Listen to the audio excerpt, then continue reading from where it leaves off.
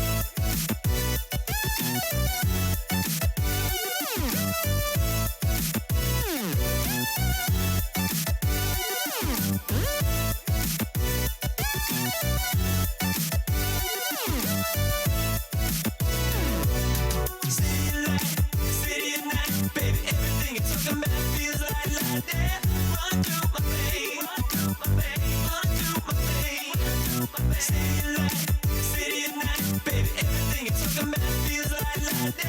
Run through my veins, run through my veins, run through my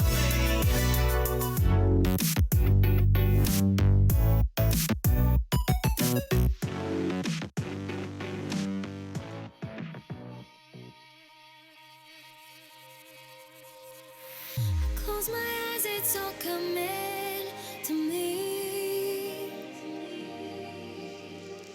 Who said these walls could never be breached? We all long for that one thing, a life that's worth living. And tonight there'll be a reckoning. I'm ready.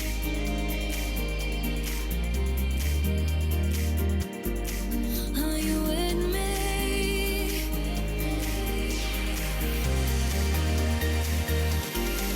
And we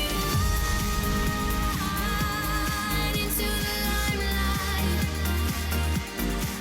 and we shine in a home ride, and we'll fight for the good life. They have voices, carry you in the change, carry you in the change.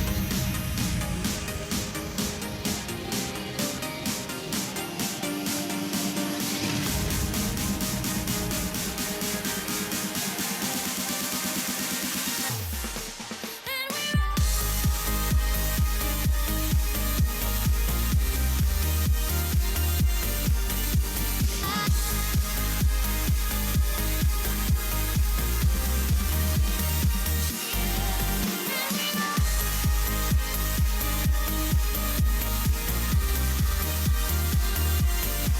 They are voices, carry you in the change, carry you in the change. Should we follow the rules, you and me?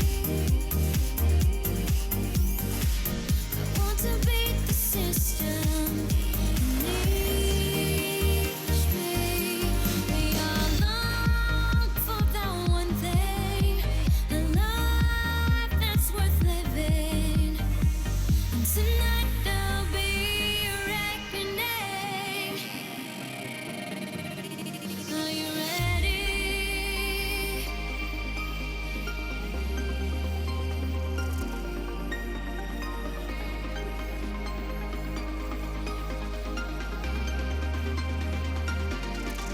Are you ready?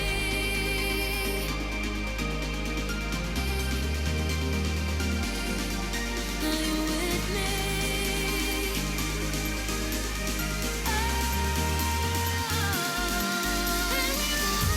And we ride into the limelight,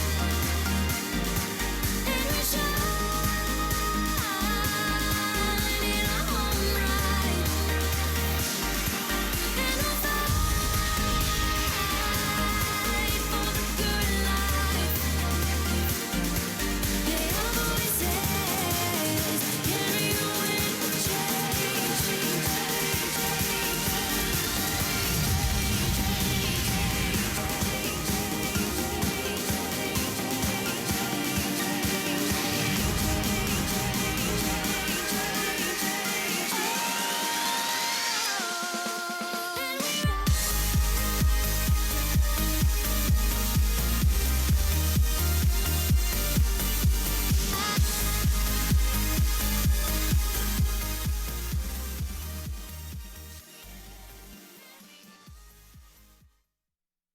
Welcome back to relegations, otherwise known as at least open bracket stage of the relegations. Anyway, we're in the first phase here, and it's time to start things off with North America this week. We're going to see some fantastic teams. Currently, there's 62 teams that signed up this week that are all competing to try and get points to get them through to a relegation shot. And we saw a really cool day of games yesterday. Variety's new team ended up coming up on top for Europe, but we got a lot of new super teams potentially being formed. You know, that term's always thrown around and it never actually happens. I mean, all the expectations it's so difficult to live up to those. But I am really excited to get a look at some of the new teams in North America today. Completely agree. One of those teams is going to be, on paper, they're called In Memory of Gabe, after poor old Gabe dipped, is the best way to say it. But here's the standings, and in the standings, obviously, when you get first this week, if you do become first, you get 100 points, 60 for second, 40 for third, and it goes all the way down to 8th there for 10 points. And obviously, you get these points, and the teams with the most points overall will move on to the relegations after 2 weeks of these open brackets. It is the top 3 teams in points, so it's going to be very important. Even if you don't win the first week or even get into the finals, you can definitely make a play in the second week by winning or coming in second place. So definitely going to be looking for those top 3 teams. And like you mentioned, in memory of Gabe, the Snoopy and Hurrowin, their new team. So for you guys, very at excited Snoopy, to see. Eonic, Hurrywin, Cynosure from Console League, Yep. and then you've also got Walrus in the solo lane. Very excited to see this team perform, how they're going to do. I mean, Snoopy and Eonic, those two have been together forever. I mean, it was in the Cog Red days. I'm very excited to see that duo lane come back together. And then Hurrowin's really been paired with Homie Faye for a very long time. All of Season 3, it was Hurrowin plus Homie Faye. Those two have separated now. Interested to see how he's going to do with Cynosure. But Snoopy and Eonic back together as well. Walrus on a little bit more of necessarily an established team that could be something of a gateway for him to get onto a bigger team. And Cynosure, coming from console, going to have to prove that, he's still got the skills on PC compared to a controller. Right. Well, you remember, Cynosure was a Challenger Cup player on PC for a very long time before moving over to the console scene. We've seen this, that a lot of the console scene players are starting to make their attempt to go back towards PC. It's Cynosure, it's Chapo, Uzi, guys who have been around. Cloud, they've got teams here as well. Exactly. A lot of guys who have been around that Challenger Cup scene. Fun Crush, a.k.a. the Mollusk, who was a Challenger Cup player, then went over to console, and now he's back on PC. Interested to see how they're going to do today. Well, it's going to be around a 32 game we go into straight away here. Picks and Bans are now ready for Memory of Gabe versus, I believe it's Team Way. I don't know too much about Team Way just yet, but obviously with 62 teams in, we can only really look at the big names overall. We may see some interesting players, though, that maybe have a lot of potential, or even a team that comes out of nowhere. I mean, we saw Variety's new team drop a game early. First game to the Dutch Myrmidons yesterday, and that was a team with some established names, though. That was not a round of 62 or 32 sort of matchup, and I really anticipate that this is going to be a warm-up game for Memory of Gabe to just get that synergy going, because this team is probably fairly new. It didn't really form. The roster announcement was last night. You don't really know how long it took them to find that and to be fair, obviously Variety's new team, VNT, who played yesterday and did end up winning the whole thing overall, they said that was their first experience too. This could be the first experience for Memory of Gabe here as well. We'll see how this does. I'm going to call him Gabe from now on. Otherwise, it's going to get a little bit too long. So Gabe and Team Way is what we're going to be doing here. How about like Mog? Band. Memory of Gabe? Mog. We can go Mog. I like that. It's actually the first thing you've ever said on broadcast that was intelligent. I'm so proud of him right now. But no, I said VNT yesterday for Variety's new team. So proud of him yesterday. You complimented me for that. I just corrected myself. There you go. Thank you. You got two. You're on a good weekend so far. I'm on a roll, boys. And Ra banned out. Zeus available here. Sylvanas available here. But do we expect Mog to really go for something like that? Sylvanas probably. Yeah, it is going to be Sylvanas. Remember, Eonic very, very comfortable on this character. He didn't play really at all in Season 3. Was the coach for Soar. But in his days, whenever Sylvanas was at his prime, or maybe his prime is now, it's tough to say, at the top both in Season 2 and in the end of Season 3, he was a great Sylvanas player. Well, the most interesting thing about Team Way here as well is you obviously wait for their second pick to come through after their Jing Wei here. But the big key with Team Way is what are their picks and bans going to be like as the first look at this team overall? Because you want to make sure you understand picks and bans at the start, otherwise you could already be in a deficit to some of these more experienced players. Absolutely. It all starts during the drafting phase. And that's one of the things that if this is a team that's been together for a while, you can understand what your team wants to do and what your comfort picks are and what you work best with as a team. And then in Memory of Gabe is not going to have that. They are probably a very new team, and so they aren't going to have that kind of understanding of each other's play styles quite yet. Do want to predict there that we see Jingwei and Thor. So the Jingwei already telling me, Jingwei very, very safe, still very strong, good early pick for them to get, just to make sure they could take these top picks that a lot of people talk about, give it them safety of decent control. And then the Thor pick as well, that tells me that that's a comfort pick for the jungler of Team Way. You're just going to give him something. Cynosure has a pretty decent Thor, not his best god, I would say. Ratatosker is one of Cynosure's better gods, and that's locked in alongside Zeus for Hurrowin. This is a scary draft already for Mog because they've got just so much pressure in their 3v3. Yep. There's no way to fight into that 3v3 in the early game, so Team Way has to draft something kind of passive and wait until Sit the later back. stages of the game. And this AoE ultimates is the big key there. Both Yeah. Sylvanas and Ratatoska can really set up Zeus to get a lot of damage off with these ultimates. yeah. One knock-up into a potentially another knock-up, and then the Zeus all the way through. We saw Game 3 of the Variety's new team yesterday. It was Sylvanas ult into Zeus ult wins the game for them in Game 3 in a very, very close back-and-forth sort of thing. So you could tell how much those two ults synergize. It absolutely won them a late-game team fight. Well, Sol banned out, Giannis banned out, so both of them looking towards at least, well, magical hunters from Team Way here. Meanwhile, obviously, in memory of Gabe, looking towards mid lanes, as we've still not seen one come out of Team Way just yet. I like the Giannis ban, just keeping that global rotation to a minimum. You don't want to have that double global kind of presence with Thor and Giannis. Scylla being the other ban, just something that can punch through in the late game, and that's exactly what Memory of Gabe is trying to avoid, is getting to that late game stages. I like that ban there. But Nox this time. Now, Nox can be pretty well used overall here, but how is she going to fare in the mid lane against this trio that she is going to end up fighting It's against? going to be difficult, though she does have a little bit of mobility and can also, go into a teammate and avoid a lot of that detonate damage. You won't get hit by that anymore, so that could be a big key. As well as the fact that if Nox lays down that Siphon Darkness, as soon as Ratatosker comes crashing down, he won't be able to use any skills. He'll be silenced right away. So that follow-up that's so potent from Ratatosker after the ult will not be there with the Nox. Well, classic duo lane coming out here for Mog here with Yeah, of Sylvanas course. and Rama for Snoopy. Yeah. Pretty much classic here. This could be, and I think that's a big key here on paper, is that Mog have experience in the duo lane as a team together. These two Very have much laned a so. long time on the old Cog Red days,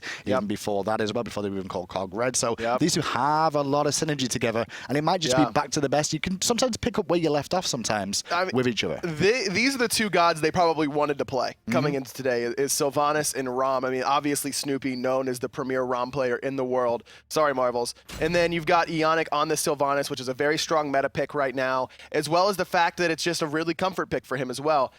This is an absolutely stunning draft from Mog. The Erlong Shen rounding it out for Walrus. Hyper pressure in that lane. It just pressure and CC across the board. And then you've got that Rom failsafe for Snoopy just in case the early game doesn't go well. Well, into game we go here, and we'll have our first look at Team Way here. We're going to have Xenohawk in the solo lane as the Guan Yu, Cubic on Thor, Fate as Nox, and then we've got Yum Tar and Bud Pop on the duo lane side of things. And obviously the big key with Team Way here is get off to a good start. And I don't think that's one thing Mog wants to let them do, because they're already looking for a cheeky early ward and maybe looking for a nice invade if they can find one, but it doesn't look like Team Way have even left their base just yet. They're just trying to find out exactly what items they want to go with. Wrath for both solo laners, and I like this Guan Yu pick for Xenonhawk in the solo lane because they needed some sort of sustain to match that of Ionic on the Sylvanas. Well, they're all grouped to the backside here, Team Way. And they got pinged in mid lane there, did the boys of Mog. They got spotted by Jingwei in the mid lane there. But they're all going to sit very far back here, Team Way. Showing a lot of respect to, obviously, Mog. I think that's what you kind of have to do in the early stages. Like, okay, we're probably going to lose a little bit. I think, though, Team Way's comp is all about picks and survivability more than actual team fights, which is what Mog's team is here. And I like that idea because with a new team, you don't know how well they're going to be synergized together. How well are they going to roam through the jungle as a group? A lot of times, you can find someone by themselves in the jungle and pick them off with the sort of composition that Team Way is Well, drafting. they are grouping up here still. Mog looking to invade. The back hoppies have been taking 3 men here from Team Way, so they recognize the meta shifts, bringing the support over as well. But in comes Walrus with the pin onto 2. Speed buff still standing. Ionic has those heals available. Pluck on the Cynosure. He's going to take a big chunk of the damage Berserker right Barrage. away. Respect the Berserker Barrage there. The shell was very important coming out to keep him standing for the time being here. Xenonhawk getting pretty low on that Guan Yu as well, having to stand around the back. They really want the pick of the back though, and by doing that, Walrus is actually going to get a good pin off, and they're looking at Capri as the focus point, but Berserker Barrage again, and first blood goes the way of Team Way. Now, Ionic's in a bunch of trouble. Gets plucked there by Yunta. Cubic going to pick up another kill onto the support player. Whirlwind and Fate have both made the rotation. Walrus with a double pin. Whirlwind needs to find the chain lightning. Great play from the mid laner there to slow down that. they're No all detonator so available. low. The shred coming through from the Talon. It's not going to be enough. Now Guan's going to run as well. Clown Fiesta, boys and girls. And at the moment, Mog are on the back foot because now we've also got Whirlwind in trouble, isolated and alone. Capri still stands. Team Way up 3-0. Mog, who are you? And now Cynosure has respawned, and he's going to pick himself up a kill. Ionic has as well. That happened. Yeah, and that's a good start for Team Way. They get 3 for 1. Now, here's the thing, Mog. I'm pretty sure you guys have been around the scene for a pretty long time, yeah? But Thor's passive, if they've not looked at it before, they probably should now, because they'll realize the more enemies close to him, the more damage he's gonna do. Yeah, Walrus needs to use the Wrath Stun immediately up on that Berserker's Barrage. That's why you have it there in that sort of scenario. You either have to commit to the buff or fight, and because that Xenonhawk has another Wrath, you can't commit to the buff because then it's kind of up in the air, and your fight should be better with this sort of composition. I'm surprised that Walrus went for the pin instead of the 72 transformations. I feel like that would have helped their fight significantly Fatalis effect more? The Fatalis effect, the knock-up if you need it, the shell for the shield for himself as well if he goes into the turtle form. Just a little bit of miscommunication there, and just not everyone on the same page, it seemed like. Well, the only lane that didn't really fall behind in any way from Mog there was Snoopy over in the duo lane. And you can see the experience is actually still in Mog's favor. They are more experienced. They know how to farm still, even though the gold definitely went the way of Team Wave. But they're still being aggressive here, Mog, and they could be in trouble. But Sinosure is here, and he's level 4. Xenonhawk's the one in a bunch of trouble. The heal is good, though. Walrus getting pretty low, able to dash out southwards, and they're gonna, that detonate, not quite enough damage to finish off Cubic. We've said as time goes on that the scene is getting closer between the Challenger Cup level players up to the Pro League now, and you can start to see this with how this game has already started out.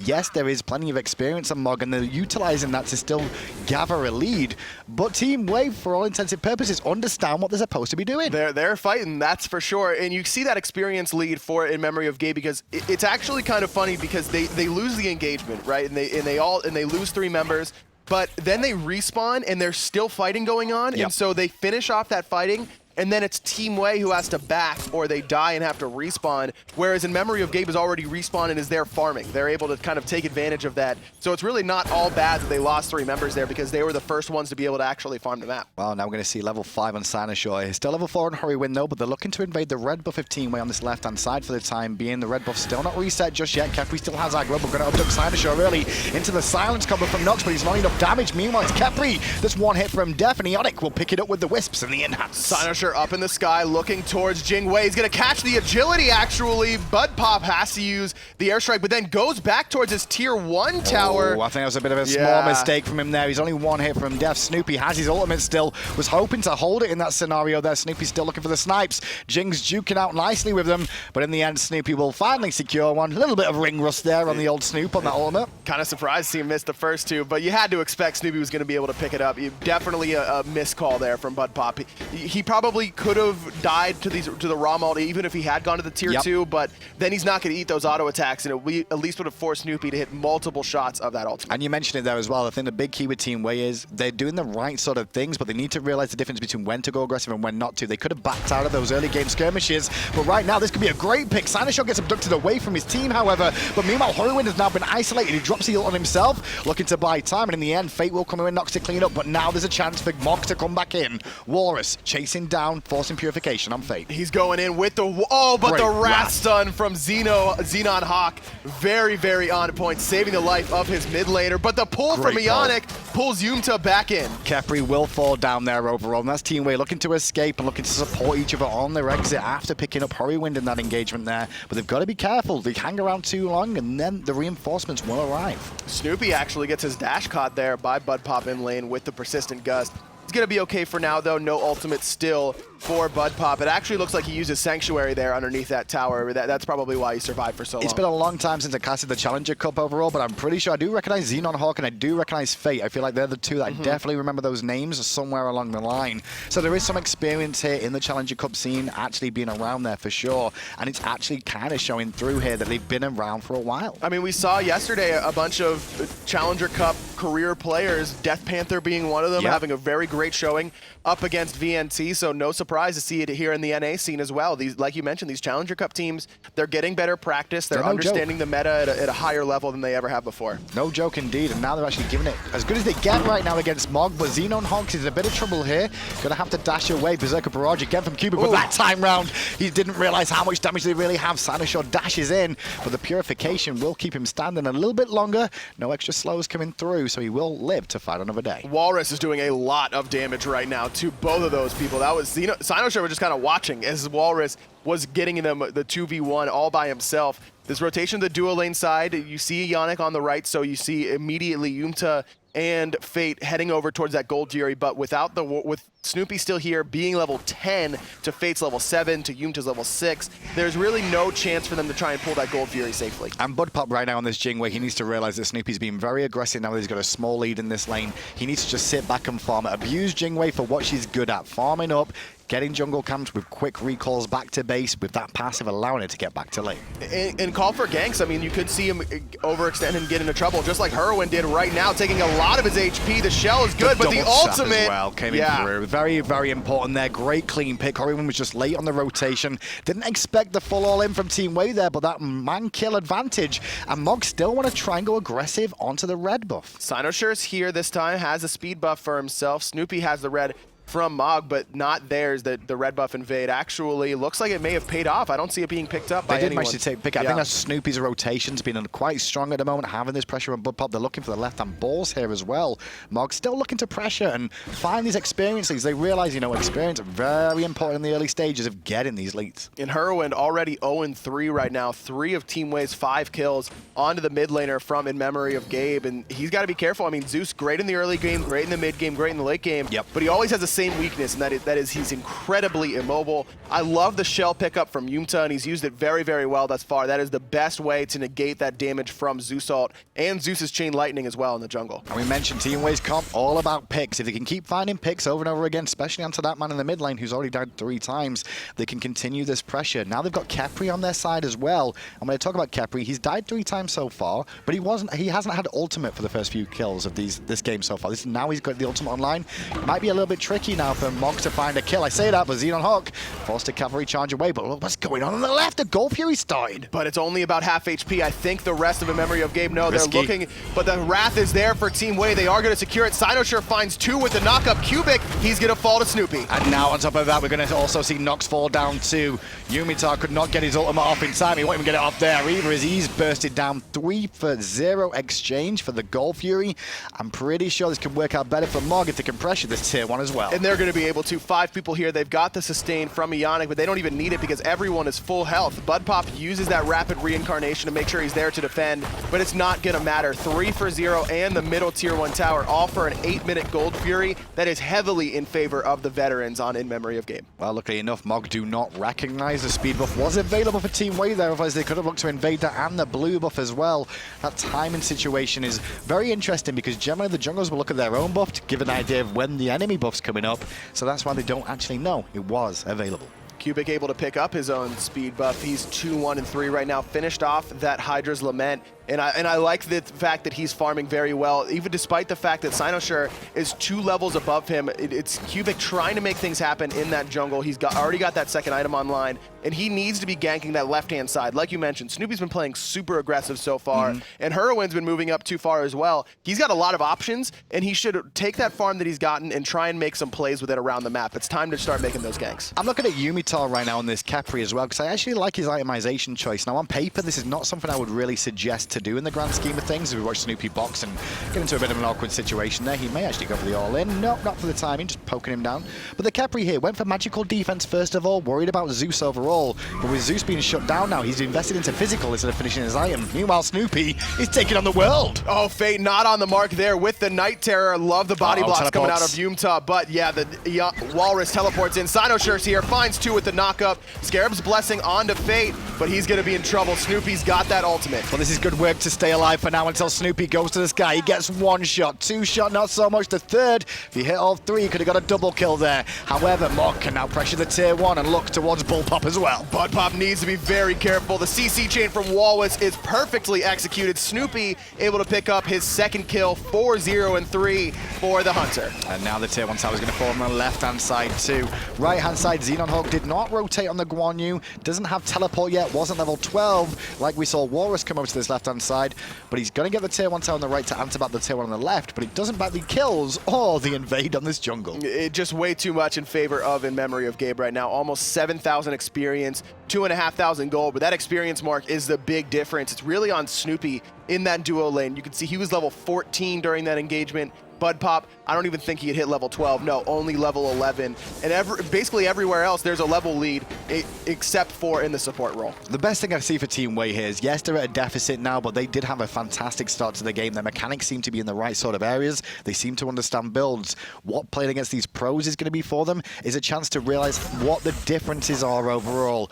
Recognizing those small things that really matter in the SPL level of, like, you can't be somewhere at this time. You can't choose to take this trade. You can't choose to continue a team fight a little bit longer chasing an extra kill because it can come back to haunt you. Exactly. Yes, we can get the gold here in this scenario, but what are we going to lose for it? Yeah. Exactly. Cynosure really could have found a 5-man knockup there at that gold Fury. They were lucky that he only found 2. So you do have to be more wary of what the other team is going to do in addition to what you're doing. And I think the basics are good from Team Way. Like the basics, the picks and bans seem solid. You know, the decision making at the start of how they grouped up. I mean, the fight was a little clown fiesta-y, but sure, Mog gave them that, so let's just abuse it. Walrus going to go in with the Mink form, immediately plucked by the Kepri, but it's Cynosure coming crashing down. Scarab's Blessing being put onto Cubic. Meanwhile, they don't care about him anymore. They're going to pick up 2 in the jungle. And the big key here is Team Way are trying to team fight an AoE team composition who's ahead. It's not going to work out for them. They were all about picks, but right now they're the ones being picked apart right now.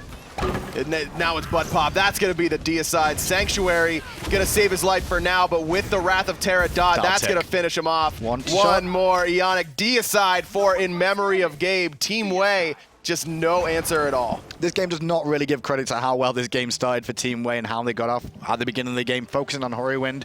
But right now, Mog going to show their experience. They're going to show that. And to be fair, this is something that kind of happens with the pros a lot of times, is that if they do play bad at the start, they'll try and be like, okay, let's make the scoreline really big so nobody will ever look back at this and realize, you know, we were in a little trouble for a minute or two here. Yeah, it was a blowout, right, guys? Just look at the kills. But in the early game, it certainly wasn't. They are going to get the Fire Giant Cubic up into the sky. Cynosure was just zoning out the Kefri there. Cubic nowhere to go. He's going to come crashing back down in the same spot, I believe, or in the mid lane to find some extra farm. But 5 members with Fire Giant at the 13-minute mark. And that last team fight that we saw there, I was looking at Yumtar there again on the Kepri. I don't know why he chose to abduct. I think he needs to take a little bit of a moment there, because by abducting, he puts himself in combat first of all. He ties himself up so he can't use any of her abilities. And was there a real reason to hit Walrus there? Well, talking about Walrus, he's going to pick up Fate and now look for another one as well. He's going to hit Fate really hard. Bud Pop now on the run. Nowhere for him to go either. Walrus chasing him down. He's going to pick. Oh, no. The nice ult there from Yunta, as well as the dash to pair with it. Make sure he gets as far away as possible. But In Memory of Gabe doesn't really care about those kills at this stage. They just want the objectives. Another Gold Fury, this time in their favor. Yeah, extend the gold lead a little bit more here. Obviously experienced 10,000 at 13 minutes in.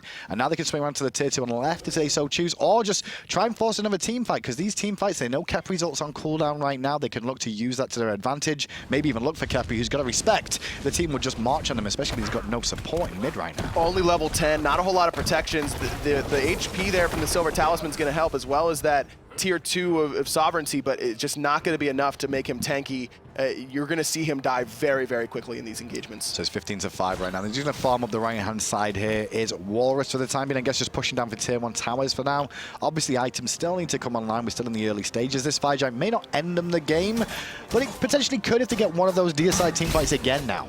And they're one team fight away from winning this game, realistically, just because everything is so squishy on the map right now. I mean, the towers, they're going to stay the same health and HP the entire time, but you're just going to have so much damage in comparison to what the creeps are going to be able to do, things along that nature, because those scale as the game goes on, and this is just so early on that In Memory of Gabe could really just do whatever they want across the map. And just look at Relic situation. You've got 3 members of Team Way still level 11 right now, whereas Ionic level 12, the lowest member on his team, still higher than a majority of some of the carries of the team of Team Way. And you can see just the player damage chart. It's 4 members and then a small gap, and then there's Ionic. Ionic above Fate and Yumta on the support Kepri, which is what you expect, but the player healing as well has been so impactful from Ionic. He's really done it all on this, Sylvanas. Tier 1 they're going to go down. Obviously, Team Way do not want to contest against a Fire Giant team at the moment. They're going to look to just farm up, try and hold somewhere. I'm not sure if the tier 2 tower is a wise idea on this right-hand side just yet. They may be looking to make a, to an extent, a last stand here.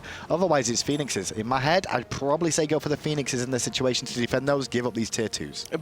But you don't really want to hit that dreaded 10K mark. This is possibly your better option to defend.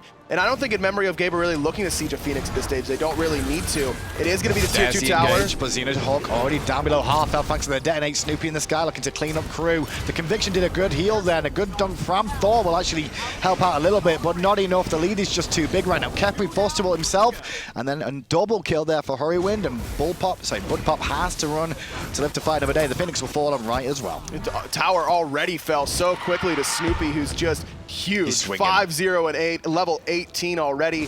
3 members dead. Right Phoenix falls. Middle Phoenix next on the list. And now the middle Phoenix is already at half health. Still diving in for kills though, as you do when you're in such a monstrous lead. The pros love to do this one. Sometimes they get punished for it though, but right now this time Cynosure will escape on the right. I don't think there's any punishing anything that in memory of Gabe are doing right now. Still another 20 seconds on this Fire Giant. More than enough time to knock down this tier 2 tower. Now if they decide to go for this last Phoenix, then they could get punished. That'd be a pretty long overextension, but instead they're going to play it smart. They're going to back up, head back to base. They've got a lot of gold in hand. They've gotten 2 tier 2 towers, 2 Phoenixes as well. You can see almost everyone right around that 2K mark. They can finish off a lot of key items here. Minimum 1,600 there on the side of Walrus. Everybody else above that as well, but they want to strip the jungle first, obviously, and give that away. Head back to base, finish off these last items, and obviously there's only 1 Phoenix left standing now for Team Way, so it's going to be a very awkward situation for them to defend. And the engagement that they just did at the tier 2 tower, I think, would be what needs to happen again at the Phoenix, and just hope for the best. And hope for the best, yeah. In this, the good news is for Team Way is that it is the best Phoenix to defend against the Fire Giant. You know, you want to be able to, you can leave that left side alone and push up the middle and right-hand side, which puts you close enough to the Fire Giant, but I really don't think that they can contest that fire at all. They really have to be worried about their Titan. Can we see wards placed at the moment? I just want to see how the wards have been doing so far this game, and I just want to see how many Team Way have been placing down. Grand scheme of things, there's not been a massive amount this game. I just think, like, obviously trying to get some in the jungle for vision. They've got it on the right-hand side there between the Phoenixes on the mid and the right-hand side, but they could do something around the Fire Giant. Obviously, it's not easy to contest, but they could hope for a hope and a dream of a one-man army going in. Maybe Cubit coming crashing down, or Xenon Hawk coming around with cavalry charge. Yeah, teleport and Wrath, but I don't know if they're going to be able to do it. Fire Giant started up. It's falling very, very quickly. Already below 25% HP. No one from Team Way even gets a sniff of that Fire Giant. I mean, Snoopy's nearly 6 items at less than 20 minutes. It's going to be a rough situation. They're going to group up, but there is wards down here, so they know what's going on. Cynosure is going to go to the top early with the tree and look for a dunk and hit 2. He's gonna find 2. Bud Pop able to dash out with the lightning storm coming down. Hurrywind able to pick one up. Cynosure picks up the second one. Fate, he's gonna fall as well. Snoopy with the long range shots picks up the third. 2 only left alive. The duo lane from Team Way. They've got quite the task ahead of them. And this looks like it will be the game. You'd see Bud Pop going one more time and detonate it down. He pop goes the Weasel there for sure. Yumtar last to fall. Deicide, the way of Morgan. They will move on to the next round. This is exactly what you expect from a team of veterans like this, even when they're put together in a new situation with new teammates, you know, Hurrywind, Cynosure, Walrus, these guys joining the duo lane from Cogred, but I mean, that's what you expect. An 18-minute clean game there from a memory of Gabe. I would call that clean overall. I think a lot of people at home might not call it clean either. On paper, I mean, on paper it looks clean. The first like 4 minutes weren't clean, and then the last 14 were basically perfect. You walk into a Thor, and you think it's going to go okay. Thor passive. But that was around at 32 anyway, so Mog will move on. Team Way may come back next week. Hopefully they do, because if they get lucky in the placement stage at the beginning, they may have a better chance to get a little bit deeper here. But here's a look at the round of 16 now as we move forward. We've got a lot of teams in here that you may recognize some names on, and we'll get to those as we do move into the tournament further. Gotta look at Don't Ban Scotty. Can you make one guess on who's on that team based on the team name? Team Money. You're right. Team Money. I had a feeling. And we're going to be seeing them next, actually. It's going to be Don't Ban Scotty versus Team Misfits. At least that's what production told me. We'll see what they do. Up next is going to be Sainix versus PUH Town USA, which is Cope Baby's new team as well. Oh, that's true. So, yeah, I'm excited to see them. Cope made a lot of strides during Season 3. Got off to a rough start. We can all be honest with each other there. But he really turned it around and was able to look a lot stronger towards the end. Unfortunately, parted ways with Team Allegiance during their whole kind of revamp. But overall, excited to see what he's brought with this new team. Well, Cope Baby's going to be alongside, I believe it's Sops and Mexiety. Is it Mexiety? Mexiety. I always get his name wrong. You do. I just read it wrong. It just doesn't work. I wasn't going to say anything about it. I was just going to double check, make sure I get it right. Yeah, you're People good. seem to get upset if you get your name wrong. But well, I don't care. You know what? Like, he actually asked me before we went on air, and we clarified it. And Just still, the way it like, is. Well, let's go into this game and say exactly how Cope's new team is going to go. I'm just going to call them Town, I think. Town USA. Town USA? I don't know what the PUH stands for. Yeah, I don't know. Do you know? It like poo? The Poo Town USA. Poo Town USA. We could just call them that. Poo Town. I'm going to call them Poo Town now. Let's go with it. This is your own fault for naming your team something stupid. Like, you can't blame me for this, right? Like, Poo Town. I'm down. Scenics versus Poo Town. Don't know who's on Scenics' esports right, can we just call them roster Town? right now? I don't think I can. No, it's Poo Town. I really don't think I can do that. Going down to Poo Town. No, you don't like it? No. No. I mean, I do, but No. like, I don't. I shouldn't, but I do. Cope's made a team called Poo Town. I'm sure Twitch chat's having fun with that. Right Just now. the way it is. Thanatos and Nike is banned Terra as well. Obviously, this is round of 16, so we're still not even in the quarterfinals just yet. We'll see how this one continues as the time goes on, though. We'll see what the last band's going to be here. There's a few things available. Raw, obviously, a lot of people respecting that, but Sylvanas still up, and everyone seems to go the way of Sylvanas just lately. Zeus as well. And Zeus, yeah, those are the two big ones. And I don't expect to see Town make the same mistake that Team Way did and give up both Sylvanas and Zeus. I love how childish you are. You can't say Poo Town without I mean, I wanting to can, giggle. but I want to giggle. Like, it's funny. Child. You're supposed to be a professional. Poo Town. Professional Is at it this point. Pot Town? Like, what is it actually supposed to be? I'm reading Poo Town from now on. Sylvanas has been picked up by Cynics Esports. Zeus is going to be available as well for them to take away. Yeah. Town USA going to pick up the Zeus for the time being. We'll see what else they're going to go alongside this. We're expecting Ratatoska maybe? It could be, but it is going to be Jingwei. That is another priority pick. No real surprise there. But we saw just how potent the double knock-up sort of composition could be. The Sylvanas ult, the Ratatoska ult. It doesn't matter if you have Zeus ult or not. I mean, if you got any sort of damage on top of the double knock-up, anyone is going to fall. It's going to be Giannis locked in for Scenics Esports. I like this selection.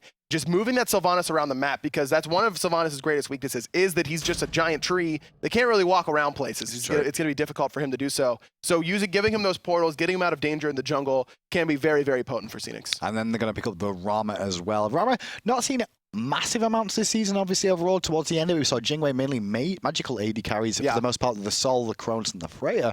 But Rama has been in there when some of these have been banned out. Yeah, he's the next of the physical hunters that gets played the most, I would say. On her is like a flavor pick for a couple hunters. Close to Rama, but Rama just hedging him out. Exactly, and it's just that late game carry potential, and even the early game really isn't that bad. His early lane clear, pretty solid. You can leave him alone in lane, and he'll usually be fine. He's mobile, and he can just buy so much time in those team fights by going up into the sky. Well, they did leave Ratatoska available, so Town USA will take Ratatoska for themselves as well.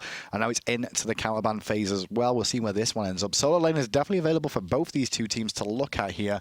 Obviously, Town USA with a bit of an advantage with the solo lanes because they could pick theirs straight away after the counterban phase. Very much so, yeah. It could be, Thor is going to be banned away. And I expect to see maybe an Erlong Shen picked up for Town. I mean, they have that. We saw how good Walrus was on that, and then Cope very, very comfortable on that as well. We know that about him. Seems Cynics, though, going to go for a different route here. They're realizing that Sylvanas and Kepri seem to the big two go-to supports for the time being. So take away the Kepri first of all. They're not really too worried about what Cope Baby's going to run in the solo lane, I guess. Yeah, and the Kepri has been a very potent flavor pick recently, since Worlds, basically. It's true. They've seen it a lot during these open brackets. We saw a lot yesterday. We've seen it again today. It just brings so much pressure early. Capri's very, very strong in the early game. Rising Dawn, one of the best lane clear abilities as far as Guardians go, because it gives protections to your minions as well as doing damage to the enemy minions. And, of course, the Scarab's Blessing, just so good.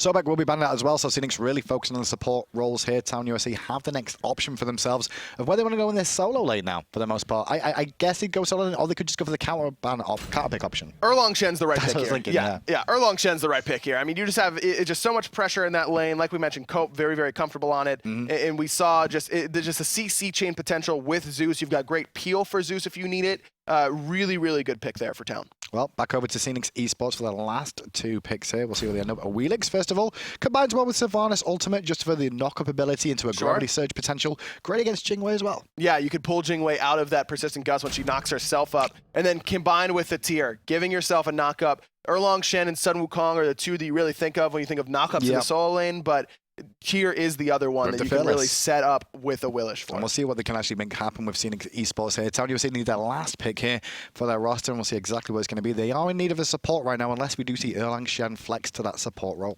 And that we could see that. I mean, it would be a solid pick. It can bully that Sylvanas early on. but instead it is going to be the Geb. And kind of that same vein as the Khepri, just trying to protect these high priority targets like the Jingwei and like the Zeus. I really like a defensive support paired with Zeus. Plus, Geb has that initiation potential. If he gets a blink, that blink Cataclysm can really, really set up that Lightning Storm. Very true indeed. We'll see how this works out. And the main thing I do like about Geb and Khepri is when you've got frontliners that are going to dive in early. You've got a Ratatoska here. You also have the Erlang Shed. They're going to be a frontline for you already. You can be a backliner as a support and get away with it if your team comp works around that. And that's going to be a definite thing to look out for. And for me, I'm looking at how well Megxiety and Viper are going to work together in the middle lane. How well can they coordinate those big AoE ultimates? Megxiety definitely on the cusp of being a really, really strong player in the pro scene, so I'm excited to see what he can do in this game. Well, at the start of the game, we're going to see fight over the right-hand side one more time. Wards placed down by both teams here. Phoenix Esports have got a ward down a little bit deeper, obviously, at the right Harpies as well at the beginning of this game. And their roster here, let's have a little look down and see what we see. Silence Has Fallen is going to play that tier in the solo lane. Delwyn in the jungle playing a Willish. Glitch Hop on the Giannis. Wolf King and Great White North rounding out that duo lane. Fun fact, I played for a long time with Great White North. We were on some really bad teams together. Yeah? Yeah, he's a good player. His Tell me about communication, him, yeah. his communication was needed some work whenever, this was a long time ago. This was like season 1 we're talking. But he'd come back, he left Smite for a little bit, seems to have come back now. He always had a lot of potential. Mechanically, he's always been very, very solid. It's just about that map knowledge, understanding we can play aggressive in that duo lane, as well as that communication, and I anticipate that we could be calling his name a lot. Well, we'll see if we are, because he's going to be up against Sops in that duo lane as well, and Sops is a name that's been around for quite a while as well, very recognizable in the challenger scene over in North America. Start the game, no invades, but we do see that both supports did start on the right-hand side of the jungle here, just in case there was any crazy shenanigans going on, and this does allow the Hunters to get ahead a little bit early, and this decision-making here to go to mid with Great White North to share those left Harpies, and the right ones to get contested for the most part can be fortuitous. And Viper getting a little bit ahead, getting those right mid Harpies, though it does look like it was Glitch Hop able to pick up the lefts as well. Still level 1 are Delwyn and Wolf King with this roaming sort of strategy. And you see actually Ballantyne, the support, heading over to the solo lane to make sure they get pressure But over they there. want to fight right now to Town USA. The rollout is good. The pin, not so much from Coat Baby, though. Chain Lightning will hit onto one target here, but he's on the run right now, trying to survive, keep himself alive, but still only level 2. Forced to Purify, forced to Feather Step to keep himself up, and the root comes through. Phoenix Esports survive barely. So close there. Megxiety almost able to pick him up. Phoenix seems to be thanking their lucky stars that Viper wasn't level 3, because the detonate would have been overkill at any stage there. Very, very close engagement, but I love the aggressiveness from Town, because their composition is so much better in these early engagements. Yeah, very scary if the Wigs actually stay around here as well. Just popping the health potion and wants to stay and to not lose too much farm, which is very important as well. Obviously, Purification was burnt. But with Bomber's Mask there, you can continue to sustain in the jungle if you get support and continue to farm up. So for all intents and purposes right now, we're still at an even game. Plus, Wolf King has the sustain from Wisp, so you're not going to be worried about that either. I like the decision from Delwyn to stick around, because he can't afford to lose that farm, especially by losing his Purification. He needs to be able to get as much farm as possible and make sure that he's going to stay relevant, even if he does die in the next 100 seconds or so, because Town USA is going to be looking at Delwyn without that Purification in the next gank opportunity. And to be fair to Delwyn as well, that Feather Step was really wise. It was the only chance for survival there, and he got follow-up support from his team too, but Doesn't Feather Step was definitely dead. He took the option to deal damage and hope for the best, and it works out great. Cope getting a lot of poker here onto Silence Has Fallen. He's actually going to find the wrap into the tower. Silence Has Fallen, taking advantage of Cope Baby's aggressiveness. Love it. That was hot. That was dope. That was dope. Wrath into turn around, double fearless. Peace out, sunshine. You're done. That was fantastic. And already first blood to Phoenix in the 2v1. We'll see if we're going to be calling Phoenix Esports' name a little bit more here in this tournament, because that was a nice little play already from the solo laner. And that's a great time to get the first blood, as well as just the fact that it's great play. It's not just, oh, he really messed up. Cope probably messed up a little bit with his positioning, but it wasn't some egregious error. It was just that Silence Has Fallen makes the play onto him there. For sure. That was less about Cope making mistakes. That was way more about actually Silence just playing absolutely lights out then. Because Cope knows the cooldown of that Fearless and how long he has, and he knew he had an extra second, but he didn't factor in the fact that he could get stunned. You saw him he was waiting to switch stance, knew he didn't have it, so he wrathed him in place to keep him there until the Fearless was up off cooldown. Love the play there, and that's such a confidence builder to make a big play like that against a name that you've seen, you know, in the SPL and have success there. And not just that, we also saw Phoenix nearly lose their first life on Delwyn in the jungle. He survives, and then you get a play like that. Things are looking good, but they did lose their speed buff there to Town USA, and those right in Harpies as well. They went to Town USA, so they put themselves in good stead, at least experience-wise, Town USA to still stay in this game, even though the gold lead says otherwise, which is down to that first blood. Exactly, that first blood being the real difference maker. 500 gold in favor of Phoenix. Experience about the same, which is what you expect whenever there haven't been a whole lot of early kills or even early invades. This is good news overall. Trying to make plays in the mid lane. Sylvanas to pull in is good onto Geb, but Geb's going to get a Cataclysm off instead. Feather step in place. Doesn't really do a lot of damage to Geb, however. Valentine will stand tall there, and in the end, the fight is a wash overall. It did look like Town USA wanted to get aggressive with the rollout, but Phoenix answered back. The shell there came up big for Valentine. He really needed that. That would have been the feather step that would have spelled his doom, but instead is able to survive and get that shield off. I love the decision to Cataclysm first, but it could have really cost him if he didn't get that shell off. Very, very true indeed. The red buff will be taken on the left-hand side here, given over to the Rama. Great White. Sorry, I'm trying to learn the names at the same time. Yeah, Great White North. That's the thing. Canadian. Yeah, he's Canadian? Yeah, he is. Okay. I mean, he can't like be Jeff. American. And like Jeff Hindler. Yeah, very much like Jeff Hindler. Yes. But plays at AD carry. They should form a team. I don't think Jeff's trying to leave Barracuda anytime soon. I don't know. I would. Why? Bear's a nice guy. He's all right. Yeah. He's okay. He likes fish. Yeah, I guess so. Just like Jeff. He it's like he Jeff. gets sick off McDonald's. Who does that?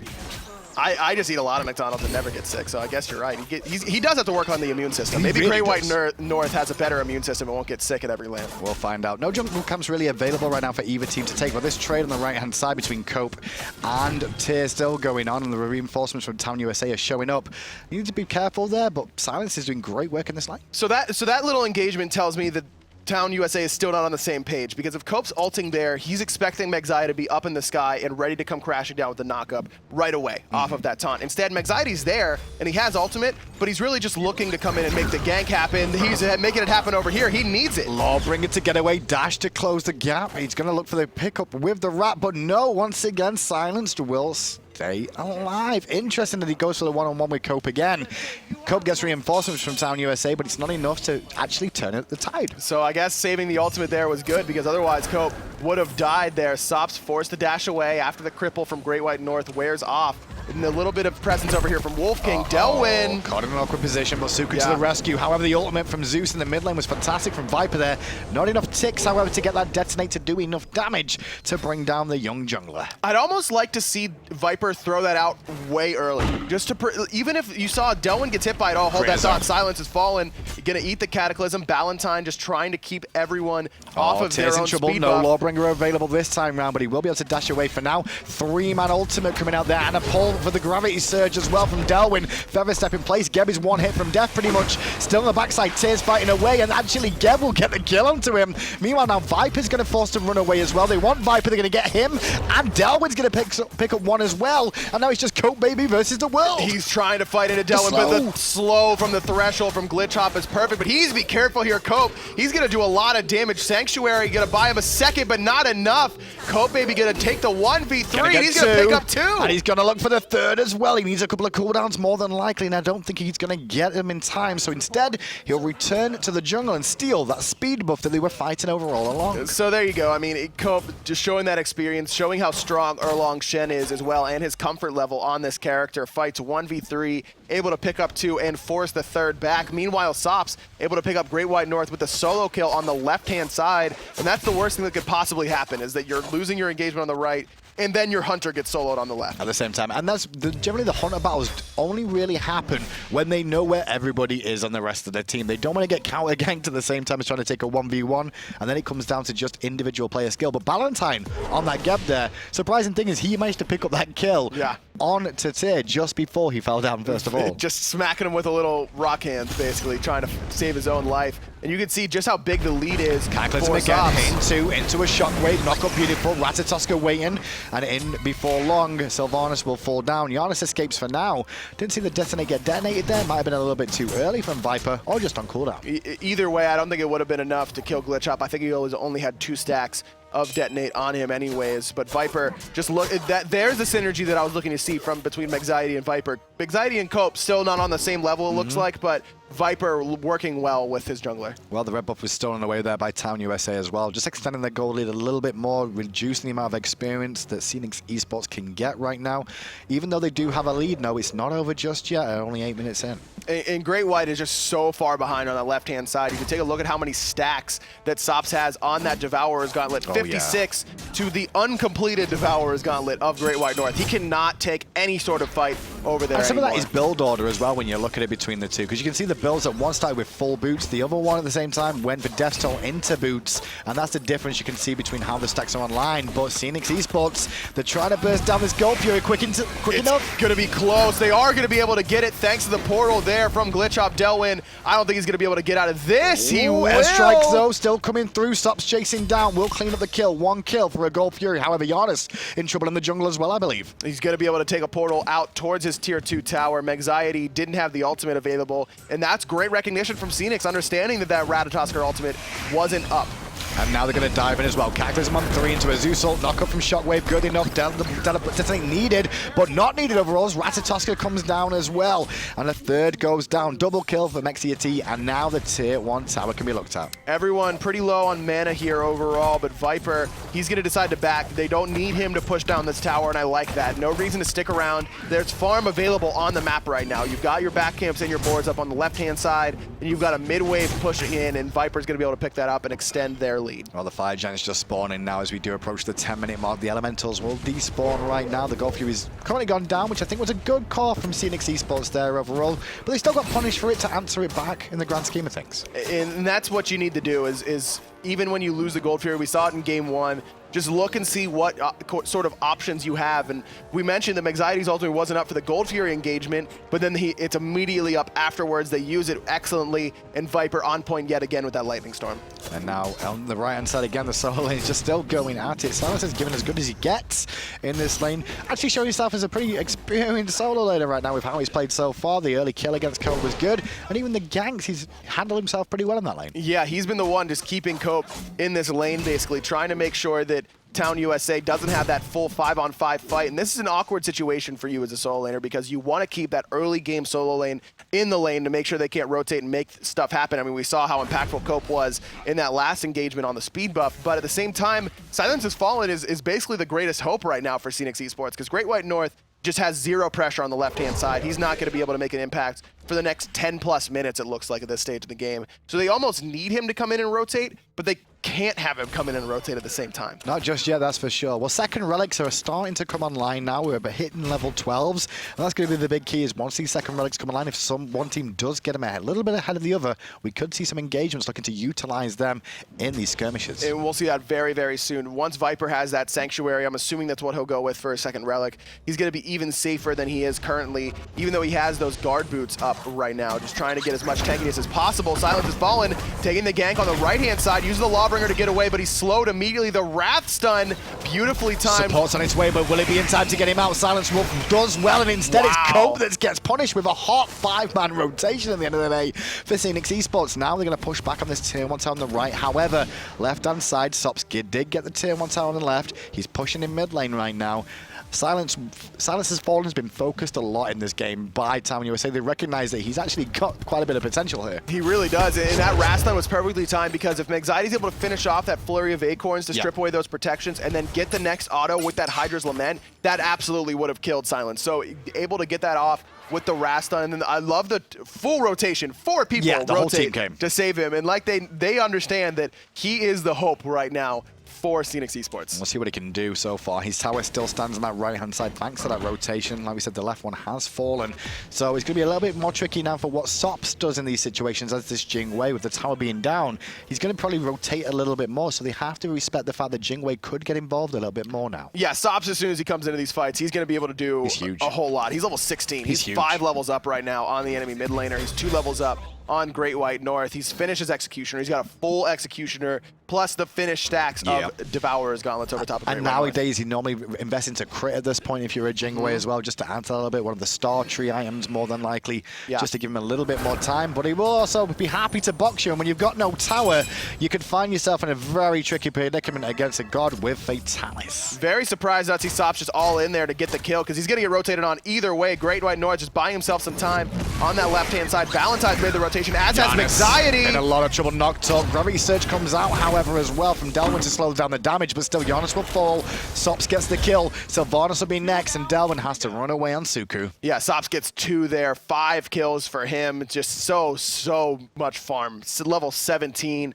Even with the big rotation, the rest of the team's there early on. That's where you see the power of Ratatosker. He wasn't even close at the beginning of that engagement, but able to hop up into that tree and get there as soon as possible. And now the tier 2 going to be sieged on the left-hand side. Tier can't rotate to this one right now. Obviously, Cope's still around that lane as well. Tier 2 will fall.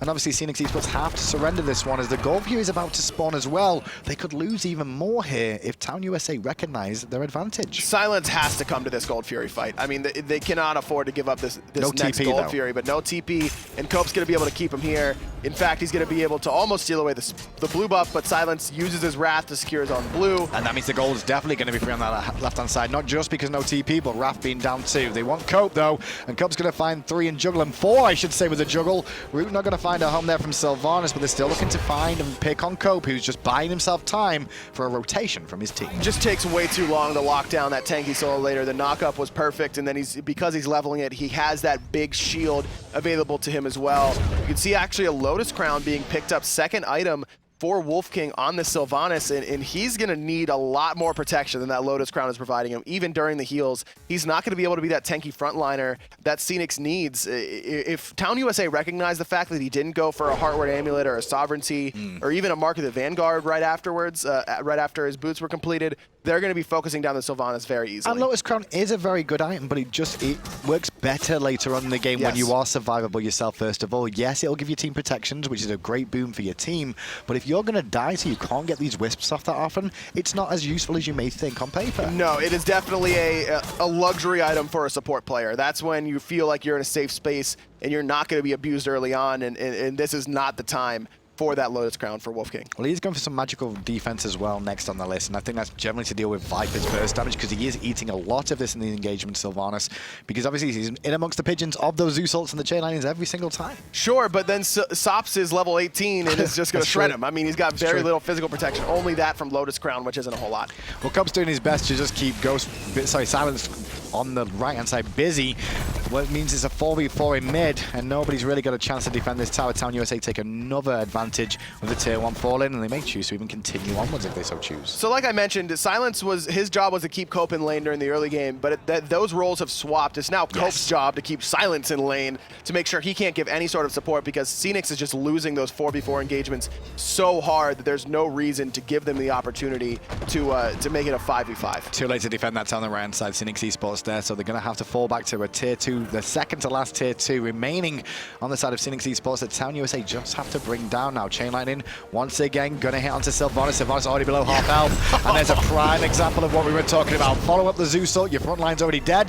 Talk about your front line tiers only just arriving to this fight now is in your back line. You're losing members left and right, but a good fearless combo. A little bit late, but it will come through to potentially spell a death, but a great escape. Max able to get out just barely. A late purification I thought for sure was going to spell his end, but it did not. Instead, he just needs both relics to make sure that he survives. 2 for 0, every tower gone except for this lone tier 2 in the middle lane. And I've got a feeling that's not going to be there for much longer. Well, right now, if you're just tuning in, this is the round of 16 right now between the teams, Town USA versus Phoenix Esports. We've still got more games to bring you, obviously a quarterfinal, a semi-final, and the finals today as well. And we'll keep going deeper and deeper in the tournament until we get down to just the top 2 remaining teams this week. And there's a lot of people available today. And the one thing I've noticed is the Challengers players, or the players that we've not seen in the Pro League before, some of them are really shining. And that's what you like to see. And this is the best opportunity for those players in sort of open bracket opportunity like this, even if your team doesn't do well or anything like that. And usually you don't want to say, well, you know, I can make an impact to myself and think selfishly like that. But when you're going up against a team that is clearly ahead of you in skill, that's what you have to do is just be like, okay, I'm just going to play my game as best I can, obviously help the team because that's what's going to make me look good, but let's see how much I can improve and understand what I did well and what I did wrong. For sure. And that's always an opportunity. You're not going to come in and win one of these open brackets most likely as an amateur team, but you can. It is the best practice you can get without a doubt. You'll learn so much more from just one game playing against the pros of the small mistakes that you have to correct early on before you can even get into the nitty-gritty. I mean, whenever in Season 2 during the Xbox Open bracket for the World Championships, Envy comes over from PC and just kind of stomps everyone. Yep. And the Xbox scene as a whole learned more from that one stomping than they had in the year and a half prior to that. The difference between that level of play and the level of play we saw during Season 3 was leaps and bounds, and a lot of that is due to the fact that a better team came in and just showed you how to win the game correctly. Well, Town USA now set up for this fire giant on the right-hand side, trying to draw in the members of Phoenix Esports, looking for the DSI side if possible, but it doesn't look like they're going to bite the bullet just yet, Phoenix Esports. They may rely on the Giannis ultimate coming through for a cheeky steal, but will it be in time is the real question here. Too little, too late, not going to even be fired off. And now Phoenix Esports have to respect a whole fire giant team of Town USA who have a monstrous gold lead, and they're on the run. Cope just trying to find someone in the jungle. Cataclysm in the middle lane. Wolf King was there, I promise. We saw him for at least a little bit. Sops able to get his 6th kill, has that crit finish. Just no way to survive that damage. And now the tier 2 will be sieged down right side. Kobaby still going at it with Silence over the right hand side as well there. Just looking to try and keep him pinned back to the tier 1, so the Phoenix on the right side. Silence hasn't seen the rest of the map at all this game, really. Anxiety up in the air, looking in the middle. Phoenix, all 3 grouped up. Only going to find 2, but it's going to be enough to pick up both kills. Great White North taking the exit into his Titan room. He's the only one left alive against 5 members of Town USA with Fire Giant. Took a little bit longer than it took in memory of Gabe, but another clean victory for a tenured team. Yeah, Town USA will come out on top. There was shinings of light there for Phoenix Esports. There's definitely things they can take away from that game for sure to push themselves forward, potentially next week. Yeah, just a couple things to clean up there overall. The build orders, things like that, when you're going to play aggressive in lane. Comp was pretty good. I didn't mind the comp, but you still need to work out a couple kinks there. For sure. Very, very interesting game there between Town USA and Phoenix Esports. Town USA obviously will move on now to the round of 8 as well, and we start to drip down into the last few teams remaining in this week already. It's going to start getting good now. This is where we're going to start to see some of those bigger name teams with the bigger name pros start to head off against each other, and that's where the real fireworks begin. The fireworks begin to see who can actually make it into relegations. It's going to be very interesting to see as time goes on. Obviously, yesterday we saw some EU teams do pretty well for themselves overall. Even some challenger ones actually showing their face once more, but there's still challenger ones still left here today as well.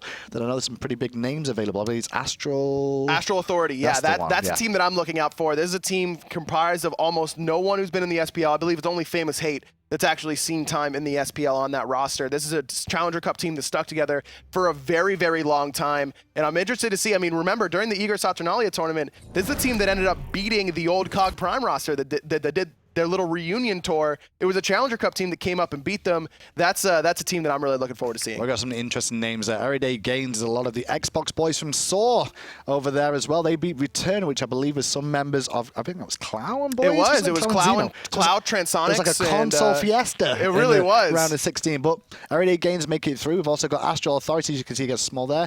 And further down, you got Team Misfits versus Slaughter Slugs as well, who they've actually been around for a while as well. That's a long-tenured Challenger Cup team. Most Wanted Esports, that's a team that we saw here at LAN. The big thing for Most Wanted Esports, though, is they lost their star player, and that's Data Remember. He's moved on. He's with a different roster now, and so I'm interested to see how Most Wanted's going to be able to adjust to losing their star hunter. Well, we're going to cut to a quick break now then, and we'll be back with the round of 8 shortly, because it's been a very interesting start to the day so far. Hopefully it continues on. Stay tuned, because we've got plenty more action to bring you.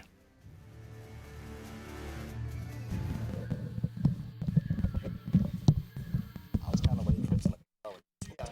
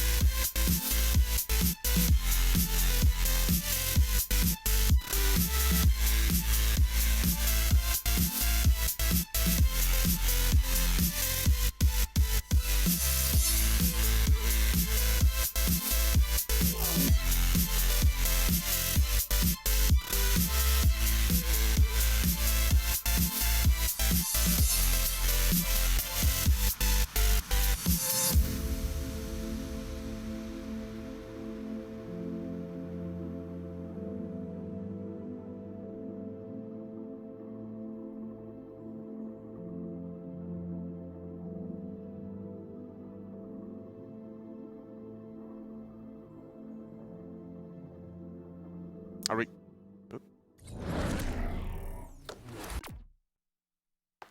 Hello, ladies and gentlemen, and welcome to the SPL. My name's Tom, that's Anatoly, and apparently we're live. We had no idea that this was going to happen, but we're excited for this next match. It's going to be Town USA. That's their name. Versus Most Wanted. We'll see how these guys work out. We actually know these teams today as we get into our sort of quarterfinals, the round of, what is that, like 8, I guess? We're in the round of 8 at this point in time. A lot of teams are now getting through the later stages of the bracket. And you know what, Tom? Today is a very special Oh, get the day. hell out of here. You know, the chain came out today, but more importantly, No. it is your birthday. No, it's not. Today. No, it's And not. On the set is coming Aggro and Oh, it's not Hitman my with a very birthday. special Oh, surprise my for you. goodness. Oh, what is It's this? a cake for you. Happy birthday, you fat egg! Why'd you get a birthday cake for Aggro? But you know what's more special? You know what's more special than this cake? We also have a very special surprise for you back in production. We actually have a video just for you. Let's roll it. What?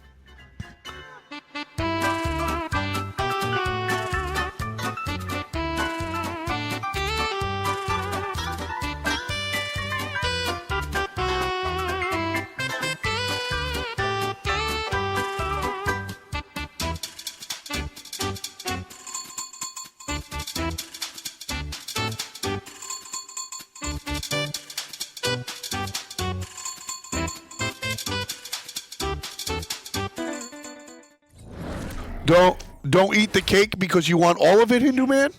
You want the whole cake. The entire cake. The entire cake. Can I have a little piece? I can't have a little piece. You want the entire cake. Can I try some? You right fat now? fucking egg. I can try All some. right.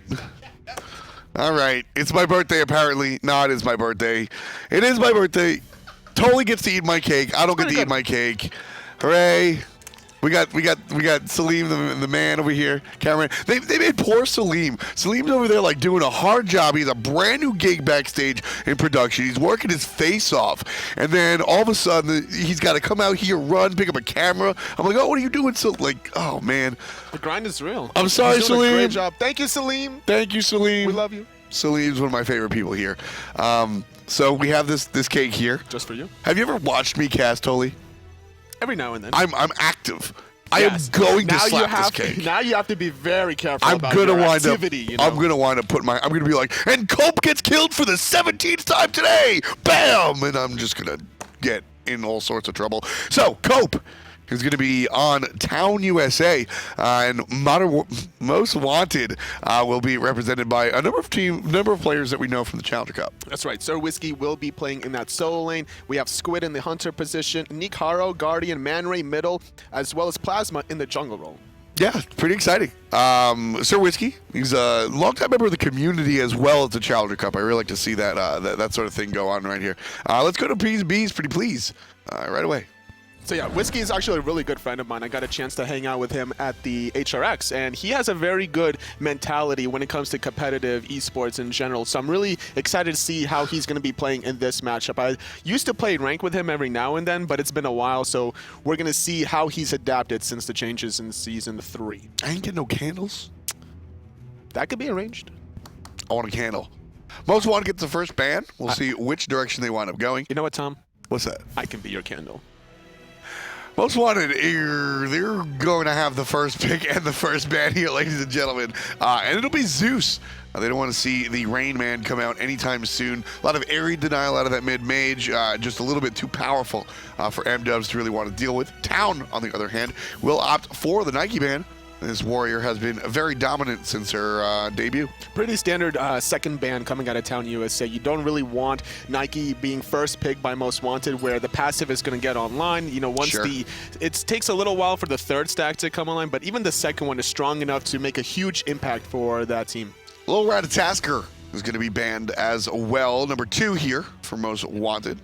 And we'll see. It's going to be a Thanatos. Now, this is an interesting character. We've obviously seen more and more Thanatos recently since Worlds. Everybody sort of woke up. Why Why are we getting Thanatos bans? So at this point in time, teams are just playing very aggressive. Invades are being more and more seen, and Thanatos is one of the top 3, I would say, invaders coming out of the jungle. You have, Naja, Thor. Thanatos is very strong, so taking that option away from Most Wanted allows Town USA to maybe play a more passive strategy in the opening, not having to worry about that invade. So with Thanatos off the table, Most Wanted is going to go ahead and select their support first. It'll be Sylvanas over there in the long lane.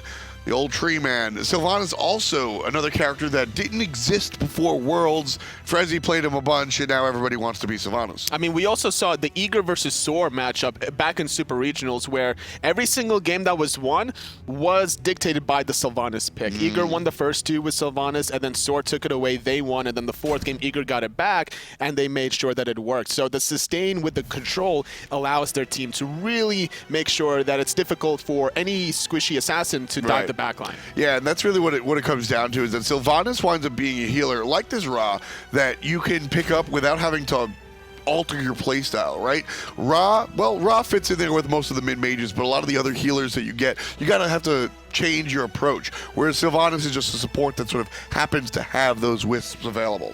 And something more important is the kind of soft CC that he has. A root is very underappreciated. It's a lot of follow-up. It's gonna be able to... You don't really want a purification against a root necessarily. You want to wait for those bigger cooldowns, the stuns, the whoops maybe even.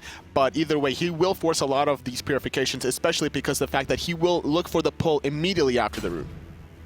Freya and Hou-Yi will be selected by Most Wanted, which will leave a couple of people scratching their head. Freya, struggles in any lane outside of the duo lane, and even in the jungle, although that could be a possibility depending on Wrath. What are you feeling about this Freya? So I think that it could potentially be Man Ray in middle playing the Hou-Yi, and then it could be Freya for Squid. That could be an opportunity, unless Plasma's been practicing Freya jungle. So yeah, basically that's where I was leading. The Freya jungle is a possibility, but I realistically think we're going to wind up seeing a Hou-Yi middle lane here. A little shout out to I think there's a European player that really likes to play the Hou-Yi mid, but it'll be answered back by Arlong Shen. So Town USA has Ra, Jingwei, and Arlong Shen. A very meta-oriented draft, I would say, from Town. It's a very interesting side lanes that we're going to see out of Town. Arlong Shen, we saw Cope play it the last time around. He was struggling a little bit in the early game where he got first blooded by a really nice play by the tier with the Wrap stun into the Fearless under the tower. But then after that, Cope managed to bounce back, and Arlong Shen still has a lot of uses once he starts rotating to these team fights. Just, the taunt into the turtle knockup, finding the root cripple. It's always going to be a big factor. Yeah, he just has a lot of control over these team fights, and Town USA right now focusing on the jungle, so they're not convinced that Freya will be in the jungle. I think they expect Freya to be in the long lane, Hou-Yi to be mid. So Susanoo and Fenrir will be the bans coming out of TU. And then Most Wanted opt for junglers themselves. No Naja, no Thor. So Global taken out, and Naja has a very unique way of taking players out of the game, so you want to remove him, and that allows Hun Bats to be the selection for Town USA. It made sense to ban away the Naja because of how much synergy there is between Naja and the Ra. You take that target in the air, and then here comes all of a sudden the 1-4 combo out of the Ra, just completely melting any target. Hun Bats is going to be a very nice aggressive option for Town USA to also pair up with the Ra sustain. So I like the swiftness with which the Cabrakan was selected here by Most Wanted. Town USA bans out Susanoo, Fenrir. They go, okay, they need a jungler. We'll ban some normal junglers. And right away, Most Wanted goes, haha, we did not want anything normal. We wanted the Bracken. And so we've got Cabrakan, we've got Freya. A very oddball selection here from Most Wanted. It's trying to shut down this Ra. You want to get him into that ultimate of the Cabrakan, make sure that there's not much mobility, because with his passive giving him so much movement speed, you're trying to really lock him down. Now, well, Odin was available. That could have been another option that Most Wanted could have elected to go, but instead they wanted to go for this magical bruiser, and Cabrakan serves that role as well as the Odin. Ymir is the last selection for Town USA. That'll go ahead and be the support. And I'll introduce you to our teams. Right side of your spectator UI, dressed in the red trunks. It is Town USA. Cope Baby is going to be in the short lane, formerly of ALG fame. He'll be playing on that Arlong Shen, Anxiety, Viper, Ballantine, and Sops. will make the remainder of the team. On the Hunbats, the Ra, the Ymir, and the Jingwei, respectively. And then over there on Most Wanted, as you said, Whiskey, longtime member of the SMITE community, and Challenger Cup will be in the solo lane on the Amaterasu. Plasma and Manray will play Kabrakan jungle and Hoagie mid, respectively. And then Nikaro and Squid will make up the dual lane. Looking at the relic selections and some of the item builds, Whiskey going for the Raft, trying to go for an invade. Potentially, if they elect to, we do see the supports coming on the short lane side because the fact that they did see this Wrath option with the ward. And on top of this, looking at some of the boots, we already see Traveler shoes onto both Plasma and Nikaro. So expecting this kind of invade will get them a little bit more gold in the early game. And it just allows Kabrakan to be a little bit more mobile. When it comes down to it, Kabrakan, when he first came out, everybody sort of looked at him as Fat Loki, but I think players have since then moved on, and he's more about the control that he offers in the jungle. When you look towards notable Kabrakan players in the SMITE Pro League, you're looking at, I guess, Cubo Fred, and he really utilizes this character more as a control character than a burst character. But here comes Town USA on the offensive, right from the mid Harpies. And the Wrath comes down, and they'll be able to secure a blue buff. Very nice play. You know, sometimes you don't always have to go for the aggressive Most Wrath Wanted play. actually is the one that's going to secure the blue buff. It was Whiskey that built the Wrath to make sure that he was going to guarantee his own blue buff. Amaterasu, without the blue buff, struggles very heavily, not being able to spam the ability. So very smart, calculated play out of Whiskey. It wasn't actually tactically used to invade. It was more to prevent Town USA from being the aggressors because their 3v3 between their jungle, their support, and middle is pretty strong. Yeah, I mean, Hunbats and Ymir at level 1 are going to be very, very strong depending on what abilities you go.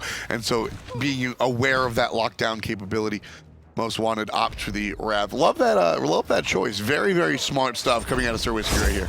And with this matchup, though, still has to be careful against Copes on the Arlong Shen. It's a very aggressive solo laner that's always going to be looking to bully you out of the laning phase. And Amaterasu in the early game, up until she starts maxing out her aura, can't really sustain any sort of damage. And especially with Valentine on this Ymir, trying to camp the lane, that could be problematic. Yeah, Whiskey's going to get in trouble right here. Nice little cripple in there. That freeze is going to hit.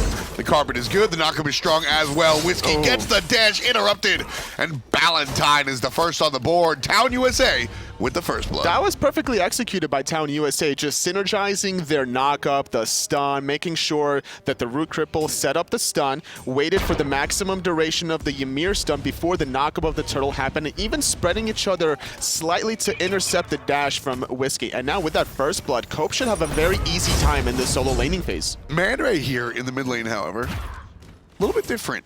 Hoyi mid, like I said, we see a couple of players play this Hoyi mid here and there, most notably Wolfie. Not Wolfie 2032, Wolfie the EU Wolfie. He definitely loves this Hoyi mid. What does Hoyi bring in the mid lane? So in the mid lane, the reason why you want to do this option is because you're going to force the enemy mid mage to go more of a physical defense route. And on top of this, you're also being paired up with a Kabrakan jungle anyway. So what you lack in magical damage, your jungle makes up in the long run. So I like the idea and the mindset because Hu Yi will also control a lot of the jungle space with that ultimate. Between the jungle support and mid, you're looking for these big area of effect crowd control abilities, and that's what Hu Yi brings in the mid role. And right there we saw neat little double or triple bounce actually to go ahead and clear the wave. Now imagine that being transposed over here in these little crevices by the mid Harpies. That's what makes Hoyi a little bit devastating when it comes down over here. Nice purification used by Plasma to avoid the setup combo. You know, I almost like the delay on the beads right there, because if he immediately beads that situation, you don't chase out the ultimate from the Ra. So by waiting to use the purification, he baits the enemy into thinking he's CC'd and then gets away. Well, Ra ultimate does have a relatively short cooldown, and now Town USA, recognizing that the purification is down, they're going to look for this invade, catching Plasma in a bad situation with the Fear No Evil, with the Ymir ultimate, finding a kill, and Cope getting a solo kill on the right-hand side. Whiskey struggling now, not level 5 yet. Yeah, that's one of the things that happens to Amaterasu when she gets behind, is that she's just going to stay behind unless you find some help. So really, Mixidi has to find himself over there in the solo lane sometime soon, or Plasma needs to not die. And well, Sops is going to fall down. That's a huge win for Most Wanted, getting a solo kill in that hunter position. Freya, not normally known to be able to get a solo kills at levels 5 or 6, anything like that. Sops needed to be more careful. You have the Xingwei passive. Take the poke, that's fine. You'll be back in the laning phase for free. Yeah, As a commentator, you learn to look at the engagements and you can speak through them because that's definitely not going to be a kill. But Jingwei just kind of sat there. That definitely was a kill, and it puts Most Wanted on the board. Not enough to really bounce back. They're still down almost 2,000 gold at this early point in the game. What's more surprising is the fact that Sops also had the Sanctuary, didn't elect to use it during that encounter. Now Solon trying to get some more return poke. The damage is quite a bit. The Wrath gonna confirm the stun. The dash silence is good enough with the last in hand. Whiskey getting that retribution. Down 2 levels. Still finds the kill on Cope's Arlong Shen. So as Whiskey approaches that level 9, that's a really sweet spot for Amy, isn't it? Absolutely. This is where the damage starts to get online a little bit for Whiskey. Still doesn't have the sustain he really wants to be able to trade out against Cope. So, but with that little invade, or that little kill rather, it's going to get him back in the laning phase. He was struggling ever so highly, but now he's going to get the physical defense and start maintaining. Yeah, I like how you changed that. You say ever so is like ever so slightly. What are you talking about? He's getting stomped on. But yeah, ever so highly and able to really bounce back and make it happen. Ymir with a nice little wall, finds a freeze into the ultimate. Not going to be enough to kill, but here comes Hood Bats. That's certainly a big different story. The ultimate out of the Ra is going to be off the mark, and Viper finally confirms it with a nice little slow beam. Dikaro falls to the wayside. The wall, though, finding 2. Viper has nowhere to go. Neither does this Ymir. He can't get out of the tremors, and now Whiskey's rotation should maybe find the second kill. He does confirm the hit. There it is. Man Ray with a ricochet. Fantastic play out of the Ho Yi, and that's one of the other things. 1-2. Not going to find the kill again. Cope makes a rotation. It looks like he made the rotation directly to his death. Man Ray with the 3rd kill in 1 minute. Wow. The second death from Cope, just utilizing that ultimate too slowly, didn't get the heal off in time. He needed to engage that immediately with the heal, expecting that burst damage, and with these kills, instantly Gold Fury, Most Wanted, getting something out of nothing. Love this decision-making coming out of Most Wanted. That's really what I look at when I look at these sort of amateur teams, Challenger Cup teams, or when we have open bracket, is not necessarily the decision-making, because I just sort of assume you have to make those decisions, but how quickly those decisions come out. What's interesting was the fact that it was Sylvanas that was being aggressed on initially, and it was Most Wanted being able to turn that around with a nice rotation from Whiskey to clean that up. Cope was a little bit too late there. His teleport wasn't available in time, but now with the invade, they got the gold here. They lost their speed. They're trying to hold on to their blue, though. 3-on-2. Plasma's still getting aggressive on him. Anxiety. Here comes the rest of Most Wanted. 2 players rotating. The Hoodbats drops his ultimate defensively, and that'll send everybody in every which direction. Man Ray finds the ricochet. What a beautiful ricochet. The snipe, though, connecting onto 2. Sylvanas' ultimate deterring the rest of the members from Town USA from finding it, but Viper confirms to Whiskey. The fight is still going on. Viper's so low here. Nikaro's in some trouble. He gets slowed down. He gets frozen, and there's going to be the Ymir ultimate. And one more time, Viper cleans up the good side of the double kill with a slow beam. Freya can't find the basics, and Jingwei's going to turn around now that the pulse is down. Still a couple more seconds waiting for it. There it is, up to the sky. 1 shot, 2 shot. Viper's in trouble. Viper's in trouble. He's going to fall as well. The whoop, though, unfortunately timed, but Man Ray still should get the enhanced. Plasma confirms that kill. So what was a 3-for-1 originally earlier on now becomes a 2-for-0, making it overall 3-for-3 in the long run. Now, this is a lot of fun. I am not complaining whatsoever, Anatoly, but why are we seeing so much action? What is it about this game that has created this much devastation? An 8-minute tower. So 3 little things happened. It was the first initial gank onto the Sylvanas in mid lane, which kind of backfired on Town USA, allowing Most Wanted to get the Gold Fury. Town USA recognizing, like, okay, they're on the left side, let's go invade Speed and Blue on the right. Okay, they're overextending, we got a nice Fear No Evil, we're going to follow this up, get some picks of our own, and then all of a sudden, Sops, for whatever reason, deciding to invade that red buff on his own, getting in a very sticky situation against Squid, trying to get bailed out by Viper, nowhere to go, losing 2 members, all things even in the long run. A lot of action here, 8-6 already. Look at that, 14 kills in 8 minutes. Right now, Most Wanted still trailing by about 2,000, more like 1,200. But Town USA certainly have gotten off to a very, very strong start. Mixidi, though. He's at the network leadership board at this point in time. He's trying to make his team more in a good spot. Despite losing that Gold Fury, as long as he's able to synergize with Viper, that's what he really needs to do. It's a little bit difficult to do. Obviously, with the Fear No Evil, it could potentially mess up the Searing Pain. And we've seen that. The patience needs to be there from Viper. Maybe wait for Ballantyne to find the setup instead. Or just, you know, when you see the Fear No Evil, it's predictable to see where the enemy's moving. You just got to take a second to really absorb what's going on here. Man Ray gonna get smacked around just a little bit by the jungler, but nothing of any consequence right there. Nice little wall, though. It's going to make it very difficult for Man Ray, though. He's getting poked out constantly. Sylvanas in the mid lane will find the sustain whenever that's back on cooldown. Left-hand side, more poking. Squid has been up on this lane the entire time. Here comes the mid lane assassin, and down goes to Sylvanas again. No, he's gonna fight. No, Finally. He's not. Viper gets the shot right there. Hikaru finds his third death of the contest this early on. Double kill. That's the second double kill for Viper. But now Man Ray trying to find the kill. Finally finds Mixidi. The nice little rotation from Whiskey, but it was just slightly off the mark. Cope making a slightly bigger impact. 2 levels ahead. Cope. Man Ray is going to get back under his tier 2 tower for free. Left-hand side, though, still a trade between this Freya and the Xingwei. Nothing really much to write home about. Town USA has not punished this Freya. Now, you know, I don't want to be criticizing them. They're doing fine. They're ahead and everything, but Freya has been on the cusp of the enemy tower the entire game, and nobody is punishing There's her. just too much action everywhere else, between the mid lane, between the soul lane, all these invades, and now Hikaru making the rotation, trying to find balance time and punish the speed buff invade for the 3rd time in a row. The pull is good, and now Man Ray should find the stun. Plasma confirming more damage. There's no way to save that Frost Giant. Great plays coming out from Man Ray right here. What is that? 6-0-2 at the moment for the mid lane. Ho Yi, incredible stuff. And here Cope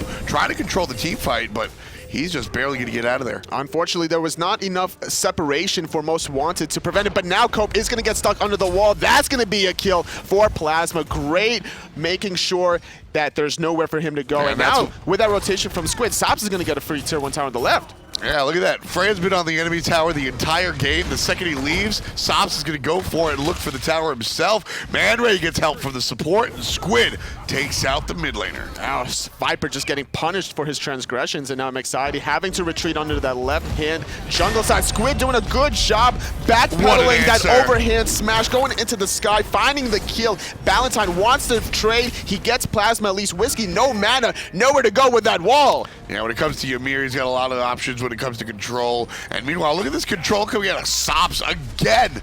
The kill from the Hunter, looking for the last basic. Can't find it. Still wiggling.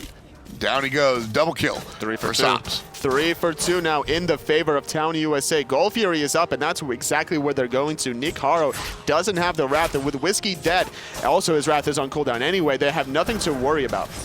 Easy peasy right here. Nothing the Freya can really do to interrupt this objective. Gold Fury goes down at the 12:20 mark.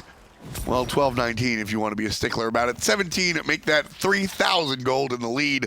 Town USA basically doubles their previous advantage above Most Wanted, and we're still very early in this one, Toli. Just 12 minutes on the clock, and we have 24 kills. This is just the typical North American style, honestly. You find somebody out of position that's a guardian, you look to blow them up as quickly as possible, because in the early game, they're not that tanky. You have the cooldowns necessary to find the kills between both Ymir and Ra. As long as they have the setup with the Fear No Evil, that Sylvanas is going to be in a lot of trouble. He's still only level 9. And there comes the Fear No Evil one more time. It's able to be jumped away from by Man Ray. Just good reaction coming out of the mid lane. Ho Yi, who's had a fantastic game so far. He's been involved in 10 out of the 13 kills, and he's had 6 for himself. And this is why they elected to pick him so early in the draft before the second banning phases come out. It seems that Man Ray is very comfortable with this strategy, and he's been making it work. Going for the Brawler's Beast and trying to really shut down any sort of sustain coming out of Viper. So right now, Anatoly, neither team is very interesting because Town USA has the clear lead. 3,000 gold. But when it comes down to it, outside of this solo lane right here, we don't really see them exerting the pressure anywhere. They're using that pressure to pick up gold furies. So that's step one. Now they have the lead thanks to those gold furies. What's next? The next thing they're going to constantly do is apply pressure around the speed buff. They found a couple of invades earlier on. Now, they didn't find it this time because Most Wanted was on top of the timer, but they're going to continue to look for somebody out of position. The Sylvanas is level 10. He doesn't have much physical defense, only with the Mark of the Vanguard. So as long as Cope and McSidy are next to him, that damage is going to just absolutely melt them. So certainly have to keep an eye on to that. Here comes Cope looking for an aggressive play onto the Amaterasu. Level 13 to Amy's 12. Whiskey gets knocked up, and Cope will be content with bringing the Amaterasu down to half HP. Just a great job by Cope this whole game, I would say, making sure that he's a bully in the solo laning phase. Now, granted, he did die earlier on, but he needs to find ways to keep extending the advantage for the matchup. He has the Witchblade finished. He's going for more health now. He's probably going to go into the Wingblade here to get more mobility, making sure that he's in the right position to find the engage. And before Whiskey gets that second relic, this is a good idea to try to bully him out. All right, here one more time. Whiskey going to be the target again for the solo lane Cope baby. Half HP or a little bit less than that for Whiskey. Be able to dash out and get healed up by his Sylvanas. McSidy is right around the corner. He spots out Nick Haro, gonna dodge out the root. The rest of Town USA thinking about putting pressure in the mid lane, not connecting on the freeze. And then we've seen that time and time again. The freeze just missing out of Valentine, unfortunately. Freya has the ultimate. It's gonna be immune this time around. Great trade. Trading the ultimate for the Sanctuary cooldown timer, heavily favoring out Squid. The only issue is now that McSidy has a small window to maybe look for this gank, but not going to really commit to it. Yeah, nothing coming up just yet. Players too concerned about that jungle buff. Just kind of waiting it out. Gold Fury is about to respawn in a minute 40. Teams are trying to figure out the right course of action before committing all their fat eggs in one basket. That's cute. That's cute. I'll give that one to you. I'll give that one to you. Bad luck 13. Most Wanted are leading in the kills, but unfortunately not the gold, and that's really the metric that counts. 2,800, make that 3,000. As Town USA able to sneak ahead here. But as I asked before, I said, all right, Town USA was able to get some gold furies, and there's going to be the gold glow. As the Purification gets rid of the crowd control, but Squid still in trouble, turns and fights. That's amazing. The fact that they weren't able to take out Squid despite not having that ultimate to take him into the sky. He used the Purification to get away from Fear No Evil. He didn't even have to use the Sanctuary to survive, but now Man Ray, though, taking a little bit of poke from the Ymir and the Ra, should be fine once Nikaro makes a rotation. Well, I love the bluff that Squid did right there. So he gets chased down to where his tier 1 tower should be, where it used to be, and then he turns and fights as if his teammates are making the rotation, which they weren't. But the enemy still had to retreat just in case. Well, to be honest, he probably thought that they were going to commit to the kill, so yeah, he wanted to just get off as much damage as possible. He could have maybe even melted McSidy in the process. This point in time, a level 18 Freya will maybe four-shot the Hunbats. Yeah, I mean, when it comes down to it, Freya's a character that absolutely wants to turn and burn. She's not going to be able to leap away. You're just going to fall over, so you might as well dish out the damage you can. And don't forget, her passive is incredible amounts of lifesteal. Next, Whiskey, though, in a lot of trouble with the rotation from Valentine. Forced to go into the ultimate, trading it out with Cope. The dash is going to be allowing him to escape in danger for now, but the chase is still on. Nah, he should be fine. Nice little root coming out of support as Cope is caught. And here comes the rest of the squad. Monkey's going to jump up and down. There's the ultimate. And Hikaru again is the target on the right side. Whiskey on the left is targeted by the rest of the team. Here comes the rest of Ymir looking for the help. And there's a dash out of Whiskey. The Amaterasu will be safe. But the rest can't be said the same about the team. Man Ray jumps away, and they're all in the chase. Town USA, they just split all their damage onto two different targets between Whiskey and Nick Haro, not confirming either of those kills, and that's going to allow everyone else from Most Wanted to make the rotation and now just group up, utilize the sustain from Sylvanas, and maybe look for a play of their own as Plasma blinks in. And there's going to be trouble for Man Ray, knocked up, and the Jingwei, excuse me, and Sops is going to be safe underneath the tower. Different story for Valentine. Ultimate comes out and buys some time, and it will be successful. Man Ray on the top side, not as successful as the rest of the squad. Sanctuary saving them for the moment, but Coke Baby takes him out. That's kill number 12. Still going into the tier 1 tower. The Ymir finds the freeze onto Squid. The carpet's good. One more in hand will find a tier 1 tower. Should go down. Overall, 2-0 after a huge, long, drawn-out fight. 13-13. We're all even as far as the kills are concerned, but a much different story when you look at the gold.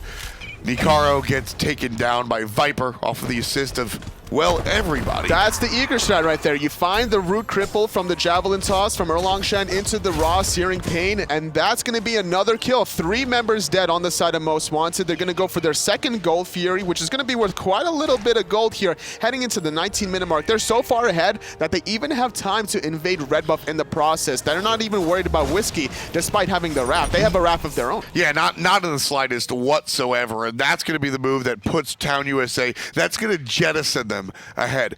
8,000 gold at the moment here, folks, and Most Wanted are just looking up at Town USA going, we were killing you so hard. We wound up positive. They had a lot of 2-for-1s on the side of Most Wanted. How are they trailing by so much gold? At this point, they were just not able to get the objectives when they really wanted to. It was actually Most Wanted that got the early gold Fury, but then it was Town USA that got the later 2. And once they started grouping up, they were able to really find these targets that were out of position. Squid was never really in a position to melt somebody that he really wanted. That last team fight, Sobs was there first. Making that rotation. And I mean, that's why you select the Jingwei, right? To be able to rotate throughout the map and be present where you need to be. We've seen Squid have a massive lead, 4-1 and 2, level 18 at a point where, you know, it was devastating to deal with, but he just wasn't anywhere where it mattered. The Jingwei is going to be everywhere, all over the place. There's an ultimate out of the raw. Beautiful knockup. 4 players get tossed to the sky, and Hikaru very low. Ballantyne's going to lock him in, and that's going to be the death for the support. Ymir is on a tear. Man Ray making the rotation, but Plasma falls as well. It's too late, and now nowhere to go. He's going to try to retreat under the mid lane, but that's going to be toast. a 3rd member dead. No trades available for his team. Great performance by Town USA, and now right-hand side, though, Whiskey tried to dive that, but now left-hand side, Sob's getting chased.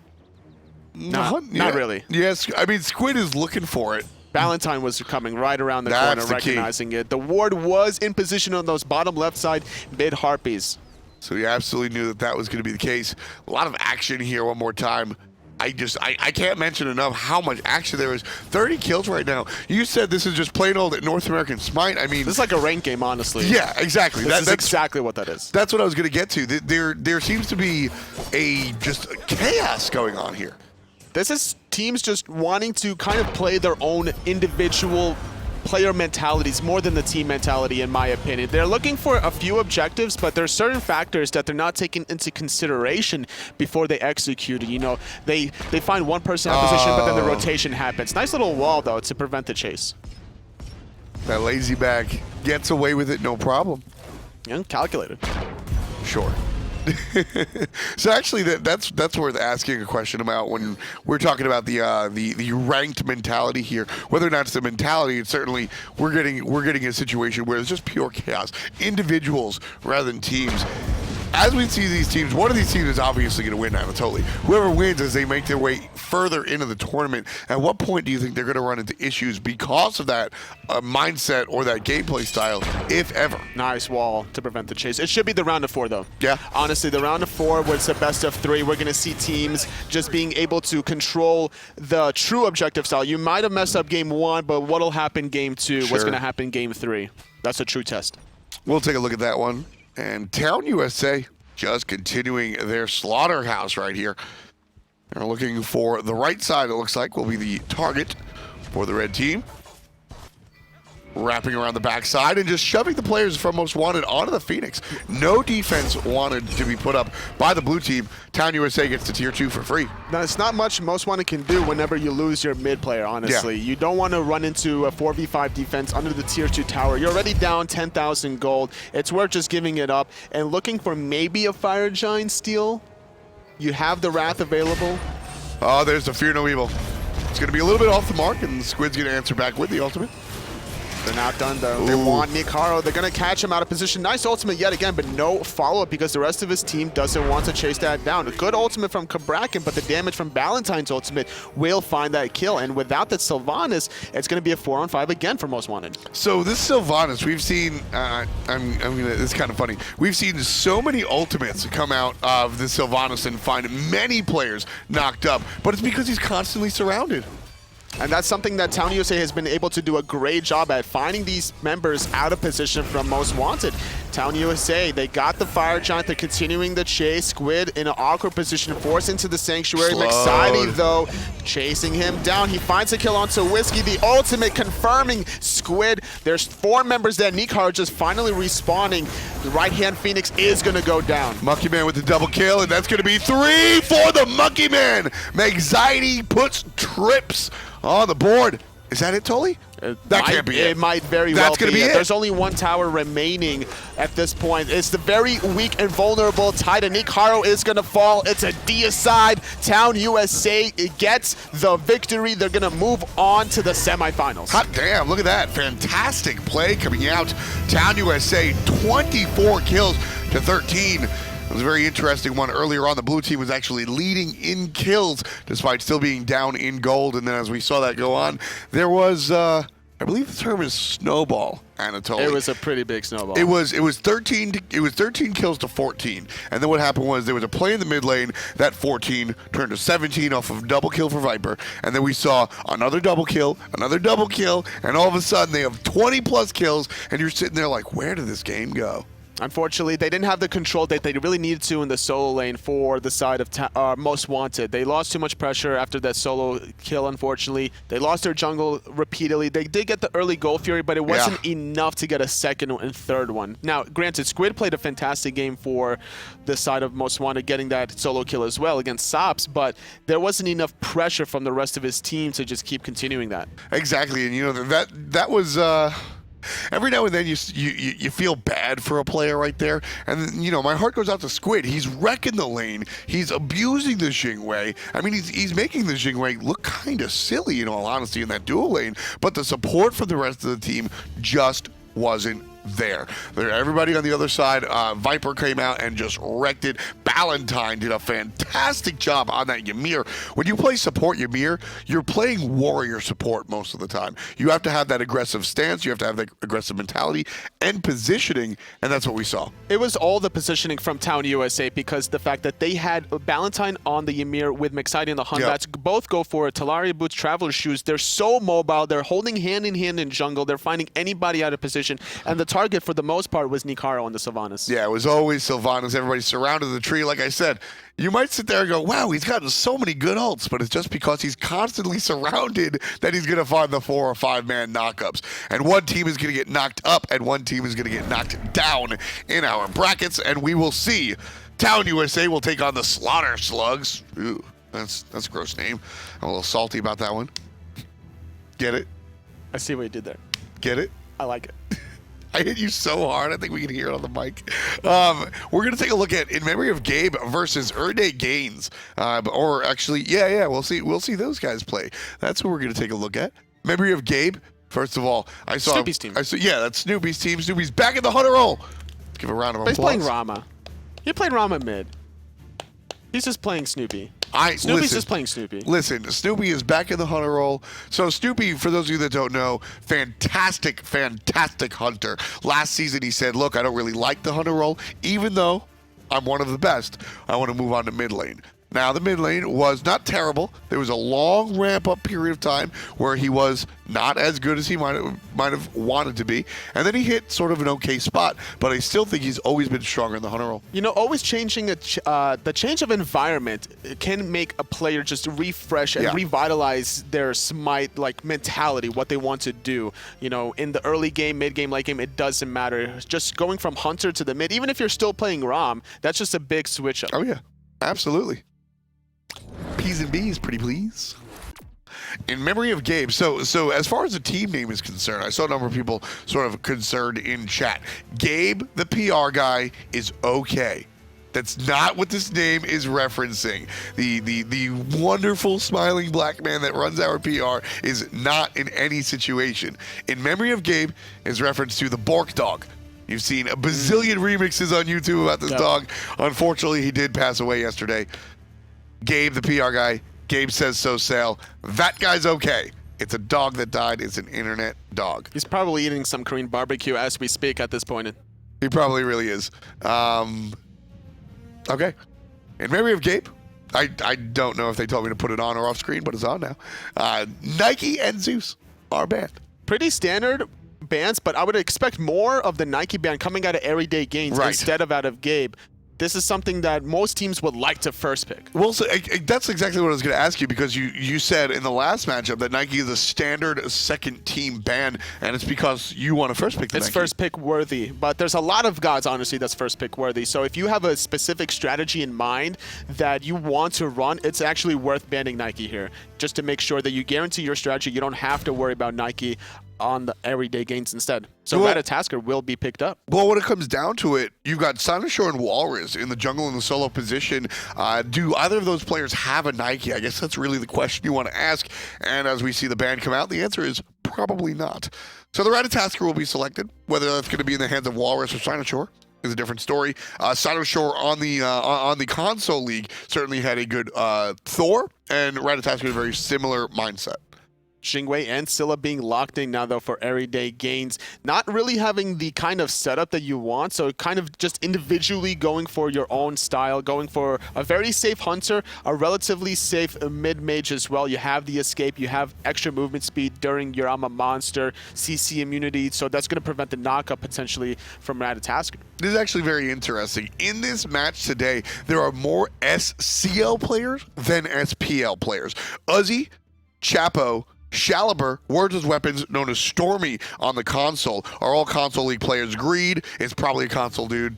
Unfamiliar with the name. Some of the names are a little bit different from platform. And then you got Sinashore playing jungle for In Memory of Gabe. So there's going to be at least 5 or 6 players that are known for their console league performance. And this has been very exciting. Giannis and Sobek will be locked in for In Memory of Gabe. I'm very excited to see how these console players translate. Because when it comes down to it, a lot of the console league players were Challenger Cup or lower SPL caliber players that then transferred over to the box. Now we're seeing them transfer back after, in my opinion, they drastically improved. Well, it's Season 4 time, and now this is where it's for all the marbles. You're trying to get yourself in the best possible position, and there's a lot of competition, Absolutely. A lot of players with high mechanical skill here. And between console, between PC, should be a very exciting matchup. Well, it's just very interesting because a lot of the PC fans at home sort of look at console as the redheaded stepchild. It's just not as strong as PC or whatnot. And I think when it first started out, you might have had a point.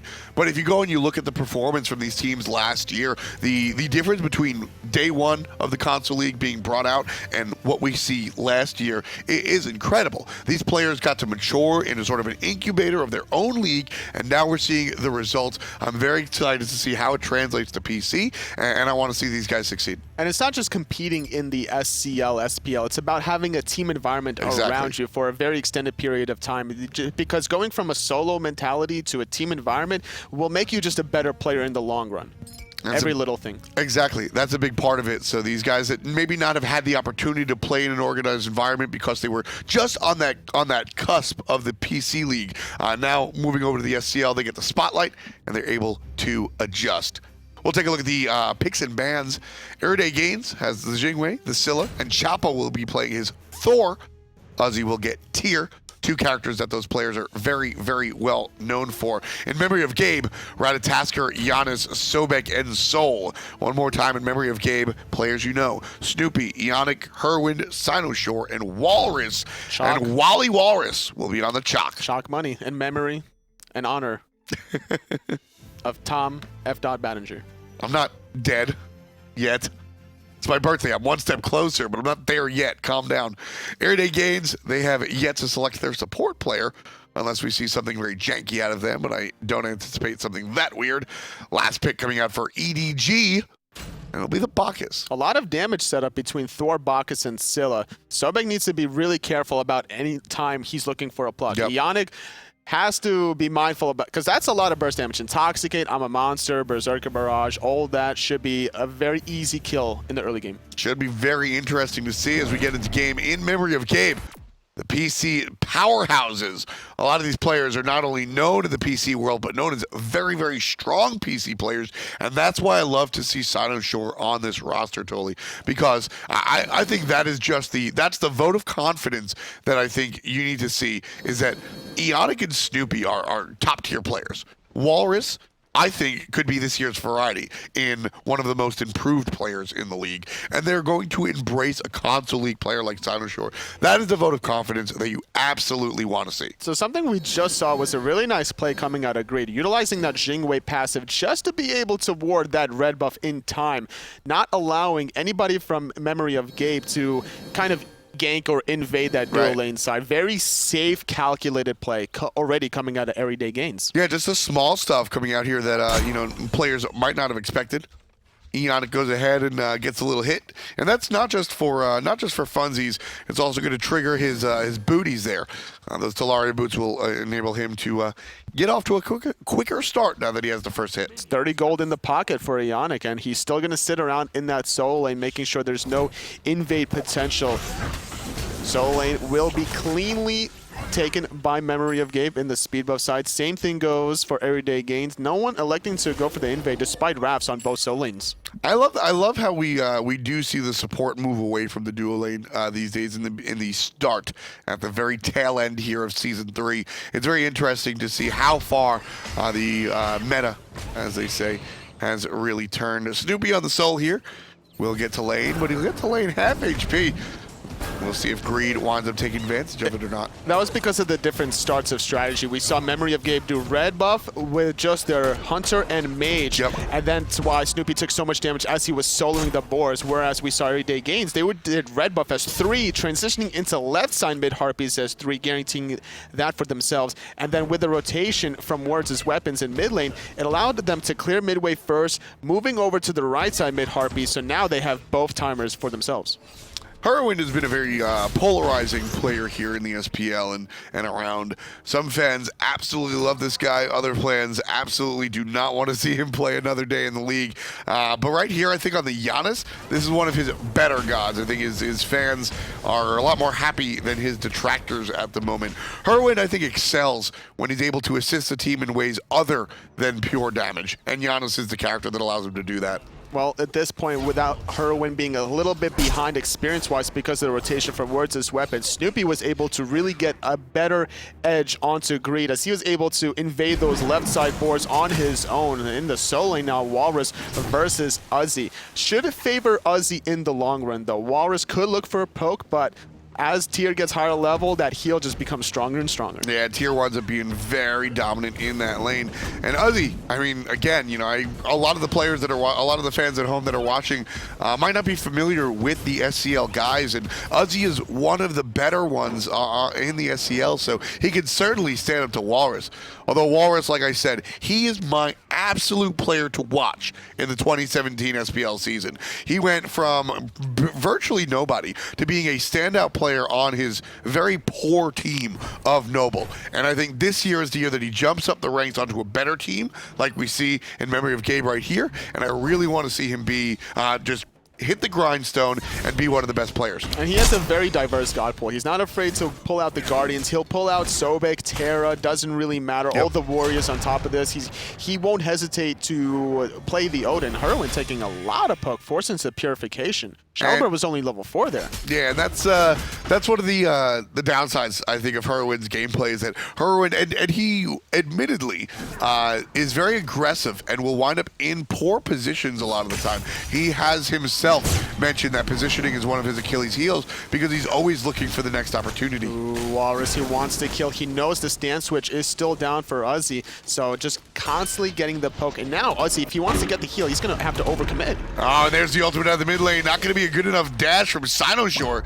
He gets bit down to about 25% HP, but not 0 just yet.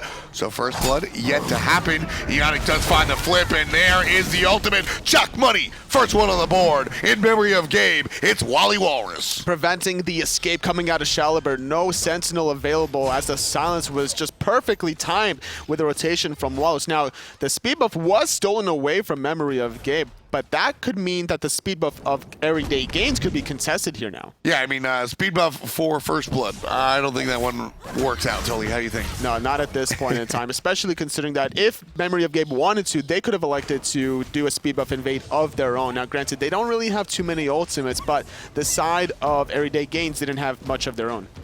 So right there, that was a pretty strong play by Shaliber, actually, finding the heroine, chasing up the purification, but then he lingered around those gremlins just a little bit too long, allowing Ionic to really snag him down, and that's what led to the demise. And now blue buff being taken. Memory of Gabe, they're trying to set up a gank onto Greed. Ionic's right around the corner, finding the pluck, but it doesn't matter. It's a Jing Wei. The agility can be used mid-knockup. And that was no problem because Memory of Gabe are looking more for the opportunity to snag these pigs than anything else. That's the little things. It's all that matters. Yep. Memory of Gabe now with that first blood, with the second boar buff invade now for Snoopy, has themselves an over 1,000 gold lead. Only 1 kill for them. And that's going to be a good start at the moment. 500 of that belongs to the first blood, and the other 500 is just from pure farming, like you were saying. This is kind of scary, though, because Snoopy getting a lead as a soul, a magical hunter, and Snoopy getting the levels that he needs, the team fights for Memory of Gabe is going to start happening around this Gold Fury side, and they could potentially look for the lockdown of that objective. Talk to me a little bit about the boot selection coming out from Snoopy here. We see the cooldown boots, actually, on Soul, which strikes me as not exactly what Soul is about. Sometimes players will just opt to get the cooldown boost because of the timing, but Ionic getting knocked up, Intoxicate, I'm a monster. We talked about this damage, and it was very evident, but now the knock-up confirming the through space and time onto Shaliber, but not enough damage. Heading back into the discussion about the boots, though, sometimes players will back at an awkward time, and they don't want to wait for that extra 50 gold, so sometimes they'll just finish out the Shoes of Focus. Other times they actually have a legitimate strategy in hand. Soul can get off more the Stellar Burst, the Disapparate as well, which is a great defensive and offensive mechanic anytime you really want to. Taking the fight's going to be Snoopy. Takes himself down to 50% as Jingwei gets the upper hand in that battle real quick. And it'll send Snoopy back to base, actually. He'll have to go heal up and buy rank 2 of Bancroft. Look at that one right there.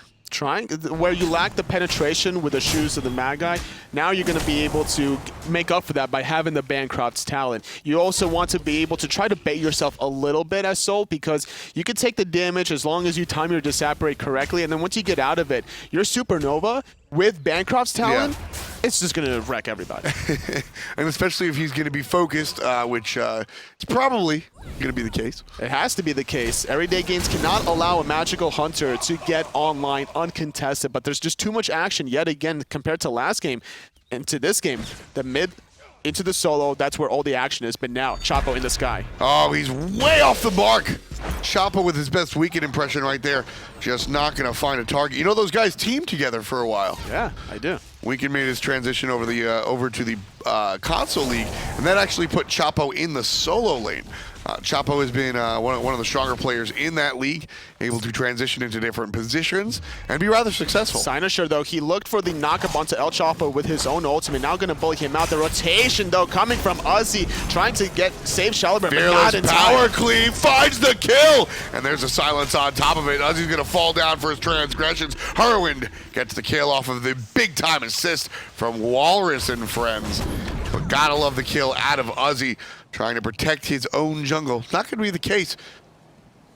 Calculated play from Sinosure. He went into that speed buff. He bullied out Chapo. He sacrificed his own life, but Shaliber and Uzi falls in the process. Speed buff also was stripped away from Chapo, being picked up by Ionic. Ooh, big control onto the support player. Stormy's in trouble. Ward's weapons barely gets out, and that's going to be the last hit. Chapo takes down Whirlwind. Ward's weapons waddling himself away. Barely avoids the shot out of Snoopy. Now Snoopy's in control. Finds himself rooted. There's a couple of basics coming out from Greed. Not enough to take down the Soul, but it's enough to send her home.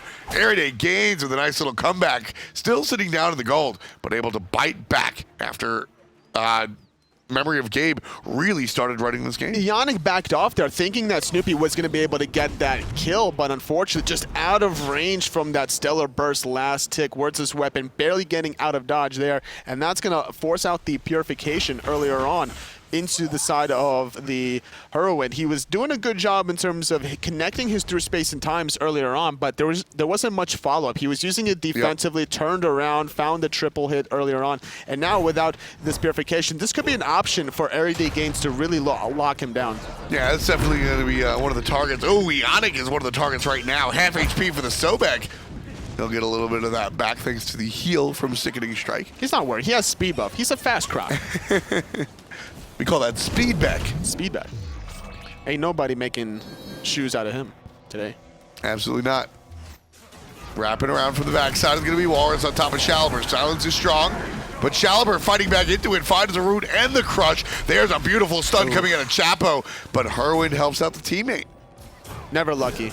Unfortunately, not catching the wall at the right timing to prevent the portal escape coming out of Walrus. Great synergy, though, overall between Walrus and Heroine. The aggression was well calculated, forced the Purification out of Shaliber, retreating him under the tier 2 tower, and he respected the fact that he knew the damage he had to do before the timing that he had to get out. And with Heroine's portals, that timing just increases infinitely. Yeah, so he understands just how aggressive he can be. He, being Walrus, of course.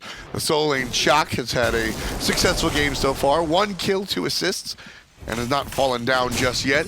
Ozzy's going to push him back into the lane, but should be fine. Shock will be able to heal that up, no problem. At this point, this is not a bad idea for Ozzy to try to take the trade. The sustain coming out of Chalk will not keep up with Tier at this point. Despite it being maxed out for Walrus, he's going to have a difficult time, and this is the point in time where Tier will start to outweigh Chalk in terms of valueness in team fights. And that's the majority because of the Fearless and how much disposition, or displacement rather, that Tier really comes with. Chalk, I'm going to be more interested to see Chalk make these plays around the objectives. He comes down with a giant silence around a Gold Fury. Nobody's going to be able to use their confirmation abilities right there. So when it comes to objective secure, Chalk has the upper hand, but Ozzy's going to be the guy controlling these jungle buffs and these team fights. I'm a monster being used. Connects onto Cynosure with the Chalk silence. Shaliber's Purification was still on cooldown. Ozzy, Lawbringers in, catching Ionic out of position. Chapo in the sky, but he's just diving the mid lane. Yeah, he wants nothing to do with this team fight. There's trouble on the backside for Ionic. Can't find the kill though. Ozzy trying to chase it down. Doesn't have the ultimate available. Doesn't have anything to shorten the gap. And so they just have to give him up. It just seems that everybody's on their own page. Chapo though, he found Cynosure early on, but he's not able to find Ionic. Great pluck, preventing the Berserker Barrage from continuing. That got me. I was completely caught off guard. Now, Heroine makes the turnaround play. Now, to be fair, Yana could have easily just dashed away from the Berserker Barrage, but he had enough confidence that he's like, okay, I can survive about 3 to 4 ticks of this Berserker Barrage. I have enough time to aim my pluck, stop the Berserker Barrage, and find the kill. And that right there, I think that's the difference between Ionic, who is extremely comfortable on Sobek. He's been playing him since day one, and somebody that just has Sobek in the God pool. Ionic is a Sobek player specifically. So trusting him, his own accuracy, very, very big part of what Ionic did right there. A lot of synergy between Ionic and Snoopy back in their days in the COG Red days. Yeah. The very strong days of COG Red. Formerly with Divios as well as Gars. Yeah, Gars was there, Boosh as well, rounding up that team. And that was one of the most dominant teams that SMITE history has ever really seen. Chapo, though, in the sky in the mid lane. He wants to find some action. He finds Cynosure with Wirtz's weapon. Ionic gonna get stunned out. A lot of damage, but can't find the kill quite yet on the second target. Very important portal coming out from Herwin. Again, able to support the rest of his team with some of his abilities. 12 minutes on the clock, almost 13. We're tied up as far as kills are concerned. But Memory of Gabe find themselves up 3,000 gold or just underneath it. That really large part to how they've been able to control the jungle. Exactly, because there's no Gold Furies being taken by either side. They're just electing to strip away the jungle. There was a lot of speed buff invades against Everyday Gains. Great job by Sinosure earlier on where he found that 2-for-1 trade, stripping away the speed buff, and that's what allowed Memory of Gabe to continue the farming presence. And most of this experience in gold lead is actually on Snoopy. We're seeing a 3-level disparity between these two hunters. Net worth almost 7,900 for the soul, whereas Jing Wei more than 1,000 behind. Yeah, just not able to really keep up here with Snoopy and the ever-clearing soul that he's going to be playing right here. Level 16 so far. That's a combination of the multiple boars being stripped away, constantly getting bullied out of lane, the rotations from Snoopy snagging a few mid-waves of his own. It just all adds up in the long run. See that teleport coming out from Walrus, forcing the Gold Fury. And I choose my words carefully. In Memory of Gabe, don't really have the opportunity to do this Gold Fury. They want to force the fight. They want to force Everyday Carry to go ahead and get into it. El Chapo on the backside gets ulted by Sinosure before he can even make the impact of the team fight. There's going to be the answer back coming out from Green. Sinosure down for the count. Snoopy gets one back. It's a 2-for-1 so far. Everyday Gains answers back as well. Uzi gets the kill. 2 dead on either side. Still raging on. Uzi is getting attacked by Snoopy. Finds the heal. Finds the dash. But he's surrounded. Couple more basics will do it. Down he goes. And Green gets the kill up top. Both solo laners falling. They tried to zone for too long. Both hunters taking out those solo laners. Overall, a 3-for-3 overall. Unfortunately, that Fearless taking it away from the Ama Monster. Needed to hold on to that ultimate just another second, and that would have been heavily into Everyday Gains' favor. Either way, though, that winds up being an impressive team fight on both sides of the coin. You get to see some individual prowess over there. Uzi chasing down and then getting chased down. Sinosure makes sure to take care of the enemy jungler, but then gets bit right after the fact. Everyday Gains and Memory of Gabe, neither of these teams are going to go down without a fight. Absolutely not. This is just going to be a slobber knocker, honestly. We saw it 5-for-5 earlier on, less than 2 minutes ago, already 8-8. They just want to ring the bell and hold that championship belt. Absolutely. You got me there, totally. You got me there, totally. We're all tied up here with 8, but Everyday Gains still find themselves. I want to looking say up. Everyday Carry too. I feel you on that one. So, little insight into that one. Everyday Carry was the name of Chapo and Shaliber and Words as Weapons and Uzi, honestly. Everybody but Brochacho is here. That was the name of their team before they got sponsored by SOAR. They got picked up by SOAR as their organization. So now they're Everyday Gains here. I mean, have you seen Chapo's muscles? The gains are definitely real. Tier 1 tower goes down on the right side. Everyday Gains able to capitalize off of a lost solo laner. Shaliber can't find the hit. The crowd control reduction from Ionic. Now he's going to be able to turn this around with an ultimate of his own. Chapo getting shredded. Sinoshure's going to kill him. Sinoshure's going to kill him. Lands on the sky. Gets him with the tail whip. Down goes Chapo. And that's not going to be it, though. They wanted to regroup. Uzi diving into the backline. He might find Snoopy, but the Purification was used, as well as the Supernova. Not even finding the Purification, but now Walrus trying to get more damage off. The rest of Memory of Gabe, though, taking their time. They don't have to commit to this. They're all healthy. And it's really all about this Gold Fury play that we're about to see right here. Everyday Games are aware of it. Shaliber doesn't have the ultimate up. We just saw him whiff it before, so that won't be available for a steal attempt. Trouble. Words as Weapons able to jump away, but there's trouble for the Jing Wei. All of a sudden, it's turned around, but Snoopy able to get the long-range kill. One hit. Finally finding it is great onto Ionic, but he lost Words' weapons in the process. Heroin taking the portal into safety, utilizing that threshold. Great stun from Sinosure, but it's not going to be it yet. Uzi wants more, but now he has to retreat under his safety of his own teammates. Can't really enjoy that situation right there. Oh, but Chapo revived. Chapo. He revived, but not enough damage. Snoopy is going to be safe. The ultimate from Mars coming back again, and now Shaliber without any mana can't use the Sentinel. He's got nowhere to go. Frostbound Hammer's good enough to be able to lock down this mid-mage. Third kill for Walrus right there. Snoopy's going to find himself safe and sound after a strong Sanctuary. Excuse me, Aegis. We're back to Aegis. Oh, Sinosure, he wants the kill. The Sanctuary is good enough for Greed. The Unstable Vortex finding the portal. The agility, though. Out. Oh, my goodness. That's got to be frustrating. Everyday Gains had a fantastic sequence right there, able to answer back, take down a lot of what they felt was taken from them, and now able to find another kill, but it's not on the person that they wanted, unfortunately. Oh my goodness, this is kind of like a clown fiesta, honestly. Just fighting after fighting non-stop. Chapo in a little bit of trouble. He should be fine. You know, it's never a good idea as a level 13 Thor to box a level 17 Shock. You have to pick and choose your fights, but yet again, Walrus getting caught out of position. I'm a monster, negating the silence effect, waiting for the right timing, not on the mark, but not going to be able to get out of that one. Golfier surprisingly not being opted for, despite how much separation there was between that Gold Fury and Walrus. Yeah, just a little bit too much right there coming out from the enemy team, and you can see that the 2 players dead. South Shore right now is going to respawn, so we'll see how he affects that in a little bit. 11 all as we approach our 19th minute of the contest. Air Day Gains are certainly not gaining a lead thus far. They're trailing by about 1,500 gold, give or take the situation. This experience gap is just coming smaller and smaller, and that's going to be problematic for Memory of Gabe. You know, whenever you're having to worry about a level 20 Scylla on the table, level 20 Jingwei, you know, Tier is going to start getting some utility into his kit, into his itemization, already finishing off the Breastplate of Valor, going for the Void Shield, making sure that Cynosure is going to be taking even more damage from Chapo and Uzi. Right now, Chapo has been average, I would say.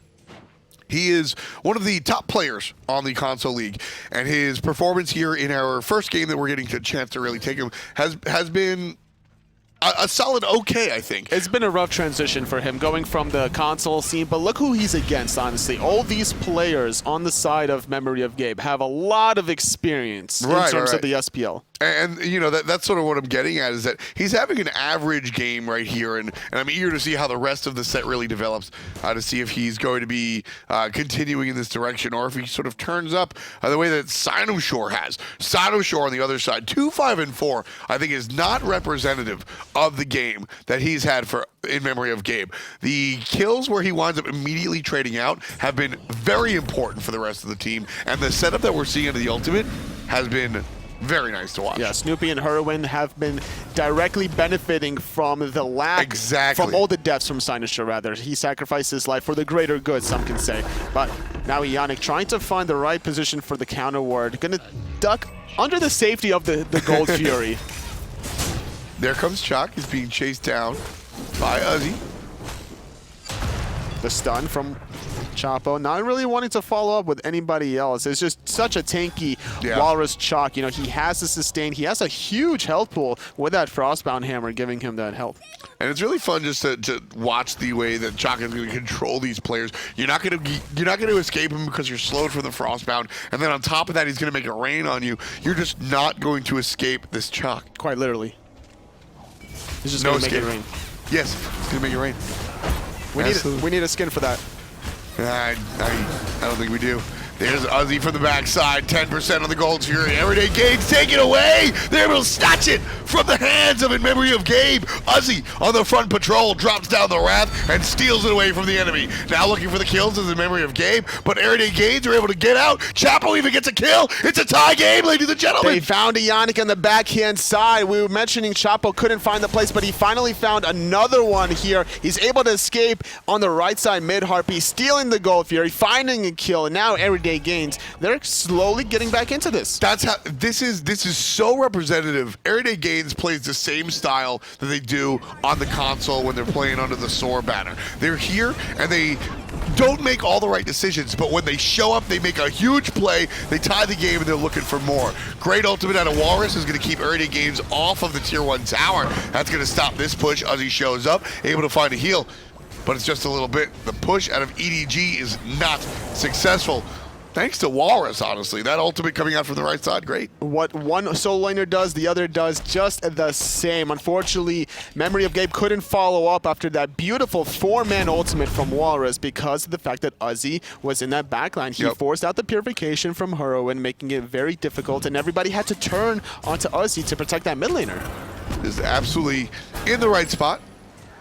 Everyday Gaming now, or Everyday Gains, excuse me, as I said. have tied this one up off of that Gold Fury steal. Very important moment in this matchup. You can see separated by 182 gold. That's a single century award. This is such a close game now. I thought that Memory of Gabe was about to run away with this one. You know, Yeah. the fact that they didn't get the Gold Fury earlier on, but they were still up about 3,000 gold. That's They what I were was up thinking too. 5,000 experience at one point in time, and it looked like everything was running smoothly for them up until the team fight started happening. Everyday Gains, they found the picks that they needed to, and more importantly, was that Gold Fury steal. Very big play. And then Chapo finds the kill after the fact as well. Because you're looking at that situation, and we've actually already seen that go down today, where the enemy is able to either steal or take a very early Gold Fury or a very strong-looking Gold Fury, and then they just get slaughtered after the fact because they use all the abilities. But now, this is the point in time where teams are shifting their attention from the left side of the map to the right, heading into the Right. 24-minute mark. Both level 20 Soul for Gabe and level 20 Xingwei for Gains can melt this Fire Giant if left unchecked for even about 10 to 15 seconds. Yeah, there's a ton of damage on either side. The Soul build is very interesting. I want to bring up the fact that he has gone both Pythagoras piece as well as the Telkine's ring. Why don't you break that down for us? So the Pythax speak is just basically you're trying to set up your other magical players. You know, you get the Aura, which gives you more magical power. So obviously it's going to benefit Herwin. It's going to benefit Ionic. Sobek still does a lot of damage despite building tanky with that lurking in the water. So it's a great idea. Now the Telekine's ring as well, you're just trying to get a lot of attack speed. So once you do have that 100% heat, you're getting the full optimization out of it. You're going to start melting players, and more importantly, you're going to shred these towers and Phoenixes. And that's exactly what Snoopy is going to look to do on this character right here. Mid lane, Chapo comes down all on one target of Herwind. Not going to find it, however, and instead Ionic will serve a player up right underneath the tower. Here comes Herwind one more time, aggressively this time, 60% on the HP bar. And Walrus up front with Ionic. Both hunters making the rotation. Greed on the top, Snoopy on the bottom. Walrus going to get stunned out, but the portal is good enough to deter it. Is he not able to hit that Fearless? Nah, just couldn't find it. Ooh, that's got to be rough. Now, the rest of the teams are still kind of feeling each other out. Forcing out the ultimate from Herwin should give Gains the position that they need to aggress in the mid lane without having to worry about the retreat coming out of Gabe. Yeah, I think that's the move that they're looking for right here. Everyday Gains grouping up. You can see Shaliber staying on the inside of the jungle, waiting for a setup, allowing him to really ult there. But instead, everybody will walk away. Nobody really wants to take on the Warriors just yet. Both teams are very scared to make the next mistake. Exactly. The next mistake is going to open the door wide open for either team. Gold Fury is coming up in about 30 seconds. You know, Fire Giant, like we mentioned before, will get absolutely melted at this point. You cannot allow the enemy team just to pick you off. And there's a lot to prove on either side of the coin now. When it comes down to it, totally, I hate the old sports cliche of this team wants it more than the other, right? Like, that's such a lazy piece of analysis. But when you look at it, you know, both of these teams are that style team. If you take a look at In Memory of Gabe, these guys, they have so much to prove. Walrus gets his first shot on a team that can actually win stuff. Cynosure is a console league player, wants to prove that he can hang out with the big guys. And Ionic Snoopy's back in his position. A lot of stuff to really prove there at Herwind. I mean, that's the story of his entire career. I got something to prove. Everyday Gains, on the other hand, that's a whole console team. They've got a lot of proof as well, saying, yes, we're good enough to hang out with the PC players. So in that regard, I think this is a very interesting match to see just how hard or just how hungry these players are. And to be fair to Everyday Gains, heading into the 27-minute mark, they've been able to keep and hold their own against Memory of Gabe. I like their style that they've been able to do with the rotations now. They're going to try to start this Gold Fury, but everyone sees it from Gabe. Yeah, but here's the thing. There's a Wrath on the side of both solo laners, and they're available. As soon as Everyday Gains realizes that Shock is here as well, they're going to go ahead and leash. So they'll be hanging out watching the gold.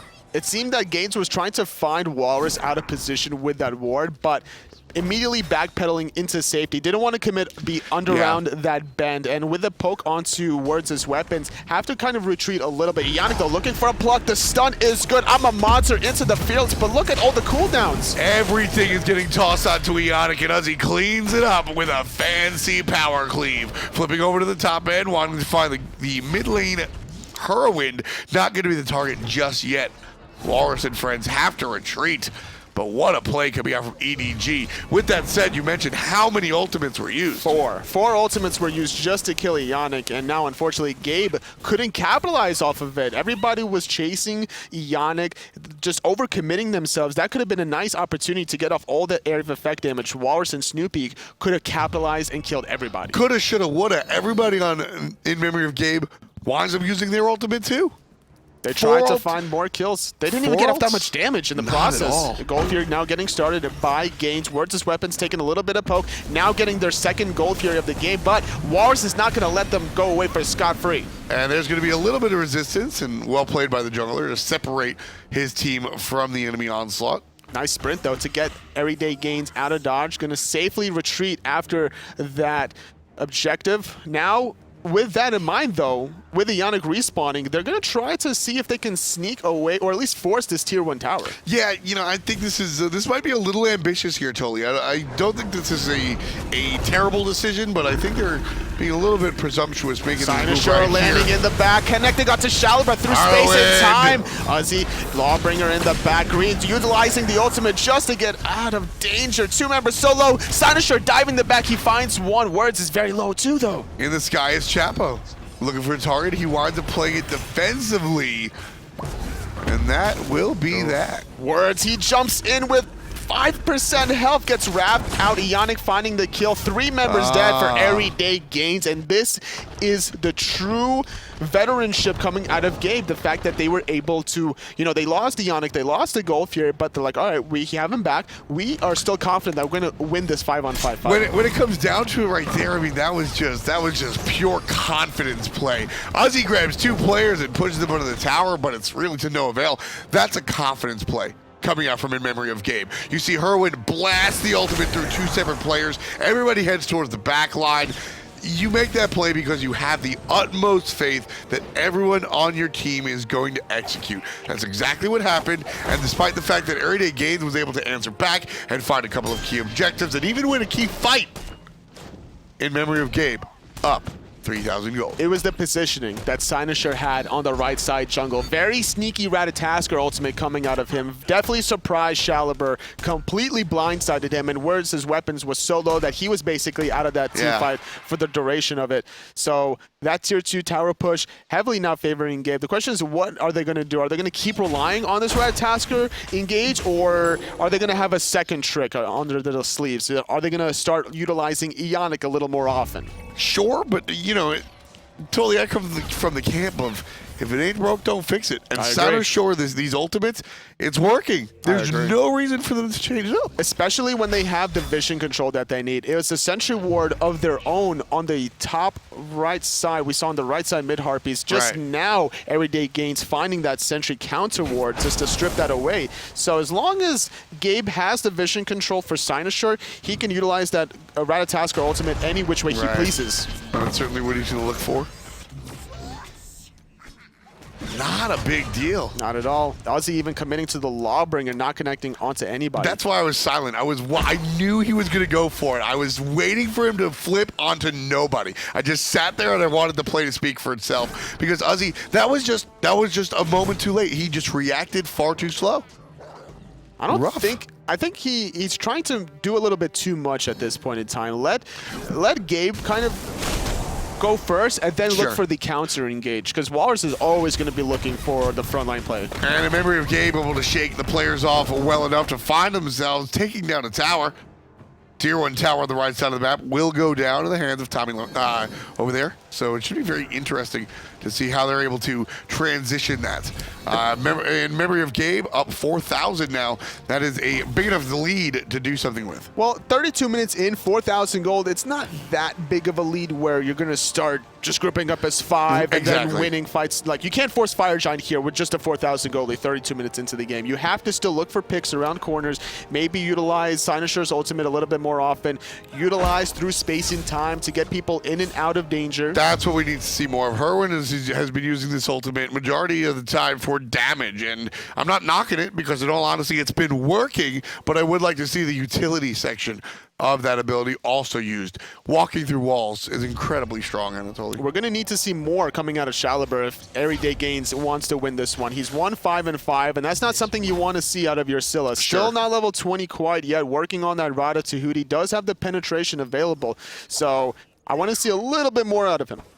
When it comes down to it, Shaliber has been a strong player, I think, but not the strongest player in his performance in the SCL, and it's those situations that get him into trouble. Unfortunately, earlier on at that Gold Fury, when he didn't connect onto Ama Monster during the Fearless, he gets dove all the time by Cynosure, so he has to at least separate himself far enough that if he's going to get dove by Cynosure, that no one else is going to get hit by that Ratatasker ultimate as well. Yeah, the Ratatasker has been very important. Cynosure, like we were talking about earlier, just so much setup right there. Can't sleep on that one. And here, just, ooh. Nice rotation coming out of Gabe, but there's 4 members being spotted. That could be an opportunity to do Fire Giant, but instead everybody from Games Shaliber has wants the ultimate. to get Shaliber the has Gold the Fury. ultimate. Jumping in is going to be the silence coming out of Walrus. Everybody peels off of the Gold Fury.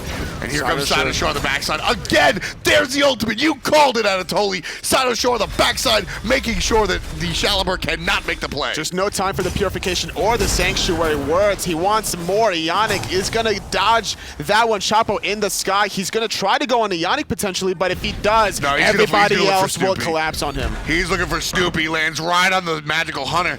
But the collapse from memory of Gabe just a little bit too strong. Chapo turned around and saw 4 players looking at him. He couldn't stay there. We talked about it before. Shaliber is the focus of this ultimates from Cynosure. Not only did Cynosure hit that ultimate, Herwin through space and time connected, just obliterating him. There was no time to use either of his relics for Shaliber. And that's what we're seeing the majority of these initiations coming out from Cynosure is Herwin teaming up with the through space and time because he knows that the knockup is going to control the players long enough to successfully get the kill off. And now they're going to be rewarded with a Gold Fury of their own for memory of Gabe, slowly building on their gold lead. Had the 4,000 gold lead, should extend a little bit more now. They could transition this into the Fire Giant if they wanted to, but now with Shaliber up, it's a little bit tricky. You still don't want to fight 5-on-5 on the Fire Giant side. Yeah, I think the Fire Giant call is probably a little bit aggressive. They could still look for more picks, though, once these ultimates come back. You know, Herwin's ultimate just came back now. They, like you mentioned before, if it ain't broke, don't fix it. But now, Shaliber has to be very mindful because he is the focal point of all the attention from Gabe. And that's sort of, to be fair, when you play mid, that's kind of what you sign up for. Yeah. Just as aggro, who actually, coincidentally, would have been the mid laner on this team had he not joined our team. Our team's better. We're the OG Nugs.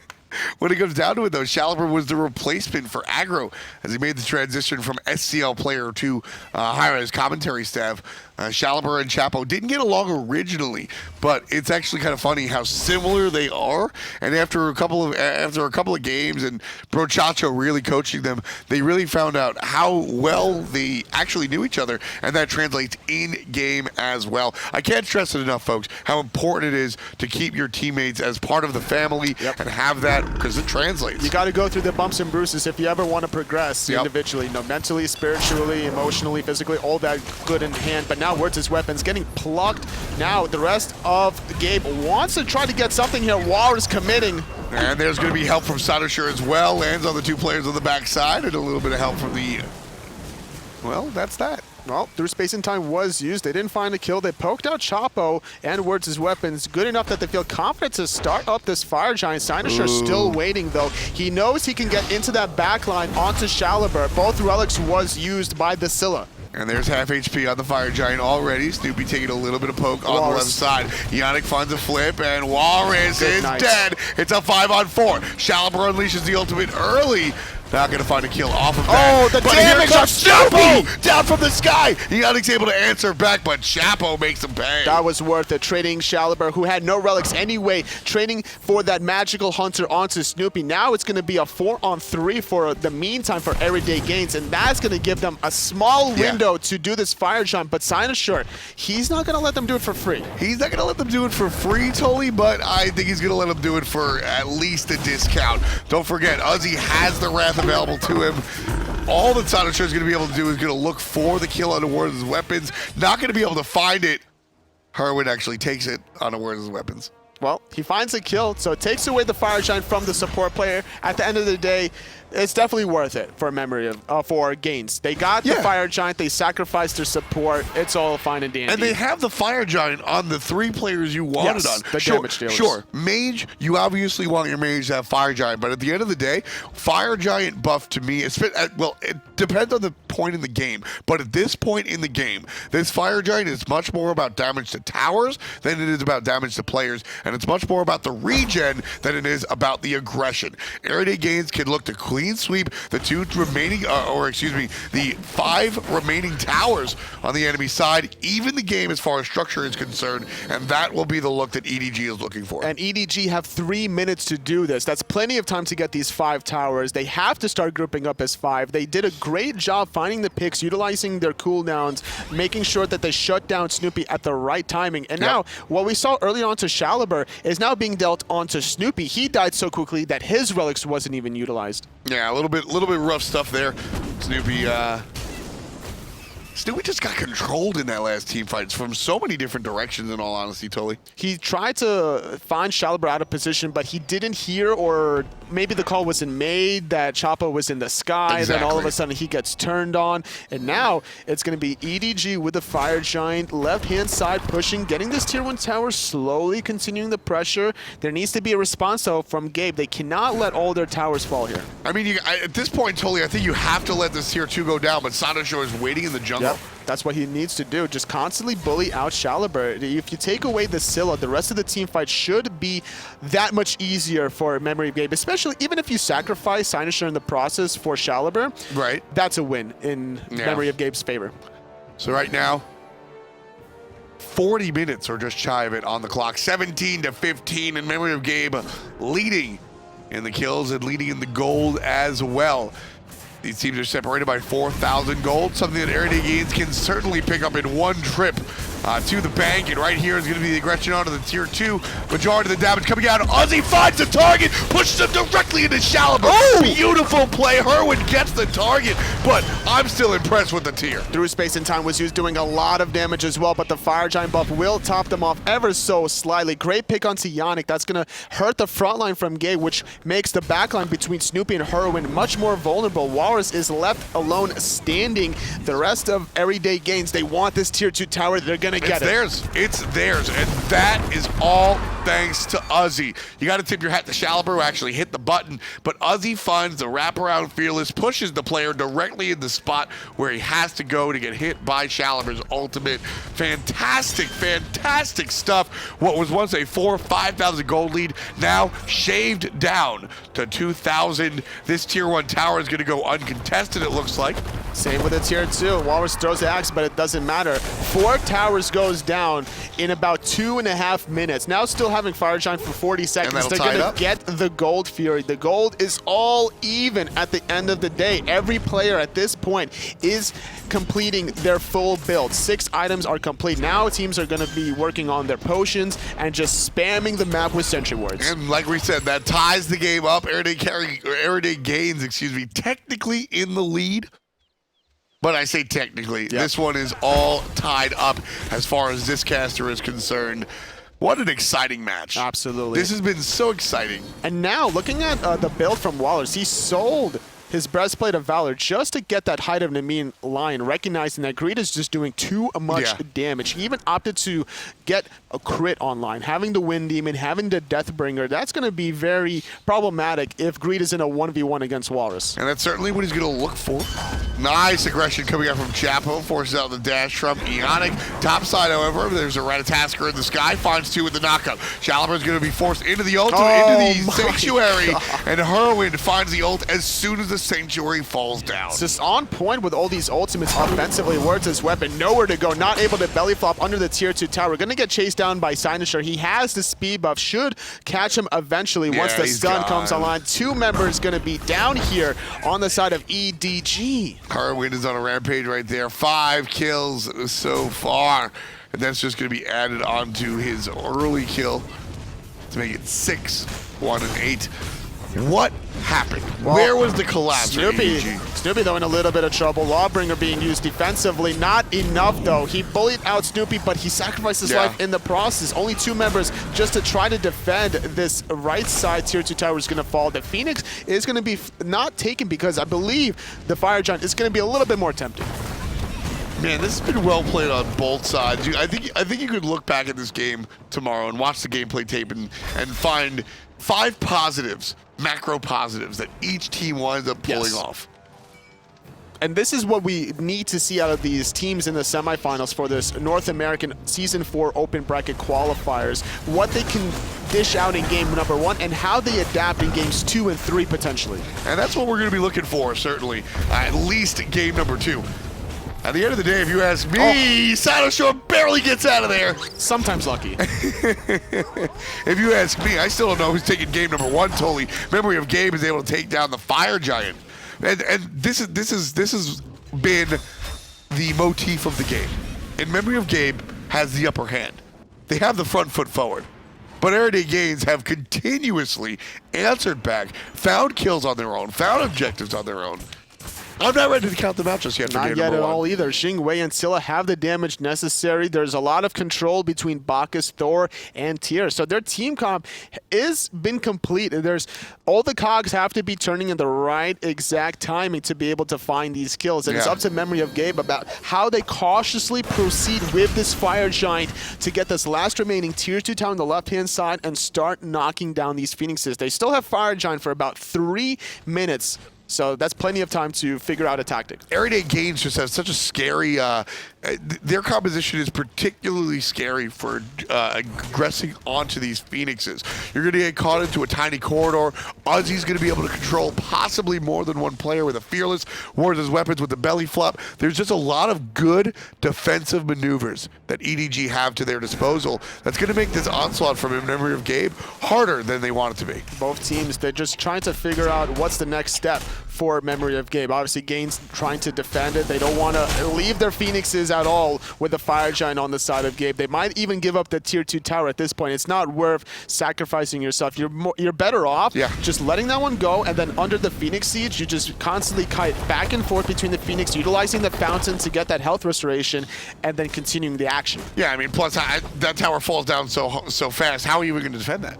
It's going to be very difficult, but now Gabe, they're looking to penetrate the defenses coming out of Everyday Gains. All the members are in position. We even see Chapo in mid just to make sure there's no split push shenanigans, and he could still use that Thor ultimate to dive the backline onto Snoopy or Herwin. Yeah, we see the 4-1 push all the time come out this time around. Big damage into the left side Phoenix. There comes Uzi over the top, finds the Fearless, but he's going to get answered.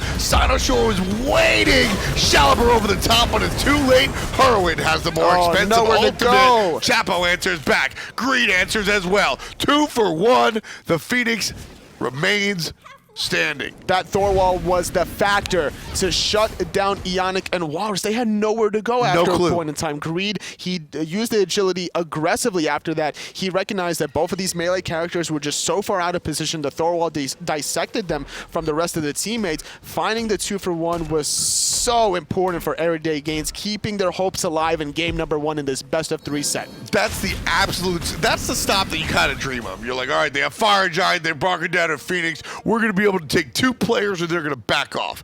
That is the ideal situation, barring a deicide on that Phoenix. And Ozzy, his initiation with the Lawbringer wasn't the greatest because I liked it. It was onto Ionic. It was on the tank. Yeah. So normally you're trying to force the purifications in the back line, but what was beautiful about it was the fact that the portal, unfortunately, from Herwin bought Ozzy enough time to survive to allow Shaliber to get off a really good I'm a monster. So here's my take on it. I actually like the control on Ionic because with Ionic in the picture, he's able to tank the Phoenix while Snoopy just free hands with those basics. So you're able to control the support player and put him in the game on your terms rather than allow him to tank and do what he wants to do. Sinosure taking a lot of damage from Chapo. Fire Giant respawning in about a minute 20, so plenty of time to really come back into this. Correction, ladies and gentlemen, this is just a single game. I Tully and I got ahead of ourselves. We thought we were in the semifinals. This is still the quarterfinals, believe it or not. So we've done 2 quarterfinals games. Threw us for a loop there. Very, very big apologies, which makes this game even more exciting. That's like, I think in the round of 8, you get 10 points. Yeah. These teams are fighting for 10 points in an epic 47-minute match. Incredible. Just to reiterate, folks, this is the second quarterfinal match we've done in a row, which means this is a single game set. We will not see these players continue on to the best of 3. So in memory of Gabe, Everyday Gains, both of these teams have played their absolute brains out, and only one gets to continue on to a meaningful amount of points. Honestly, I mean, here's the thing. Everyday Gains has made some mistakes, and I couldn't say that they look absolutely fantastic, but look who they're up against. Yes. And that is what makes this performance so impressive to me. Now they're grouped up on the right-hand side. They poked out a Yannick. He has to back. That might tempt Everyday Gains to maybe start the fire jar, or at least continue to bait, you know, with this door wall. This is what you really want to do. Control the vision around the fire giant. Make sure you have the sentries in the key triangular formation, so that way you could still start the fire giant with greed, and then you look for more people out of position with Chapo stun. And look at that. That's exactly what EDG are up to. They're going to peel off of it, however. Sinoshore on the backside finds himself low, gets help on the front side as Walrus puts it down, and the Hunter down for the count. Towards his weapons, gets flipped up. He's in a bad storm, and he's trying to find a way out. Finds the belly flop. Heroin has just been on point with these through space really and times. He's connecting onto 2 or more targets consistently. And in this late game, with the amount of distance separated between the players that he hits with the ultimate itself, it's just doing too much damage. Great job, though, by Werther's weapon. He's buying so much time for the rest of his team. Greed will be back up soon enough. This is perfect. This is God. perfect. This is obnoxious. So where's his weapons right now? Finally falls down. He wastes 37 seconds. So obnoxious. Walking from the other side of the map, Fire Giant could have been done in that time. Yep. And Stormy right there, Words' weapons just completely, just wonderful. Just wonderful. What a great performance. And now it's too late for Memory of Gabe to go ahead and start the fire They could still try to go for this because they do have a 5-on-3, but it's 20 seconds remaining onto Greed. Ozzy's here with the Wrath. He has to find the perfect timing, though, because the Wrath is also available for Walrus. But here's the thing. Ozzy can push the player out of the way. That's true. Shaliber, though, he's getting focused, and that's going to be another member dead from EDG. Now this makes it a lot easier. 5-on-2 on the right-hand side through space and time was used. Ozzy using that Lawbringer just to try to get out, but getting plugged back in. The purification chased out. Heroin doesn't have beats up anymore. There's going to be trouble as we see more red players. Ozzy trying to find a way out, goes the other way. Directly into Snoopy's basic attack. Probably not the best path. He tried to get out of the lurking in the water. The slow makes him a lot easier of a target for the Snoopy to hit anyway, honestly. Yep. So, damn if you do, damn if you don't. And right here, that's going to be enough for Memory of Gabe to go ahead and start up the Fire Giant. They'll be able to get this one relatively uncontested, if contested at all. And that should probably do it. There's a long enough respawn timer from Ozzy and Shaliber to at least get this right side Phoenix. And if they find 1, maybe 2 more picks, that could be the game. Yeah, you think so? Well, they're going to try to go for it. They have the 5-on-3 advantage. They have Sinossure's ultimate available. That's why he went for that speed buff. He could still utilize it from a distance. And there's that damage on that soul. Snoopy just chewing through the Firebird. They're going to grab mid for free. Down it goes. They're going to have to go for it. There's 3 members here from EDG to try to hold this for a little bit longer. Snoopy's going to get jumped on by Words' weapons, but the pluck is going to get him in a lot of trouble. Directly into the portal out of the mid lane, and Heroin launches the ultimate. This time finds nobody, but Shaliber finds Ionic. Shaliber can't find the second target while Wally takes out Words' weapons on the left side. Well, they're going to at least got what they came for. They got the middle Phoenix, and they found that additional pick onto Words' weapons, onto Shaliber. Now, granted, they lost Ionic in the process, but it's not Ionic really doing damage to these Phoenixes. And I mean, it's not really needed to tank either. Ozzy with a great control of the magical Hunter. Sinosure dove too deep, gets punished by Greed. Ozzy was doing a great job zoning Snoopy and Heroin. And that's just not going to be enough because the chase is on for EDG. Beautiful push coming out from Ozzy one more time, just separating Walrus away from the rest of the club. And there comes Herwin one more time in the clutch. So Portal, Herwin has just been on point, saving Walrus multiple times this game, utilizing his ultimate offensively brilliantly. Now, Everyday Gains in a little bit of trouble. Now, the gold doesn't matter. They're down about 9,000 gold. Now, granted, 3K potions start to take a note here at this point. You know, the defenses, the 50 defenses from the protection one, the damage coming out of the offensive one as well. I believe it's like 25% additional damage. It's nothing to scoff at. Absolutely not. But when it comes down to it, I mean, this game is, at this point, this game is so much less about the gold and the itemization coming out from these players and much more about just how the hell they deal with these team fights. There's so much chaos going in. But here's the thing: it seems like chaos from the outside, but everything is clearly defined. There are targets being called. Shore is always in the back line. Uzi is always in the back line. These players know what their objective is, and sometimes they're able to execute. They have to have perfect execution here with their team composition, but through space and time used very early in this team fight, and that's gonna make Herwin gone! Chapo gets one right away, and there's gonna be help to the sky. Gonna miss it one more time. And Snoopy.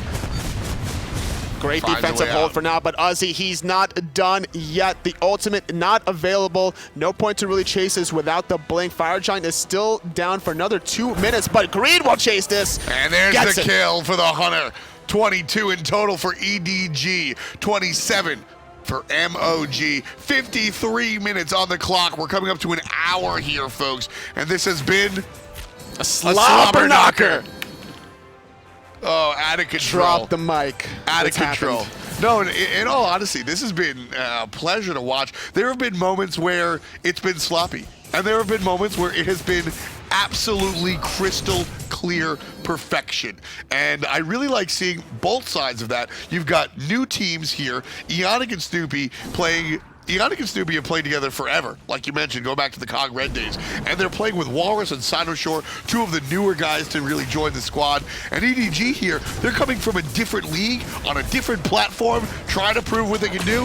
Love to see both sides of it. Up in the air is going to be Shore protecting the Phoenix. EDG trying to make it happen. Chapo lands first. They traded their ultimate for ultimate, global for global, but now Greed taking that Walrus ultimate to the face. They want to get this mid Phoenix back in return because they lost theirs earlier. Shaliber has to defend on the right-hand side, but getting plugged back in his words, his weapons, jumping back into lurking in the water, sacrificing his life. Great hold from memory of Gabe. Yeah, still wasn't able to find the kill. He gets it again! Hurry, win!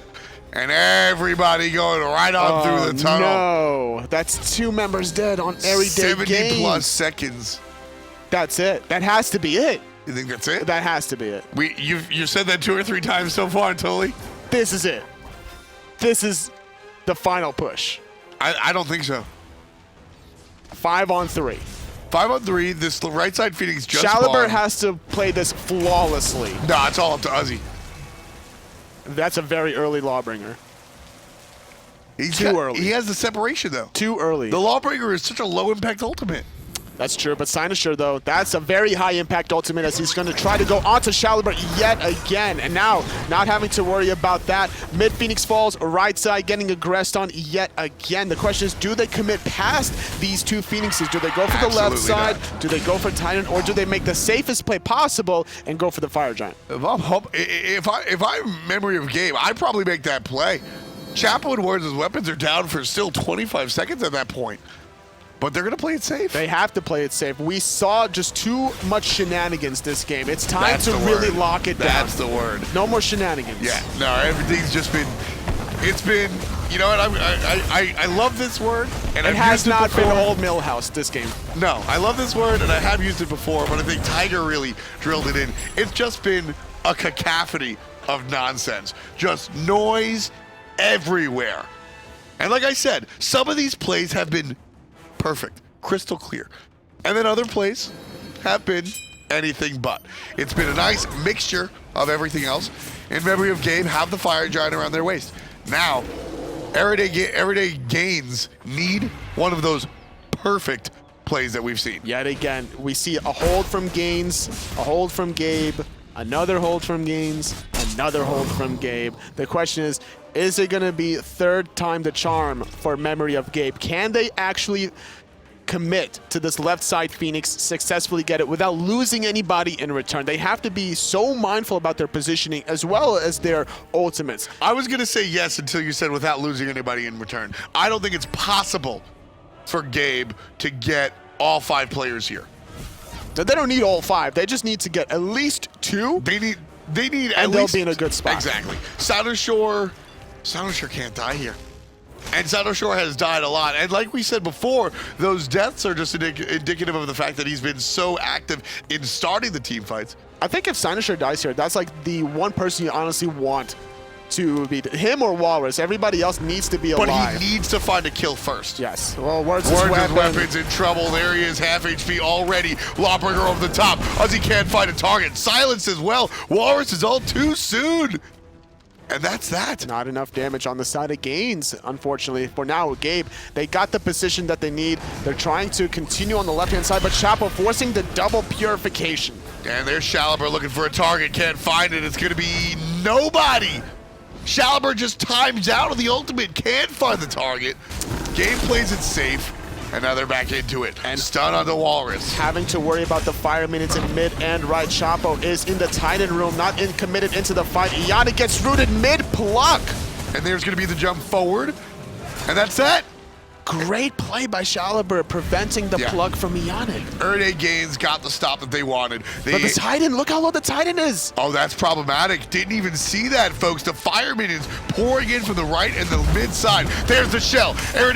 Gabe is going to hard commit. Ozzy gets flipped. Ozzy gets hit. Ozzy gets hit again. Walrus. And now he's trying to find it on the backside. Walrus does so much damage. Ultimate distance finds the kill with the ultimate. Down goes the frontline tier. Chapo, though, he's in the sky. He wants to get somebody in return. Finding Snoopy, no purification for him. He needs to find one more hit, and he's safe through the hammer teleport. The portal, though, Herwind taking it himself. Oh, dangerous play by Hurry. Very lucky that Erde Gaines wasn't there to go and try to capitalize off of that play. That was not where you wanted to be at the bench. No, and that was not where Ozzy wanted to be in return for Herwin's ultimate, just yet again on the mark. Now, we mentioned about his positioning in the earlier game, but what he lacks in that, he makes up for with all these ultimates throughout the whole entire game. Yeah, and that's really what we've been seeing here. And Ozzy has been a big part of what the defensive plays out of EDG.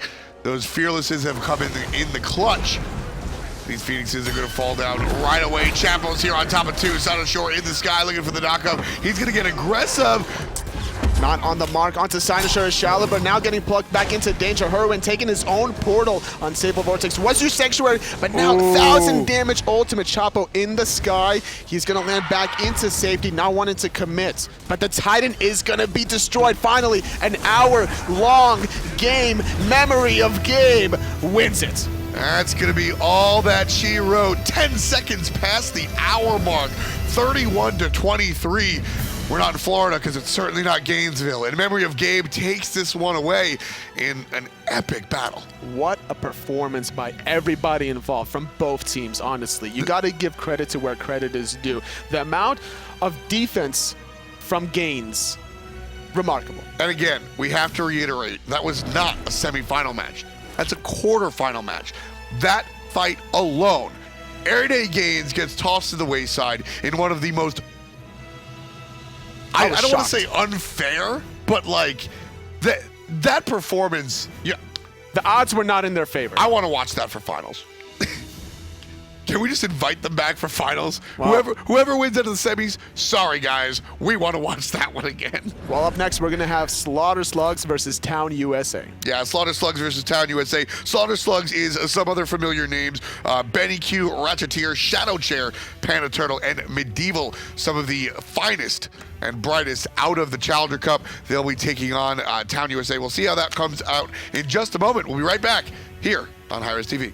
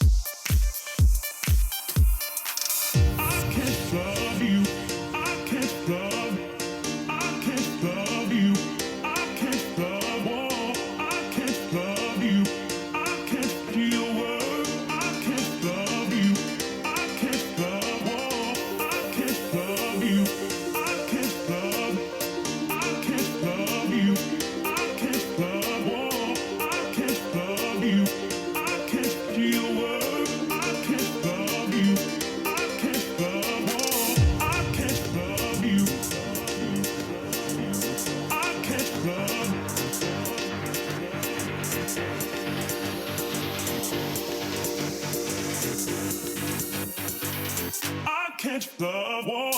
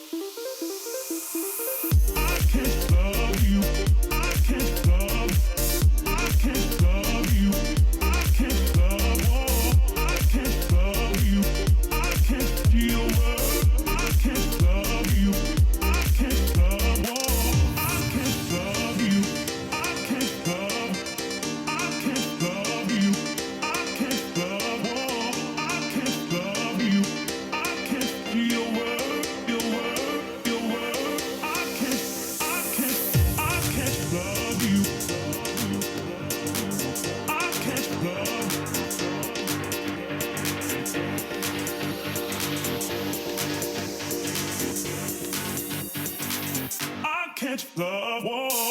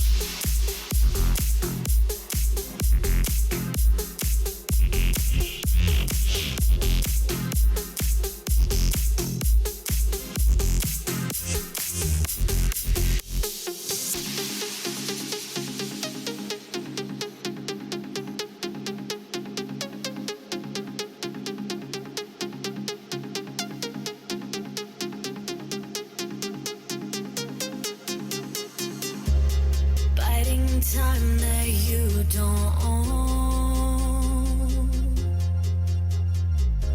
You leave me waiting all alone. Breaking words you said in fear. Promises that felt like tears. And when I'm waiting all alone, I need you to take me home. Promises like broken bones. I've been holding on to you. And when I'm waiting all alone. Well, we just got a great look at some of the teams in the round of 8 there, with a console team to an extent coming up against one of the supposed best teams that are available in the league, in the cup this week, I should say. And what a absolutely amazing set it was. Really cool. That was a ton of fun to watch. A little Clown Fiesta like, but not too much. You know, just here and there, a little sprinkle of the Fiesta. But overall, really cool game to watch. Very, very long, though. I'm ready to see some new names on the screen. Well, we're into the semi-finals now, so it's going to be a best-of-3 scenario between these two teams. And obviously, we saw Cope Baby alongside Sops on his new roster, Town USA, going to be coming up against now Slaughter Slugs, who've been around the scene for a little while in the Challenger Cup scene. They were 3rd in the Challenger Cup in fall split, I believe. So this is 2 decent rosters overall. We'll see how they're going to perform up against each other. This is a team that's been together for a long time, Slaughter Slugs. So I expect to see some good team play from them, understanding their picks and bans well. And that's a big advantage against teams that may have more mechanical skill than you, but haven't been together quite as long. Yes. Synergy issues. We'll go into P's and B's now and we'll see exactly how this one goes down, because Betty Q, Ratcheteer, Shadow Chair, Panda Turtle, and Medieval are the lineup there for Slaughter Slugs and Town USA we saw earlier on today, with Sops having a pretty good performance. The whole team, to an extent, did pretty well. Yeah, I agree.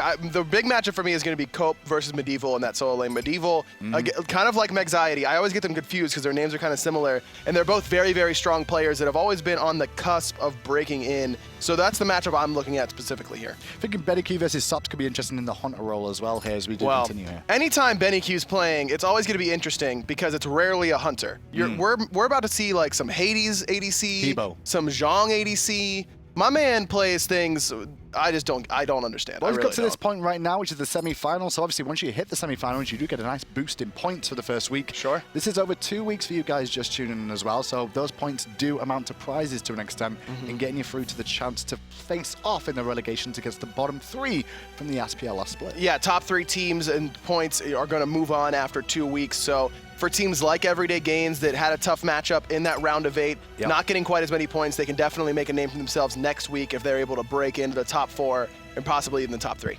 Well, Jingwei, Zeusban, Nike, and Thanatos, Sylvanas available. I always say that because he's really one of the top ones right now. But so is Giannis. And we saw how instrumental Giannis can be in a set, especially over a long period of time, just like Hurriwind was there. That was the Hurriwind show. Like, let's be real for a second. I mean, he was the one making all the difference in that game, just really making use of those snipes for portals, for damage, mostly for damage, but occasionally for portals, saving his teammates with his regular portals, really, really strong. But it's going to be neither of those characters. It's going to be this Ratatosker. We saw Cynosure piloting this last time around. We'll have to see how Slaughter Slugs are able to use it. Has a bit of flexibility with Ratatosker as well. Can jungle, can solo lane, as some of the other PC pros have shown us over the last couple of months as well. Very, very true. We'll have to wait and see. Medieval could bring this into the solo lane, but I do expect this is probably going to be in the jungle. Raw Sylvanas, the double sustained composition. Very, very strong early on here for Town. I'm already feeling an Odin potentially before the counterban phase coming out from Slaughter Slugs here. Raw and Sylvanas do suffer against Odin. Anti-heal, as well as both being unable to escape the ring, could be important.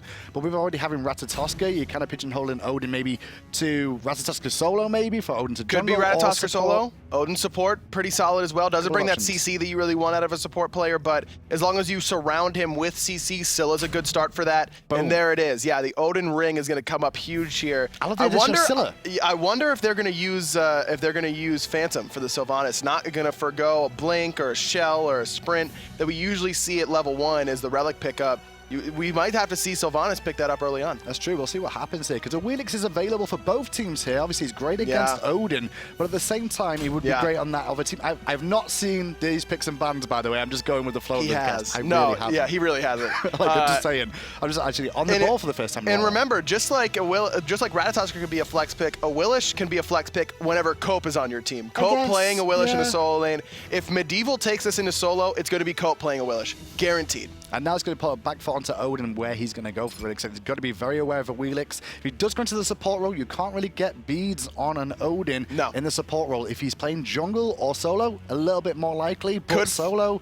Could force him into the blink to make sure that he can initiate without using the jump. Which is wise. And then you can just press 2, press 3, never even level your jump necessarily, and really prioritize those other 2 abilities. Though again, that would lock you out of getting that shell early on, which is oh so key, especially against a Raw or a Curse, though you really don't need a weakening Curse up whenever you have the Odin Cage on your team. A lot of counterplay here that we're going to have to wait and see for these last 2 picks. Well, we see Guan Yu being banned out by Tan USA. This is just to stop them getting any healing of their own, really, on their side. I mean, leftover healers here Afro, Hell, those sort of things. It's not really something you have to worry about too Terra. much. Terra's still on the Terra is board. still up. That's a good point. But that would really relegate Odin to solo, basically, or jungle, depending on if Ratatosker can go to the solo lane for this roster. And that would be difficult. I really do feel like Odin in the support role is the best spot for him in this particular draft. I want to keep him as far away from Awilish as I can. And I really, if I'm on Slaughter Slugs, I'm very wary of Cope on this Awilish. Well, the Slugs as well, obviously, they've banned away Jingwei and Kronos, both hunters for the most part, as well as Sol. So yeah, really taking shots there. Town USA could look for Freya, I guess, if they so chose, but not really got the pressure that you're wanting in the end of Season 3. No, but we saw Freya be used very effectively against Town USA, so maybe Sops wants to get it on his pocket this time, just be able to push that pressure over there. Instead, it's going to be the Erlong Shen. So this is another flex pick. This could go into the jungle for Megxiety, or it could go into the solo for Cope, but it's probably for Cope. We've seen Cope on this. Both times that we've spectated them so far today, it's been to Cope in the solo lane. This makes me think that maybe I'm willing to put Odin over there, but he can get knocked up anyways by the Erlong Shen, even if he doesn't use his jump. That's a great synergy between Erlong Shen and Awilish, is that turtle transformation. This is a very good draft phase from both teams. Until the Poseidon pick, which is going to be a Hunter here. I predict that's going to be in the Hunter role of Poseidon. Yeah, this is Benny-Q. Yeah, Benny-Q. Yeah, this is jank. Yeah, this is Benny-Q stuff. It's real Benny-Q hours out here. It real is right now. Real is right now. My English is great right now. Well, we'll see what Town USA going to round things off, knowing they've got to deal with Poseidon, because Odin's the big playmaker here for me overall. Odin's the one that could really make things work, because the ring will lock them down for Poseidon and Scylla to both land those potential ultimates. Yeah. And then you're looking at Khepri as well, because the Khepri can actually allow the Ratatosker Odin to go in, get killed, revive, go again. Yeah, I think the Khepri pick here is very, very solid with that Odin. Just throw that revive on him whenever he gets inevitably pulled in because of the Awilish ultimate. The Anhur pick, though, really makes a lot of sense here, because Anhur is great in lane up against immobile characters. And Poseidon, while he does have a good amount of mobility with that extra movement speed due to his passive, he doesn't have that dash. He doesn't have that leap. If he gets hit by that big slow, you're going to be standing there for a long time. So I like this idea from Sops. Try and get some kills in lane onto Benny-Q. Now, obviously, the end of Season 3 has been a lot of invasion metas going on. You've seen it so far today as well, and in Europe yesterday. And that's why you can actually see the Slugs are just sat back right now, because if you look at their level 1 team, it is terrible. Absolutely terrible. There's not much they can really do in a level 1 fight compared to their opposition, who have a lot more control available to them without investing too much into the wrong abilities you want to begin with at the start of the game. Yeah, the level 1 potential for Town USA is leaps and bounds above that of Slaughter Slugs, and it is going to be Odin in the solo lane for Medieval, and it's going to be Awilish in the jungle. Yeah. It's still just kind of surprising to me. Cope made his name in the Challenger Cup on playing Awilish solo and in the jungle. He was a jungler at first, and then transitioned over to solo, and that was the joke, was that he's just going to keep playing Awilish over there. But it's the pressure. And this is the time to do it. Is the pressure from Erlang Shen jungle as good as Awilix's jungle could be overall? That's a question, I guess. It's pretty close. It's not a huge difference there. There we go. The invaders started. Town USA looking to invade with Sylvanas over here. Khepri here too to support. So it's going to be a Mexican standoff between the two teams at the beginning. Not a real surprise overall. No one's going to get experience for this right now, but Town USA do get an easier chance to get to the solo lane earlier and start farming if they so choose, but they're having to back away as Mexiety has rotated towards mid lane instead. I'm confused at why Slaughter Slugs are so scared to take the fight right now, or just try and do the buff, because they've got Wrath and very early purification coming out there. A lot of nerves coming on the side of Shadow Chair early on.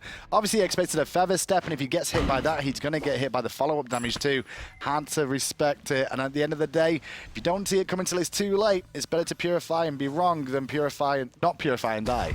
I don't know if he would have died anyways, but there could be some deaths over on these fire elementals. Ratcheteer getting very low, Crush over the wall. Not going to do enough damage to stop Megxiety from picking up that first blood. Medieval forced to leap away on the right-hand side. The elementals are going to go down there on the right.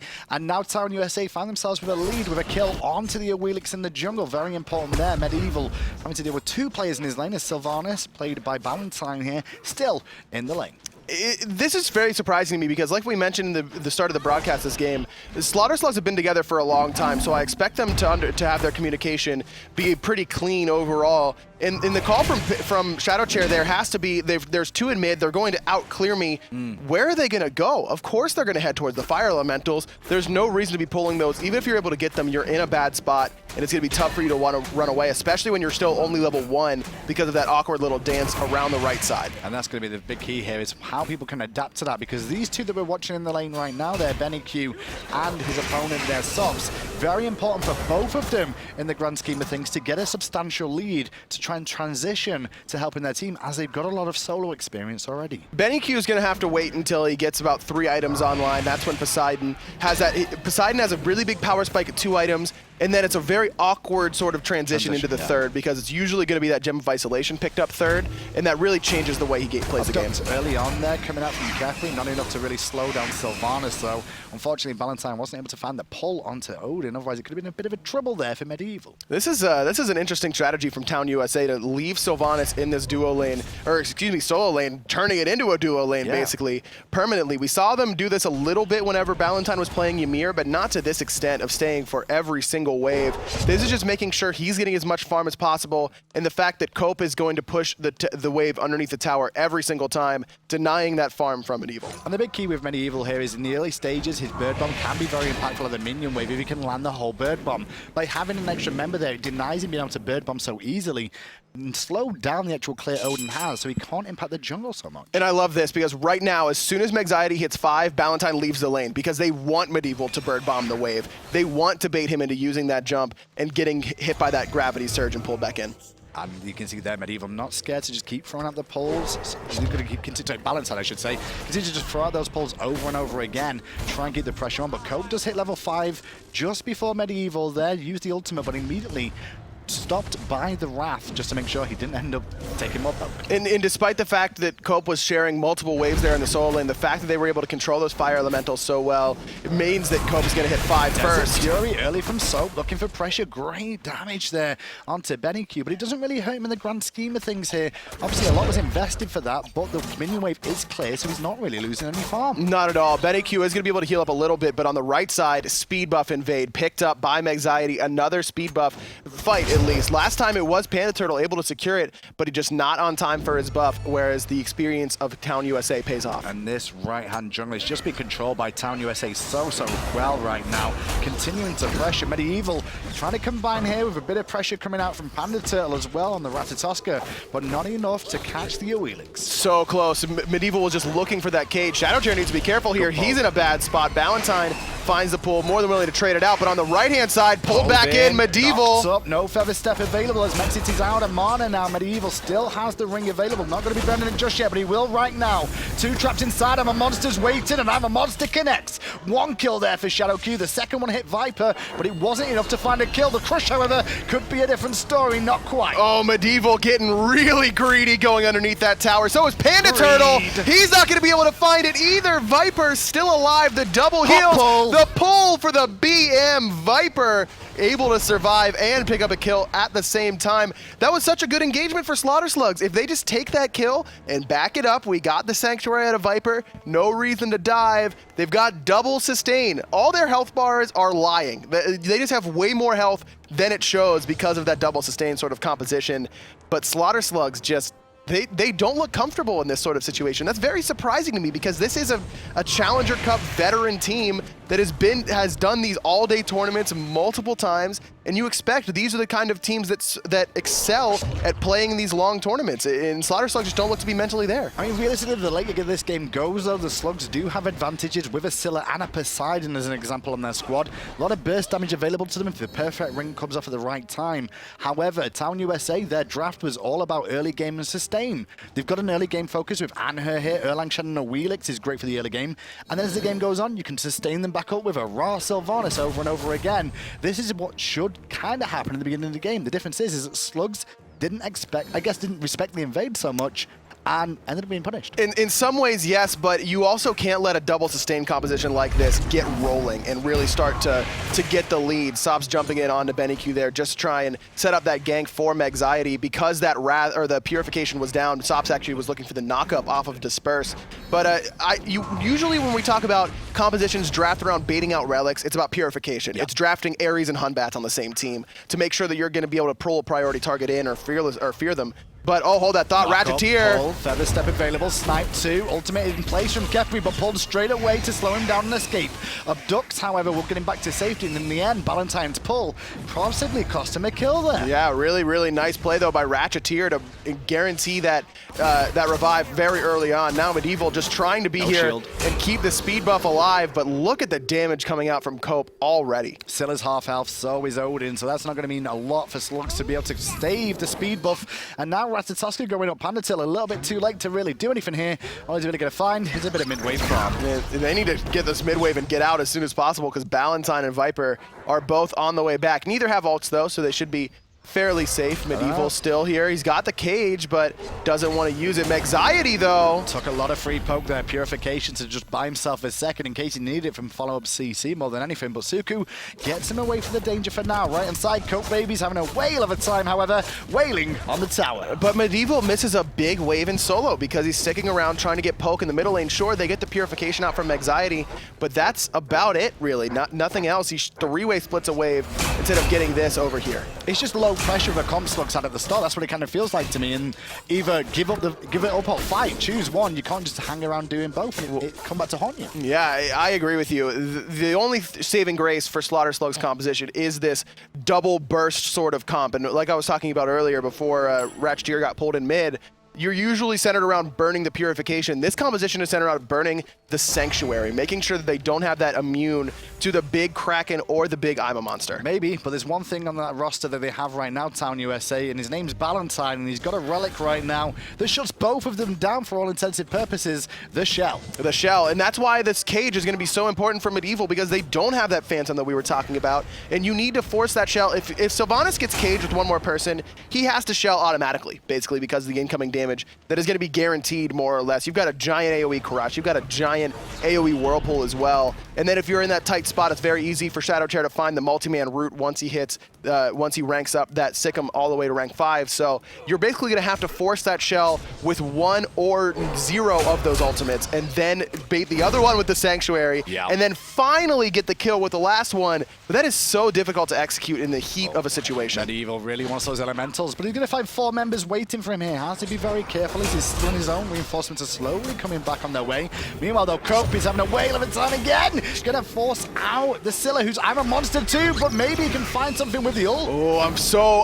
he didn't go from Anxiety, but Shadow Chair will find him over top of the wall. Panda Turtle, the Crush going to finish him off. Viper very low as well. The Snipe going to find a home, but it doesn't matter. Ratcheteer able to pick up the mid laner. Ratcheteer may be in trouble himself right now. Forced to dash away, has his ultimate still available to give him the blessing if required. That was a good little skirmish for Slugs there. Full credit really to Panda Turtle being forced out the fight, but still making an impact. 2-man knock-up. Cope's here. There's the Kraken onto him. Nowhere to go. Benny Q makes the rotation pay. We got a ball game now, boys and girls. Things have just started to heat up a little bit in favor of the Slugs all of a sudden, and the gap of gold is going to start to close if this continues. It's at 1900 right now, but a few extra seconds on the map with the enemy not farming, that'll get lower. And that's a great counter to the Erlang Shen, is that Kraken. He's going to be able to, he won't be able to use 72 transformations directly afterwards. He's crippled still from the Whirlpool, and he just can't handle that amount of burst damage. And look at the farm that Benny Q has right now. He is level 14. Sops just now hit 13. Now, part of that gold is from killing Cope there, but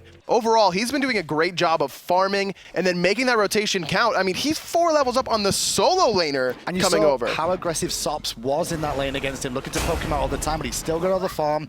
Obviously, Sops lost a little bit of farm because he had a few rotations looking for gank pressure that can impact his experience. Back to the right-hand side, though, Cope still level 10 now against Medieval after the last engagement. And now Medieval's able to fight a little bit more efficiently because he has more points in that Bird Bomb combination. Of course, it combines your damage from both Lunge and the Raven Shield, so to be really effective, you need to be able to have both leveled up very highly. Not sure if I agree with Cope's decision on Witchblade here. Like, it's not my personal thing, just because of the fact that when you look at the enemy roster, they're not really that auto-attack heavy overall anyway, are they? Yeah, I'll give you physical protections, but you got 2 big old magic physical dudes to have to deal with as well. Magziti's got to deal with the damage with a two-man taunt there from Cope. Ratcheteer pulled into the snipe, but not enough damage quite yet. Medieval jumps in, can't do that, buddy. Great revive, however, coming out there from Ratcheteer to keep him standing mid lane. Sops and Benny Q rotating just to make sure they can keep pace in case this fight continues. A lot of ultimates consumed right now, but the Kraken and the Iron Monster are still up for slugs. They're waiting for an opportune moment. And this isn't even going to be the worst part at this stage, but you can already see the impact that the double sustain has. That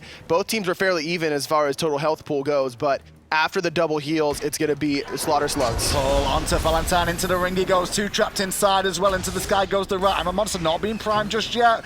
Thinking about coming down his Ratatoskers, the pull connects, hits 3. Shadow Chet just waiting and watching, doesn't fire the ultimate, very surprising. Meanwhile, Benny Q fighting with Sops in the jungle. Sops just playing bouncer right now over here, making sure he doesn't come and rotate in. Magziety jumps away, but pinned immediately by Cope. Valentine's able to pick him up. Shadow Chair still has ultimate, but gonna get it off in time. Sadly enough, the crush was good.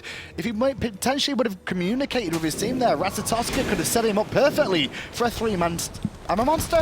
And that's a problem you see with a lot of Scylla players, is that they want to hold it for the reset. And that was a transition that I certainly had to go through playing Scylla quite a bit in the middle lane, is you want to make the big play, right? You want to get 2 shots out of it, 3 shots out of it.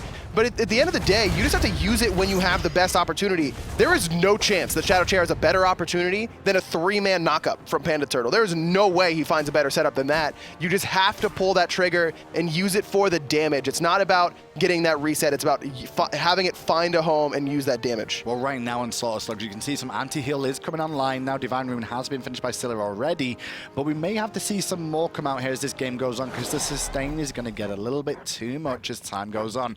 Obviously with Odin it does help, but you can't just use the Odin for the anti-heal. You need other forms of it as well. I'm expecting more relics that way as well. Yeah, I'm kind of surprised we see Heartward Amulet here for Ratcheteer and not the Pestilence. That's what I figured he was building into. And going back to your comment about Cope going with the Witchblade, I think he's picking that up exclusively for the attack speed, and he wants to really be able to box with it in lane. But I agree with you. I mean, taking a look at the roster for Slaughter Slugs, my man needs a Runic Shield instead of the Witchblade. He needs to reduce the magical power from the 2 carries that are going to be doing the majority of the damage, especially with how far behind Panda Turtle is. Yeah. You really don't need to invest in any sort of physical damage. Well, Gold Fury going to be started by Town USA. They've realized an opportunity here because all the members of Slugs were busy trying to make sure their own jungle got secured there.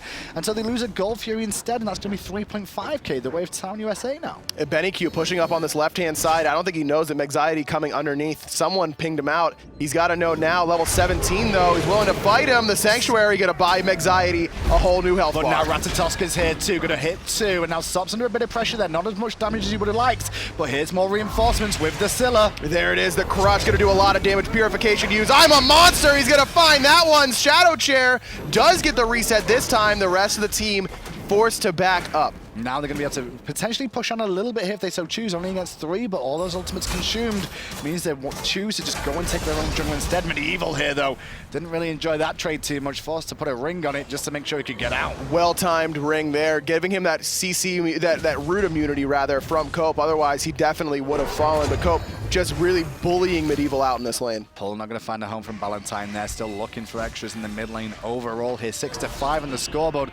Fast-paced like most of the games have been today. When the Fiesta has been pretty strong for the most part, it's been mainly, from what I can see, small outplays and small misplays that have become more fortuitous as the game has gone on for both teams. For the most part, yeah. And that's one of the things that in these open bracket sort of scenarios where the teams you're playing against have mostly been playing at the same time as you, or if you haven't been being streamed or anything like that, teams don't really know what you're running. But I expect in the finals, if they're able to catch this game, or next week even, there's no reason to let Cope have this Erlang Shen. He's played it so well. And Medieval playing this Odin is the right pick into the composition, but he just hasn't been able to have the impact that he wants because of Cope on this Erlang Shen. You can see he's still pressuring him out consistently. So if I'm watching this and I'm going up against Town USA later on or tomorrow, this Erlang Shen is one of the key bans I'm looking at. Well, Benny Q here is level 18 on that Poseidon. I think he should almost hit that point now where he should be leaving that tier 1 tower alone. He doesn't need to worry about losing that tower. He should be in these team fights grouping, I feel. These Krakens are going to be absolutely huge during them now. He's massively ahead of everybody. Yeah, he really is. And he's got the Pythags piece. He's got a ton of cooldown between the Shoes of Focus and that that Pythags piece. They need those whirlpools, and he's also got the utility from the Gem of Isolation, and this is why this is a great option for BennyQ to play this Poseidon in the Hunter role, is because the damage from the Kraken that you usually are looking for in the middle lane, you're forced to build damage because you aren't getting the levels to level it up. But in the Hunter role, BennyQ almost has that Kraken maxed out. It's got 4 points in it right now, so even if he's not building a ton of damage or penetration, it's still going to hit you for a ton of HP just because of the sheer levels that you have, which lets him itemize into a more utility, cooldown, Gem of Isolation sort of zoning role. Really good work at hitting level 19 in 16 minutes, but in the jungle right now, Ratcheteer under pressure from the Feather Step from Exity.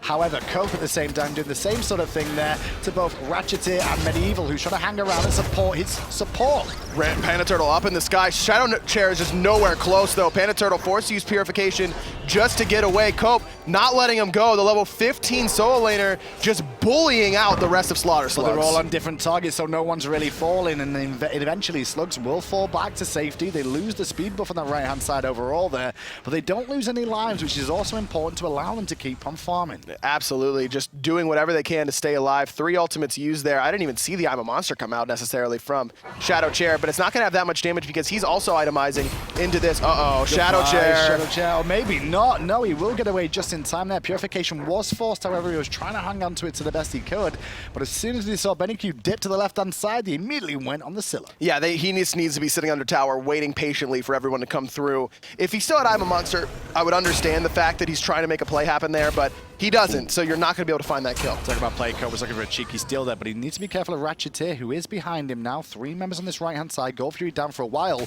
so this won't really hurt the Slugs too much by sending 3 members.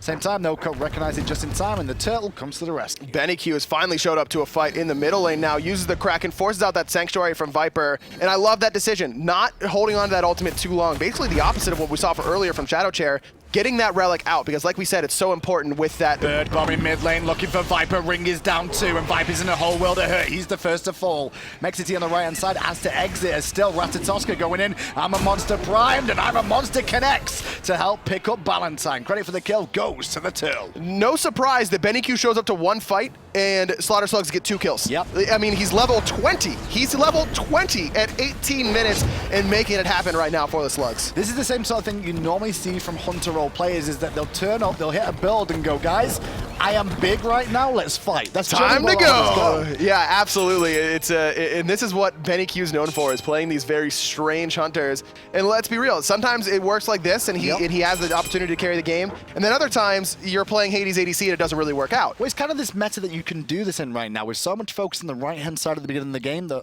Hunters, the Hunter role to an extent, getting all that free farm is going to allow him to just escalate their builds a little bit more. Poseidon, if he's a mid laner, he's going to have to share more waves than he usually would in the Hunter role. Absolutely, and like I already talked about, the fact that you can itemize this way and then come in and just do the damage because of your leveling and your base damage is so key for Poseidon. Though, as much as I loved BennyQ's build up until now, one small misstep in my mind, and that's going for this Obsidian Shard when you have another magic damage dealer. Scylla is going to need that Obsidian Shard as well. Going to try and contest the Gold Fury, but it's too late to get there overall. Town USA get their second Gold Fury of the game, so all that work that we just saw the boys of Slugs put in, the gold deficit is back to where it was minutes ago. Yeah, and that's unfortunate. Town USA, again, just being opportunistic, and that's what we've seen from them throughout this entire day, basically, just waiting for the other team to make a mistake and then capitalizing on it. And now on speed buff going to be taken there for the Slugs for the time being. Slow down for a second, I say that, but there's an abduct crush combo. Does connect, but it's on Ballantyne. He's very, very tanky until Medieval turns up. He may look for a ring. He's got him now. Ballantyne in a bad spot. The snipe is going to find a home in Shadow Chair, but the I'm a Monster will not. Panaturtle up in the sky. Mexity on the backside looking at Shadow Chair. Mexity doing good work on the back to keep that Scylla busy for the most part. Good Sanctuary to keep him alive for now. Mexity gets a big feather step and gets a double kill off that as well. But round the corner, there is BennyQ. Kraken is currently down, forced to fall back. Now these lost members, and there's the benefit of the shell and the sustain that Town USA have. And the Phantom there is picked up by Ballantyne. Didn't have it in that situation, but just baited himself long enough to make sure that he could stay alive.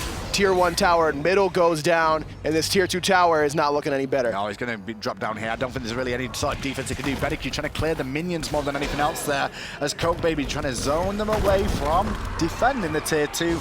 Extra gold in the coffers of Town USA. And now red buff is going to be stolen away as well. You can take a look at the graphs. Town USA definitely taking a much more commanding lead after that. A severe down spike because of that missed execution on the top right Harpies. If you're going to full commit to a support, you need to kill the support, because even if you do in situations like that, you could still end up losing the fight because of it. And there, they don't kill the support anyways. Ballantyne survives, is able to sustain up his team. Shadow Chair just doesn't have the damage right now to 100-0. Even if that I'm a Monster would have connected, I don't think Ballantyne would have died. And it's because of this Divine Ruin build. I mean, it's necessary, right? Yep. You need the anti-heal coming out of Shadow Chair, but it really elongates that power spike of Scylla that's already fairly difficult to fill out. I'm looking down the relic usage here for Slaughter Slugs overall. It will be a curse there available for Ratcheteer now.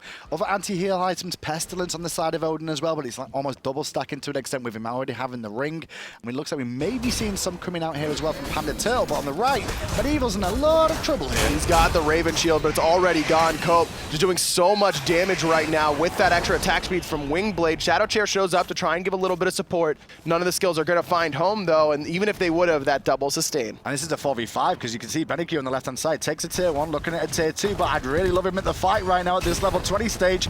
Good pin from Cope, forcing him back again. Yeah, I love the way Cope just runs at them, going, fall back or fight, pick one right now, and if you don't choose, we're going to take the tower and the fight and possibly win both. Yeah, Benicu needs to back immediately, and he's not even going to get that Tier 2 tower, it looks like. And as soon as Benicu backs, everyone just backs off the Phoenix. Town USA doesn't want any more part of that. That was the right timing from Town USA of how far they pushed forward there to the Phoenix, because you show yourself towards the Phoenix, the team asks you to recoil, and they actually save the tower because of that. And there's the weakness of this hunter or mage hunter, is that the tower pushes isn't there. If Benicu's a traditional hunter, then he absolutely secures that Tier 2 Fire tower. over speed buff. Cope gonna lead in his boys for now. Straight to the backside he goes. Knocks up 3. Grubby Sitch gonna force Scylla out with the purification as well. Good time wall, just gonna slow down the advance of Town USA, but the speed buff is stripped away slowly but surely by Town USA, and they still control this right hand side of the map.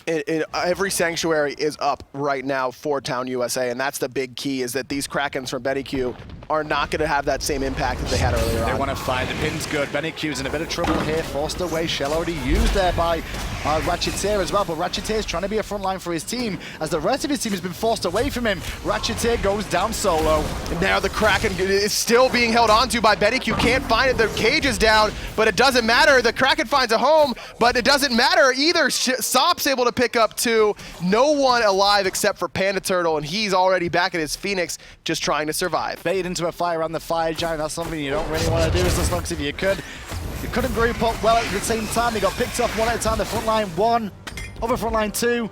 And there's game 1 goes the way of Town USA. And Slaughter Slugs almost won this game. They really did. They really could have just come out. If Benicu rotates in and makes that impact as soon as he hits 20, then that's their opportunity to fight. There's never going to be a stronger point for that Mage ADC than right then. They just don't find that same synergy. They don't group up and force the issue, as Tolly would say. And that was really the opportune moment to do it. And then, like you mentioned, Hindu, in that last fight, just way too spread out. Ratcheteer by the speed buff. The 2 carries underneath in the lane, and Medieval over here on the right side just trying to do solo lane things, but he was never able to get enough of a lead to do so. So if that's game 1 overall, then it is a best of 3. What can we see come out of the Slugs for game 2 here instead? If I'm the Slaughter Slugs, I keep Benicu on an off hunter because clearly he understands how to farm correctly, but I want him to come and join these fights earlier on.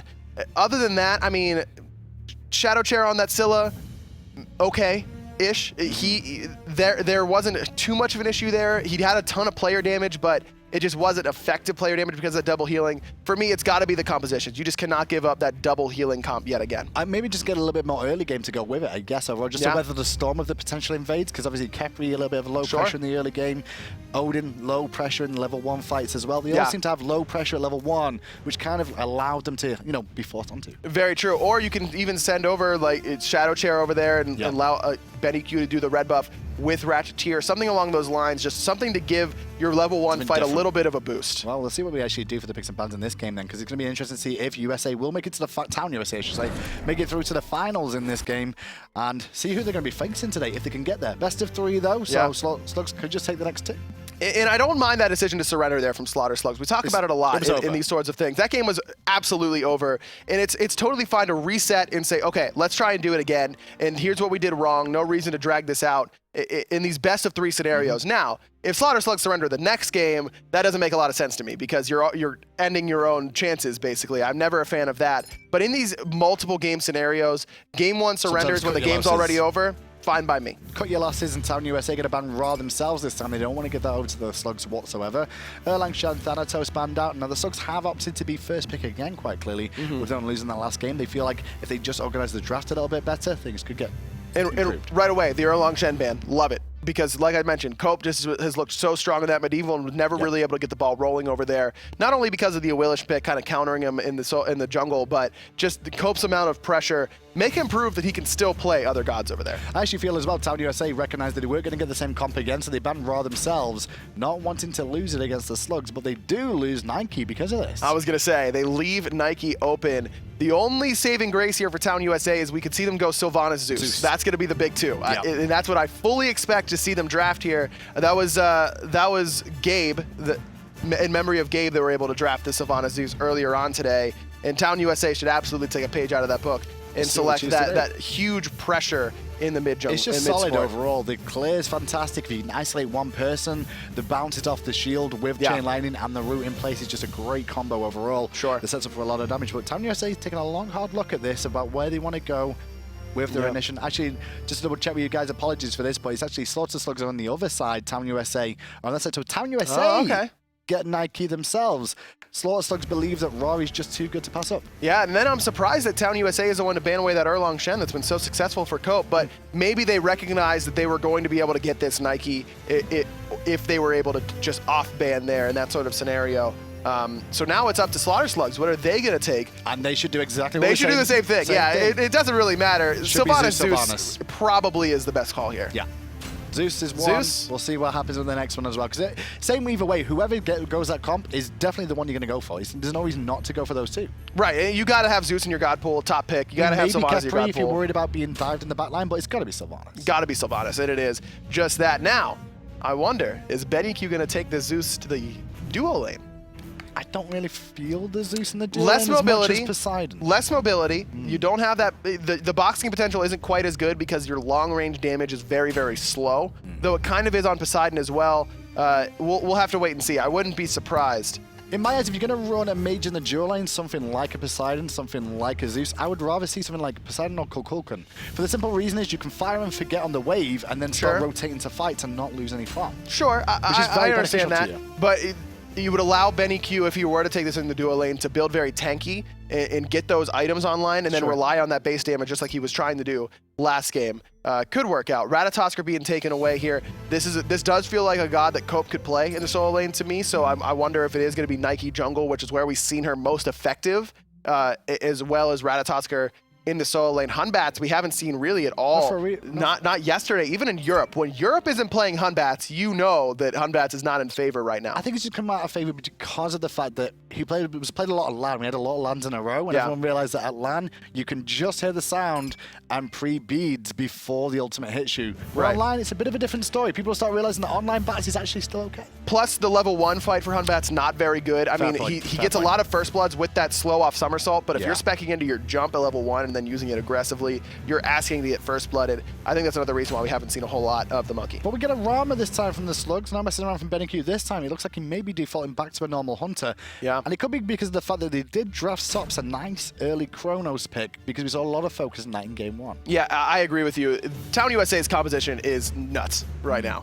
This is insanity that this composition went to them. This is even better than their double sustain comp last time. Now, they don't have any sustain, and that could end up being a problem for them up against the Sylvanas from Slaughter Slugs, but you've got so much long-range, easy poke between Thoth and Nike. You've got the Nike passive, and remember, Nike passive works better with magical carries because of the fact that it's percent damage added onto you, and you have more damage as a magical player. So that's one thing that Hazer told me whenever he was talking about why they favor Nike so heavily, especially paired with these magical hunters. You get more out of the Nike passive when you're playing gods like Kronos, Sol, and Freya. This pairing is just phenomenal for Town USA. I'm a little bit worried about the Slugs picking the Vermont, and I understand Vermont is pretty safe in the laning phase for the most part, but what they need to do is get to the backline, because that's where Sops and Viper are going to be all game long. You have to get very deep here. Something like Bologna may have been a bit stronger for that situation, just allow you to get to the backline a little bit deeper with the Eagles rally, just to put pressure on. Otherwise, they're relying very heavily, in my opinion, on the Hun Bats. Could be, yes, but Medieval, this is probably his signature god. This is the god that I always think of when I think of Medieval,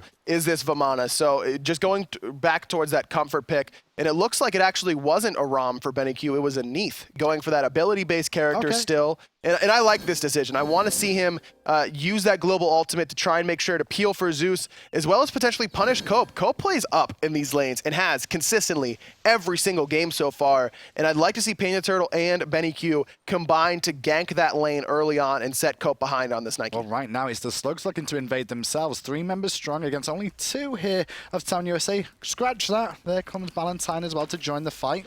And this time round, it's the Slugs with the advantage in the 1v1, at least for a moment or two. Just keep an eye out for them flops from Valentine, because he could really cause an issue. He hits all 3 of them if they group up mistakenly. But this time, Slugs make the right call. They're the ones with the Wrath. Town USA don't have one. It's time to just go for the buff. Get that advantage. And they're looking to steal it away right now. Buff does go down. The fight continues on between the 2 teams. Buff did go the way of the Slaughter Slugs there, so they get it and look to dip immediately. Plus, they get the shell out from Valentine as well. That's a huge win overall for Slaughter Slugs. They're going to pick up these right-hand Harpies as well. Viper taking a decent amount of poke there. There's the power of Soulstone with that Zeus shield. Just ate that shield as well, just on the touch of it more than anything else. They're still looking on the right-hand side here, those Slugs to invade again. This time onto the blue buff. Valentine over here with Coke just watching on. No wrap available for either team. Now the buff is going to get dropped down there straight away. However, Valentine's in trouble. Overhand smash is going to be good. And Panda Turtle picks up first blood. He gets the buff, but you can't flop there. You're level 1. You don't have your shell anymore. You cannot commit to the buff like that. Just give it up, and now Cope pretty far behind overall. Viper's still very low in the middle lane, all out of health potions. One's ticking currently, but it's a lot of damage on the Shadow Chair. Not enough for a kill, however, though. Minions could come into play there a little bit with the archers, but just not enough to bring him down. And now reinforcements have arrived, so the Slug's going to force back the route. And the flop in from Valentine going to make sure they don't continue. But the boots start here for Shadow Chair in the middle lane means that he has more health potions to use, so that he's not as worried about this poke as Viper is. Viper is sitting at half health now until he backs. And now it's 1-0. Mid-wave going to be pressured out as we turn him to the right lane. Cope not going to be as fortunate this time round to get the Erlang Shen, but he's on Nike, and Nike going to be giving passive as this game goes on. It's going to impact, as you said. And he's pretty safe overall. He's a very difficult god to gank, his Cope. Yeah, very much so. It has that huge health shield, has the jump as well, plus the excellent clear. Another reason, Sops are getting very low on this left-hand side at Benny Q, both brawling, looking for the autos, but the jukes from Sops too strong. And now he gets traded back, so that's an even trade overall. The only good news is Benny Q does have Unravel, and if he uses it on a weave, he gets extra sustain, so Sops has to be careful of the level 5 here as well. Yeah, that's what I was thinking. Because the World Weaver could come into play if he doesn't respect it. But I don't know if they're going to hit 5 off that wave, and the fact that Megxiety is in that left side jungle would really make Benny Q forced to respect that rotation, even if Megxiety is only level 3. Benny Q there looks like he's sitting, waiting in the jungle. Could be charging that ultimate for looking at I don't Sops. think he's going to get it in time, though. He may be looking for pressure on the right, but there's nothing really I can see. But Benny Q... Hello? Hello? Around the back. He doesn't Megxiety's see here. no You're in trouble. purification this time, but the bad news is they miss everything. Looking for the kill onto him. Rewind forced instead. Benny Q able to walk away. They missed a CC chain looking for the CT, but I don't think it's not enough damage. It's not enough damage. If he would have just ulted him for the stun in the minion wave with the minions hitting him, yeah, that's not going to do. Still look for the steal at the end on MexCT, but it's not going to be enough. And now Panda Tail going to rotate around a little bit late here. Still level 4. Will he catch a lazy back coming out? No! Not this time round. Fiestas for So days close. in the open bracket. I want to reiterate that we don't really root for anyone in any game, Challenger Cup, pro level. But you just want to see them make the plays, and you just want to see them make the plays, man. They had opportunities to so far in this one. The blue buff, so the speed buff on the right hand side is going to go the way of Town USA this time round, though, in the second respawn. Benny Q's done okay work in this lane, and what he sees Golden Hand soon is Soft there, firing the final judgment, looking to save his speed buff. Not going to happen, though, as I actually thought USA were going to get that themselves, but USA Slaughter Slugs turned up in time. And Megxiety still not level 5 quite yet. And another reason that we see Medieval take this Vamana into the solo lane, by the way, I was going to bring this up earlier, is the fact that he has an option to interrupt that rend for Nike. He has the knock-up on clear the path, whereas a god like Bologna, like you were suggesting, does not have an option to stop that rend. I'm just worried about running at the backline carries. He's going to get shredded. Absolutely. You know, that's a big key that I can see with that. So it's a trade-off. Runic Shield. Runic Shield is the key here. Get a reduce that attack speed from Chronos and that magical power and be able to just box him out, because in the later stage of the game, Vamana doesn't necessarily want to just absorb the damage like most other solo laners. He wants to fight you. He wants to box you in that big baby, and Sops is going to have a hard time getting away from him if he's able to pick up the right items, including a Runic Shield. Well, this time around, USA have sent 3 members over to the right-hand side once more, looking to defend their own blue buff this time, but on the other side of the map, Slugs are on the left-hand side looking towards the red, and Sops is going to find out he's all alone over here. May look for a cheeky steal if he can make it, and we'll find out how this one plays out. He's gonna. I'm surprised there's no Gold Fury play. Medieval, by the way, all by himself picks up 1. It's gonna be Cope. Medieval got a kill 3v1. Yeah, that just. He didn't even use his ultimate. No peel available. The Bacchus ultimate, I think he just got that. I think Valentine just hit level 5. Looks like they secured that blue again, but Cope pays the price. Don't get how they get it. Well, Weaver channel. Benekyu's going to smash it into his face, but it's not a whole lot of damage. However, the damage coming out from the shot afterwards of the Spirit Arrow was plenty. Pull him mid. You got to be quicker on those Purification if you're going to survive that sort of play. Love the idea there from Benekyu, just sitting, waiting, and look at this poke in the middle lane from Shadowshare. Not going to find the ult there. Ratcheteer was really looking for the big time play onto Viper, but Viper just a little bit too quick on the dash back, and now the flop in from Valentine to just slow down the advance may have caused him an issue, but luckily enough there was a minion wave there. Otherwise that could have spelled a lot worse than it looked. Absolutely, and I love the discipline there from Shadowshare to hold his ultimate in that situation, knowing that the shell was still available for Valentine. Though I also wouldn't have minded him forcing that out to make sure that it wasn't available for, say, a Gold Fury fight. There's advantages to both sides there. And now once again in the mid lane, a little bit more pressure coming out from Shadowshare there on the Zeus, just doing decent work there. Currently level 8 in a comfortable position, highest in the game. And that's with guard boots. If he had penetration boots there, Valentine absolutely dies. But you're giving that trade-off. You're making sure you can survive in the mid-game a little bit easier. And once again, we can tune back in the solo lane. Subs had a pretty good tournament so far, but against Benekyu here, he's struggling a little bit, and that's why he's getting some extra help here from his boy in the jungle, Mexity, and that should be a kill this time round for sure. Subs connects his abilities. Good work from Mexity to really follow up, and nobody on the side of Slugs in range to come back and counter. Though Benekyu does get the Purification out from Anxiety there, it's going to make it a little bit easier for Panda Turtle to get a kill onto him with that Fear No Evil, at least getting something for that trade-off. Don't really want to be a tree against a Chronos overall at any stage of the game. Level 9 Chronos as well would be pretty strong right now. But if you managed to find that stun there, it could have been a different story. Medieval still using his advantage on this right-hand side. The speed buff invade is going to go successfully. Panda Turtle gets it. Valentine, nowhere to go, my friend. The shell's not going to save you this time. Medieval picks up his second. And now Cope jumps in trying to support, but he's in trouble in stealth. Has to ult himself to keep the shields up. The Zeus ult is good, but how good is the question? He's going to force them all out. Mexi is running for his life from Medieval, but Medieval's not letting that happen. Anxiety just took that Neath ultimate unintentionally. Cope throwing his teammate underneath the bus. No Purification, remember, from that gank. On the left-hand side, Medieval taking this Vamana and piloting Slaughter Slugs to a huge lead. And how important is this for them? They're 1 game down in a best-of-3 against USA. They want to go to the finals. All these points so important. Big jumps. If you get to the finals in terms of points, you go from, I believe it's 30 or 35, 40 max in the semi-finals. But in the finals, it's 160 for first and second.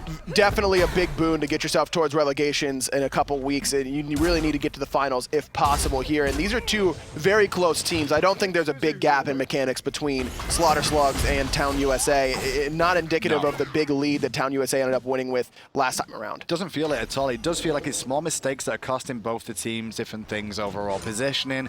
Dying 3v1 should not be a situation that you see coming out from Town USA up against the Slugs and Medieval here. He's the carry I'm looking at right now. He's the one that could be a big impact. And the focus that they keep giving onto Benekyu now is allowing Sops to catch up and take a lead. Uh-oh, but Benekyu might survive here because of the missed time stop. Not going to miss that one, though. No backflip, no Purification. There's just no reinforcements going on from Slugs. Like no rotations. When Benekyu's getting hit, there's nothing else happening on the map at the same time. Eventually, Ratcheteer comes over, but then Ratcheteer's against 2 now, and he's still on his own. He's got to run, but he is a level up on Megxiety, who still hasn't been able to find that farm. The pull on the mark, no purification still. Panaturtle's here. Megxiety is going to need the dash right out of the Fear No Evil. And that's going to cause an awkward situation. Ratchetteer could have potentially ulted there in place. If he used the Sylvanas ultimate in that engagement early on, after the pull, he could have allowed the Hombats to get in range to follow up. But unfortunately, not the case this time round, so away slips Sops as Cope is looking to slip away the speed buff from Slugs. And you heard it right there, the little angelic noise as Cope and the rest of Town USA hit that first goal in Nike's passive, giving them a little bit of extra movement speed and a little bit of extra power, and that's going to come in huge. We're a ways off from completing that. Remember, you need a bunch of minion kills, you need 10 kills across your team against gods, and then you need to have 2 players hit level 20. But as soon as all 3 of those items are complete, it's a big power spike specifically for Sops on this Chronos. I will say a lot of people in chat probably spamming NA ult after Panda Turtle's Fear No Evil, but he's having a fantastic game so far. 1-0-1, level 10, 2 levels up on his lane, his opposition in the jungle here. And look at his net worth there. He's doing fantastic work against the duo laners who are getting a lot more farm there often than not, with Medieval topping out the charts. Gold Fury getting pretty low here. No Wrath available, but it's going to be... Oh, defensive. No, it was... Yeah, they're able to secure it with the detonate. Medieval wasn't even there. He was in base. Gold Fury goes the way of Slaughter Slugs. And no real answer this time from Town USA. They weren't in a position to do so, looking to secure their own jungle on the right instead. Maybe a little bit useful for them, but Slugs continue to extend their lead. So before this game, I said the matchup I'm looking at is going to be in the solo lane, but now it's been in the jungle, basically. The first game, Panda Turtle super far behind, Megxiety makes it happen. This game, it's the other way around. Panda Turtle super far ahead, Megxiety very far behind. So how well is Megxiety going to be able to respond? He's done a great job of rotating over to this duo lane and making Sops get ahead, but how well can he continue to make that happen? That's true. He's going to try and facilitate elsewhere if he can. To be fair, he's not really going to get a kill on Medieval this time of the day with how things are going, but he could look towards the Zeus in the mid lane. However, Zeus building tanky, his options are a little bit limited. Yeah, very much so, and it's going to be Megxiety on this left-hand side again. Sops taking a lot of damage, comes crashing down. Benny Q used the purification. The slow is good from Megxiety. A nice little bit of lifesteal, but Mex still sticking to Benny Q. Not enough overall. What you actually saw there was Sops forced to rewind. Because he rewound there, he couldn't follow up in any damage whatsoever, which allowed Benny Q just to walk away knowing the rat didn't have damage enough alone. And Benny Q, again, no purification, though. He's still not quite level 12. I think that's why we see him sticking around here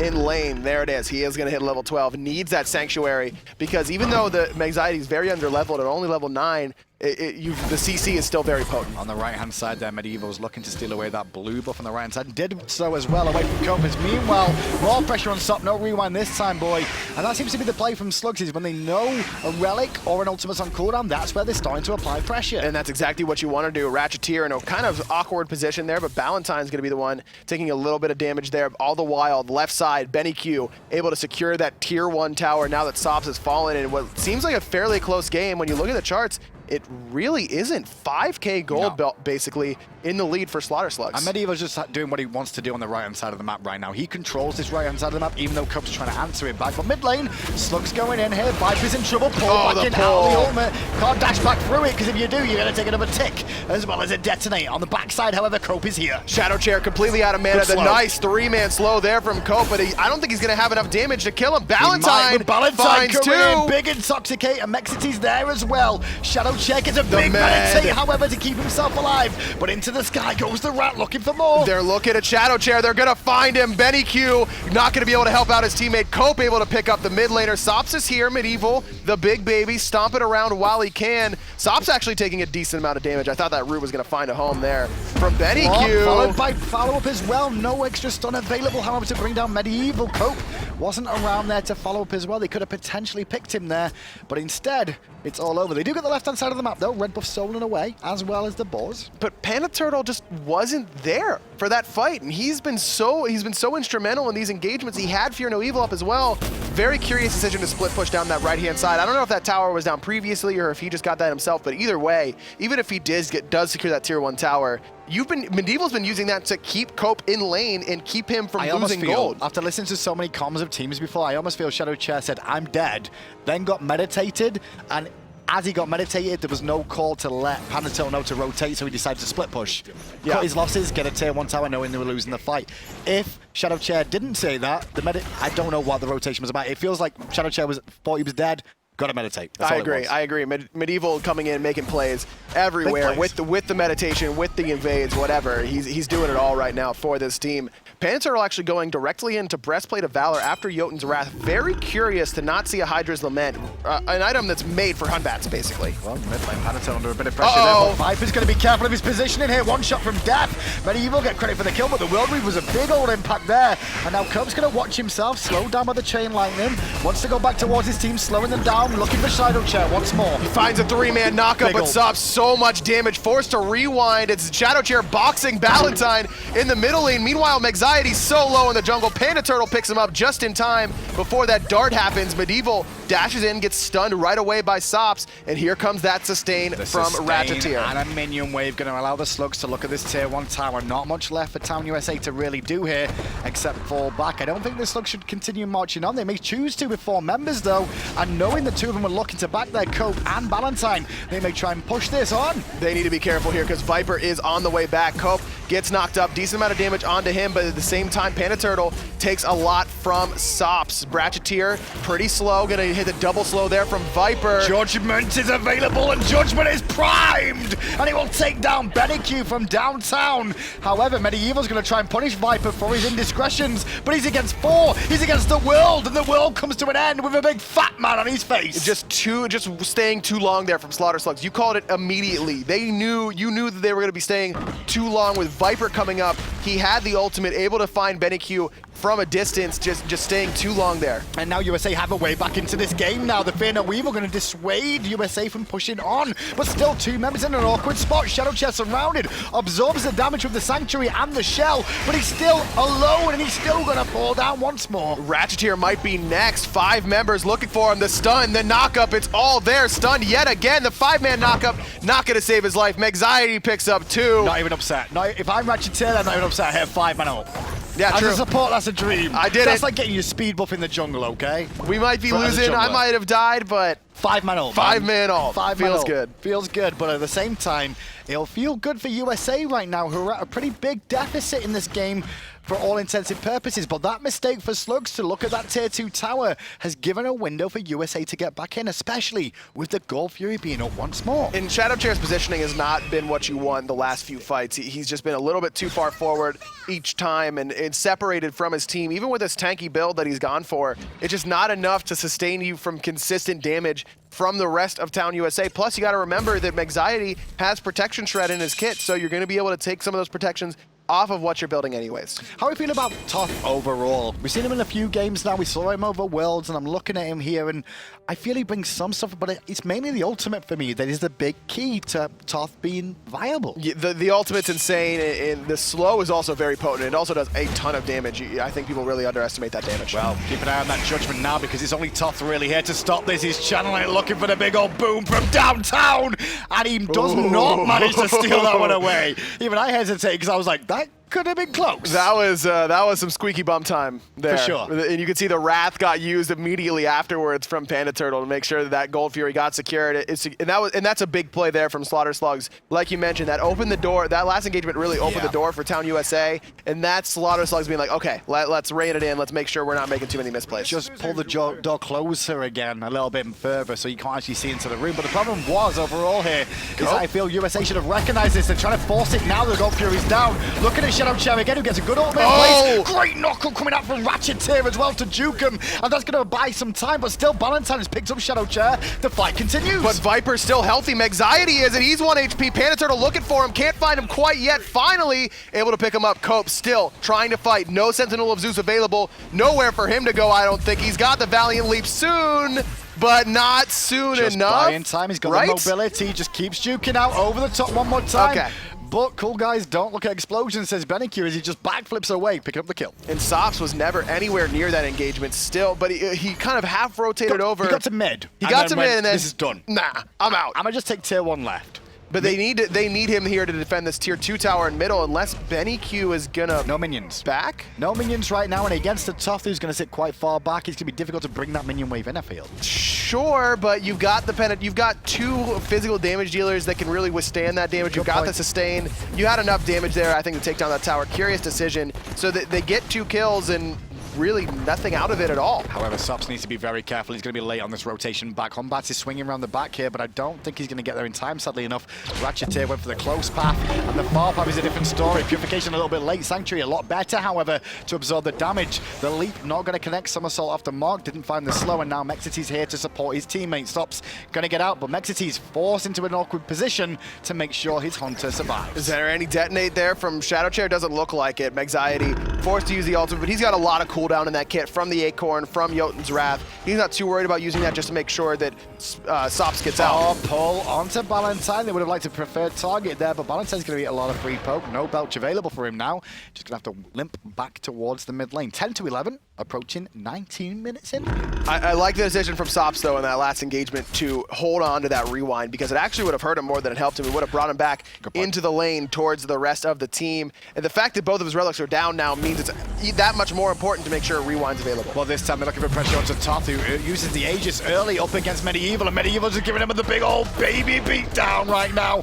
Talking about beatdown, the fat man falls to a tree on the backside of this fight as it continues. Fear Weevil using Sops, not going to get the rewind off this time, even though he held it last. The tier 2's about to fall. Slugs looking to make this a 1-1 scoreline. It's just Medieval. It's Medieval just making whatever he wants to happen, chasing down Viper, separating from the rest of his team. No one there to peel for Ballantyne, and now tier 2 tower falls. Phoenix fall. 5 members of Slaughter Slugs, all healthy, all looking towards the Fire Giant. I was going to say, is this Fire Giant time right now? Just let Mexity do this in mid lane and go for the fire? Yeah, don't even worry about this. Maybe send Medieval over to make sure that he doesn't get the tier 2. You don't want to give up that 1,500 gold for free, but there's no way that anyone from Town USA can really defend this. Well, Kopi's on the way, down from the right-hand side here on the Nike, looking to try and pressure this one out. Does not have Wrath available for him, though, but can slow down this or look for a cheeky steal. However, Slugs are not going to get it in time with the Wrath heartily used there by Panda Till. And Medieval just going to get his backstop there by Cope, and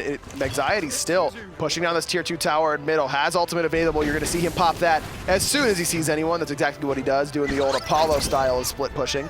And gets a decent amount of poke onto that. That could be an opportunity for Town USA to pick up some easy gold if we see Slaughter Slugs pushing down that left-hand side. And that's exactly what Town USA need to do. They're way too far behind. They can't fight at this stage in the game. Take a page out of Energy's book that almost every other pro team has started to really understand, is that if you're giving up a tower, there's no reason to stand there and watch them take it. Go do something. Go do something productive to make sure you're getting at least a little bit of fun. And it looks like that's what USA are going to do now. On the right-hand side here, they're looking to take the tier 1 tower on the right. They realize they're going to lose a tier 2 at least in one of these lanes before they can come back to defend, but maybe take this tier 1. Forces out the TP from Medieval, and that's a win in and of itself. Just making sure he doesn't have that double life bar, basically, that teleport really provides you in those later stages of the game. Tier 2 in the mid lane is slowly being sieged. No one really to hit to defend other than Toth and Ballantyne. They're doing a pretty good job of just buying time for the moment for reinforcements to arrive. Final Judgment fight very, very early on there, but against the Sylvanas, that'll just be sustained back up. Plus with the Fire Giant buff, right into the root from Benny Q. Team Anxiety taking a decent amount of poke there, but yeah, you're right. Okay, I just got hit by top ult. Okay. And Sylvanas looks at you and goes, it's okay, I'll sustain you back up by just standing near me for a little while here. They're not going to engage now as the tier 2 tower does fall. Tothel is now on cooldown, so it's 5 ults versus 4 against a Fire Giant team of the Slugs. Anxiety going up into the air, trying to defend this Phoenix. Ratcheteer still tanking. Panda Turtle finds a big Fear No Evil, though. And then in response to that, Ratcheteer gets that ultimate up in the sky, and it caused a lot of problems. The top damage is good to force them all back for the time being of the boys of Slugs, but they're looking for the sustain to kick into gear. USA may have to fall back, and Ballantyne will be the last one on the front line for a second. And now Sops is doing great work to keep slowly pushing them back. Very, very good damage there from Sops, but the Phoenix is going to fall after the second wave of minions comes pushing in. Cope going in, trying to find Medieval, a decent amount of poke onto him. Ballantyne and Cope trying to keep the rest of Slaughter Slugs at bay. They only lose... World Weaver comes into play from Benny Q there from downtime. You just don't see it sometimes. It happens. Feels bad, man.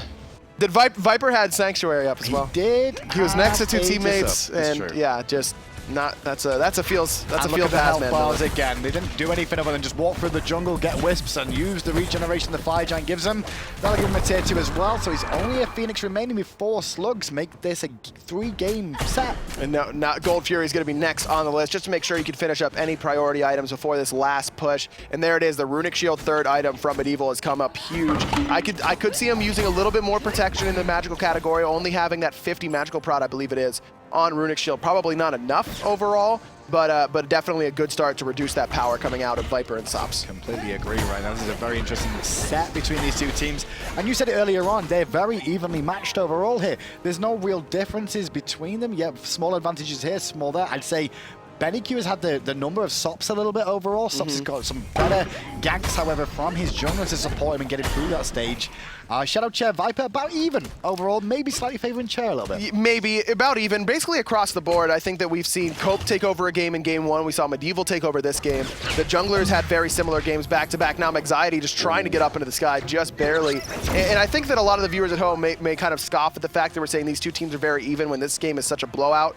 But this is how Challenger Cup is. They're really, it's either a 55-minute brawl where it's just mistakes left and right that prevent a team from winning, or one team plays clean and rolls through the other. That's usually the only two options you see a lot of the time in Challenger Cup games. Game 1 was relatively clean from USA. Game 2, relatively clean from the Slugs. Game 3, we'll find out because the Phoenixes respawn on the right and Slugs are looking to bring it down again. Panda Turtle getting a little bit of poke onto Cope. Stun there. Final Judgment not going to find a home from Viper. That was their one shot to really one-shot someone. The flop goes in, as does Cope at the same time, but out goes the Slugs for the most part here. Theory was still available. There it is. Time with all the AoE ultimates out of the Slugs. One member falls down. The Ratatosk is out of the fight, and now they're looking to pick up Cope on the left at the same time as kills over Phoenix, which I don't think they really need. Valentine almost dying, and in fact, Viper saves his life by eating that ultimate for him. 3 Phoenixes down, but without the Fire Giant sustain, they're not going to be able to end. Slaughter Slugs have to back up, despite having those 2 Phoenixes down. But one player dead means they can turn their attention once more to the Fire Giant that's due to respawn in the next few seconds. They're healthy enough to actually just start this one up now. And once again, we look towards Cope Baby here, who's heading towards the Fire Giant, trying to cause an issue, or at least slow them down, or maybe just, you know, the dream. The dream. They need a dream right now, Town USA, but Panda Turtle has that Wrath. Cope's got to look to knock him up. He does so, looking to steal it away. He won't be able to do and now he's just die. that. Yep. And that respawn time is a long time too for a frontline to be down 50+ seconds right now. Slugs are healthy enough with the Fire Giant to come back towards mid lane, or even the left-hand side here to take the weakened Phoenix or the fresh one.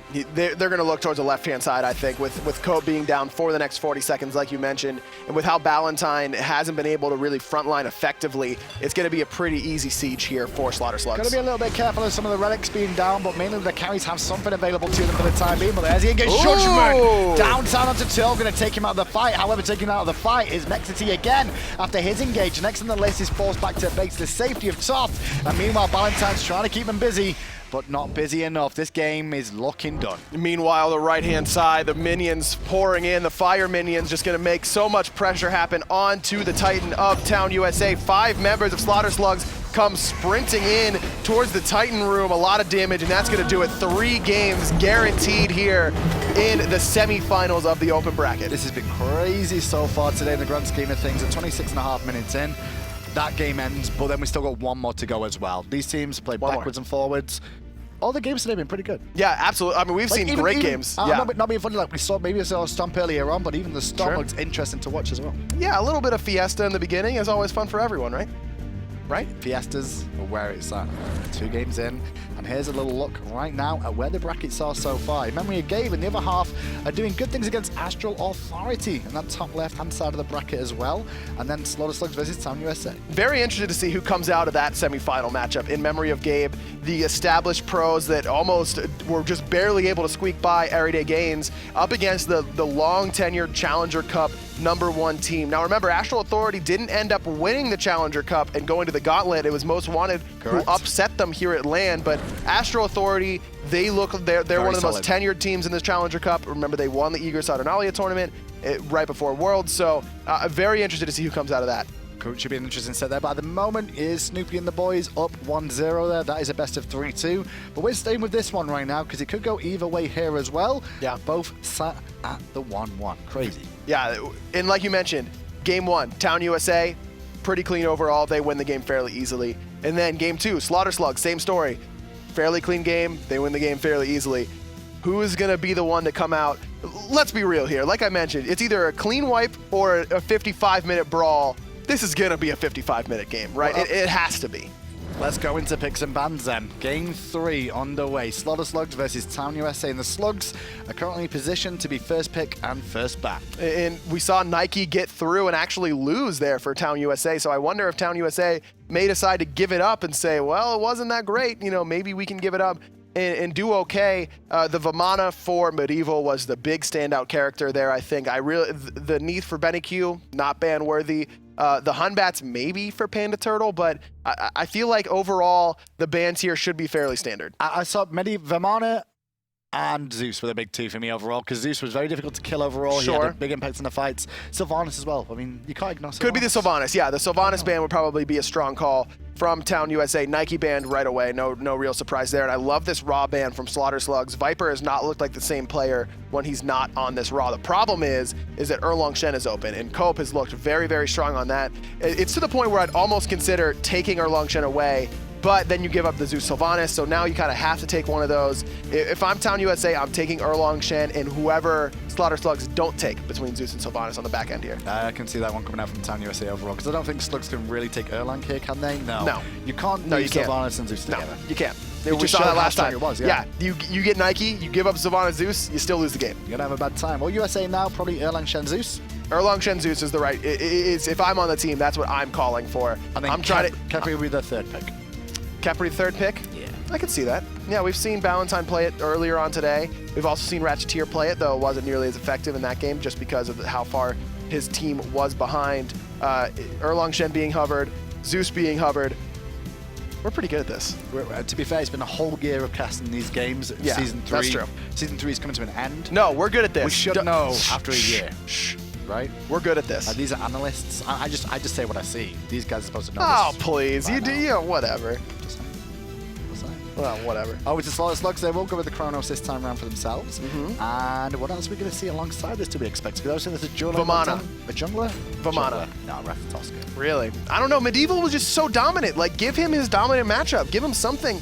Maybe the Erlong Shen matchup isn't great. What is the Vamana Yeah. Erlang Shen matchup then? It's fairly even from what I understand. I mean, you've got the pin to interrupt that, clear the path, but both having knockups is difficult for Cope to really lock down Medieval with the CC just because of the CC immune ultimate coming out of the Vamana. I really feel like that was the difference maker for Slaughter Slugs in that last matchup. But I love this Chronos pick for Benny Q. Like I mentioned earlier, when I think of Benny Q, it's untraditional hunters. The only traditional hunter he really plays is this Chronos. And Neath. And Neath, but like as far as his premier gods. I'll just look at the Twitch chat. They'll be like, Neath is bad. Scylla, Yana banned out by Town USA as When well. do you look out for Twitch chat? What has Twitch chat ever done for you? Oh, they love you. Who am I kidding? It's true, you kind of do, don't you? Yeah. You might not want to. Can't help it. I It's know. the accent. It's literally not fair. It is. It's just the accent. If I went over to England and casted there, Twitch chat would love me. No. You're right. No one cares about you anywhere in the world. Ever. Scylla banned. Scylla is bad. Guan Yu and Kepri as well. Now, that's why I expected the Kepri potentially to come out there from Town USA instead of the Thor overall. But Thor versus Ratatoska is an interesting trade there. But the new War. Interesting. So Is that new War dual lane and Chronos mid? No, it'll be Nuwa. It'll be Nuwa. You sure? Mid. Okay. Yeah, it'll be Nuwa mid. Like I said, Betty Q plays a decent amount of Chronos. I expect that to go to him for sure. Nuwa in the middle lane. We saw Xenotronics pilot this a decent amount during Worlds, just making sure that it's making sure that you're able to get that global damage out, that global vision as well. Plus the protection shred from the clay minions, very, very potent. Well, you saw the adjustment there. It wasn't Guan Yu bad, it was a get ban, and Guan Yu was picked by the Slugs there. So they do have more sustain on the side of Slugs this time. USA, you remember their game? They were the one with the double sustain game one. This time they're up against double sustain themselves. Exactly, that's the big key here. And foregoing the Vamana pick there from Medieval to go elect for that sustain. Very, very interesting. Town USA going to get a little bit of sustain for themselves here with the Terra. We have not seen Terra at all today. No. This is like what an epic fall from grace for Terra let's as a be honest, character. and the big deal is about the invades at level 1. The early game is so important that Terra doesn't really bring a whole lot to the table. What she can do, walls, dash, and drop a heal that you can walk out of. That's about it. Pretty much all she's going to do, so it makes it very tricky. So we'll see how she ends up playing this one out. She's not taking a relic at the start of the game just yet, has Ballantyne on this Terra. Big loop round from Slaughter Slugs looking for a pick, and they're going to fire Viper's one. dead. Viper's dead. See you later, dude. You will be missed. We salute you. We salute you. Overall, that's just a loop round the jungle as a team. Like, hey, let's just see if somebody's out of position. And there's a Zeus. And I love the idea because Zeus is looking straight forward. He's looking for them to come down the lane or come down the jungle, basically, and instead all of the Slaughter Slugs come around the side. And whenever you won game 1 clean and then get dominated game 2 and then give up a first blood like that, it's an easy way to get frustrated. Well, 3-man Goon Squad versus 3-man Goon Squad in the jungle again. Cope's in a bit of trouble there. Pinned by Berserker. Oh, the Barrage 3 again. stun. Stun was absolutely huge. They're going to give Cope a kill. Next on the list is Panda Turtle, and all that early work may have been for naught right now as the minions have Body blocks. spawned. And that was big body blocks from Ratchet. You called it right, just to make sure his little rat friend could get out. Hey, invading Thor at level 1. I've never Not seen the that before. best idea. I've not seen that before. Can you actually tell the viewers at home what the Thor passive is? I don't know. I don't know. It might be something to do with deal more damage. I'm not sure. Yeah, it's like almost like you gain power the more people are around you. I'm not sure. But still, people That'd keep be doing really this. good if people invaded you and you had a passive that gave you more power depending on the amount of enemies around you. That'd be a good idea for an ability. We should do that sometime. But we'll look into it. I'll ask Ajax. We'll see. Ryan Harpy's going to go the way of Town USA. However, Slugs didn't all have to fall back to base. They've not lost too much yet. They get their own speed. They get their own blue. They get the elementals as well. And they got first blood. So overall, actually, the Slugs are in a better position still, even though that was very, very strange. Yeah, somehow that's what happens. And Viper getting very low again, but Panda Turtle might be the one in trouble. 4-man rotation, stunned with a 3-man Wrath, keeping himself alive. Wow, that worked out really well for him. So back to the game we go. Once more crazy start as per usual between the teams. Every single start is just shenanigans of like, what are you doing there? Why are you fighting? How are you alive? How did he get out? But there's a lot of outplays happening in them too. Body blocks and jukes is actually pretty interesting. You know what? For how difficult it is to play in this meta at the early game and how volatile it can really be, I know a lot of the pro players voice their frustration with that, but it's a lot of fun to watch. You got to give it that. Oh, I agree. I'm sick of sitting here for 20 minutes and waiting for a kill. I'm talking about kills. Medieval might die in a second, but he's going to get up thanks to the Wisps as well. And he's dash away back to safety. Full on duo lane action. It's basically solo lane is duo lane and duo lane is solo. And I like the adjustment here from Slaughter Slugs because, like I mentioned, Balatine has spent so much time in this solo lane, turning it into the duo lane. So Ratcheteer says, yeah, I can do that. No, I can do that. Yep, and those two as well, Sylvanas and Terra, pretty close in terms of clear, but the double sustain is the one thing that Town USA have to be very careful of here. The double sustain from both Guan and Sylvanas could be too much for them to actually win the trades. Though Medieval getting very low, just so much damage coming out of Cope early on, and that's why you see Ratcheteer over here to make sure that Medieval stays safe. There's the walls coming down, not enough to bring up a kill. Ratcheteer's in a bit of trouble, but in range of the tower, the Wisps coming through. They'll be fine for now. Looks like Ratcheteer does want to go back to base, however, he's consumed all his mana, and that could cause a bit of a tricky situation now on his farm, whereas his lane opponent, technically Ratcheteer here, Ballantyne here, he's going to have a bit of an easier time at hitting level 5. But now Medieval's going to be able to get that wave all by himself, which is making it easier for him to hit level 5, though I would argue that Terra Ultimate being online as soon as possible is definitely the best form of strategy for Town USA. Yeah, we'll see what happens there. Right, Elemental's going to go the way of Town USA once more. 3 minutes in, and now Ballantyne's rotating to mid. 2 members here. There's the ultimate. Into the sky goes Thor. The route in place is good to put Ratcheteer in an awkward spot. He's not level 5 now, but the clay minions come into play with the stun to buy Ratcheteer a moment's grace. Not long enough, however, because the wall is coming down. No way, he's out! Are you kidding me? And now Betty Q comes in, finds a 2-man stun. Ballantyne, he's gonna fall. Viper's next on the list. And then he falls instead he's still because of the alive! rotation. How is he alive? Viper ends up falling too. Betty Q gets a triple kill. What is happening? This is the dream. This is the dream for Slaughter Slugs. My Chronos just rotated in and got a triple kill at 3 minutes. But Sops is still ahead in levels. Well, Sop's got 2 kills as well there. That game, I don't know how to commentate that. That just how is Ratcheteer alive at all? I mean, that was the perfect CC chain in the middle lane, right? You find the Terra root, then you get Thor ulted, then you get walled by Terra. It was the wall from Thor. It was you saw that Anxiety didn't wall him in the Zeus ult. They needed another tick from that Zeus ult to guarantee that death. Instead, he tries to save it.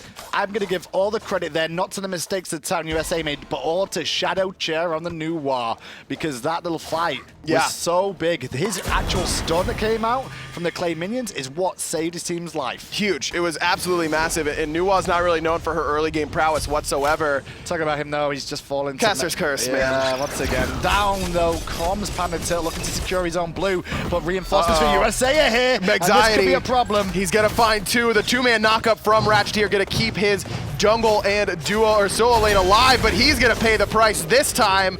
Yes, we did it. We No- killed the Sylvanas. No new wild this time. Even Viper jumped up and down then going, yes, we killed the we tree. did it. I love that Finally. Zeus jump. Like that is like a yes. The celebration jump, Yeah, absolutely. for sure. Benny Q makes the rotation, gets the triple kill, and like you mentioned, Sops gets 2, and so he's ahead. I mean, Yep. that's just absolutely phenomenal that he's still in the lead despite that. Benny Q's been a part of every single kill so far. The way these teams have been playing, and the one thing you need to realize is some of these teams overall haven't played this many games in a row for a very long time as well. Obviously, the cup format comes and goes over the months, and no one's probably had this much actual competitive level gaming for, what, 3 months? Very true. I mean, these teams, the last time these challenger teams played was just before the final group stage, basically, They're to not coming determine. They're not coming fresh to this semi-final at all. They've been playing all day to get to this point. Yes. And they're still waging war against each other, trying to do it. And these mistakes will happen. The outplays will get even better. And that's when you realize just how much you've got left in the tank. Oh, it's so difficult to play all day like this. And on the right-hand side, Medieval, he's blocked off. Nice wall there by Anxiety. He's going to be able to pick up his second kill of the game early on.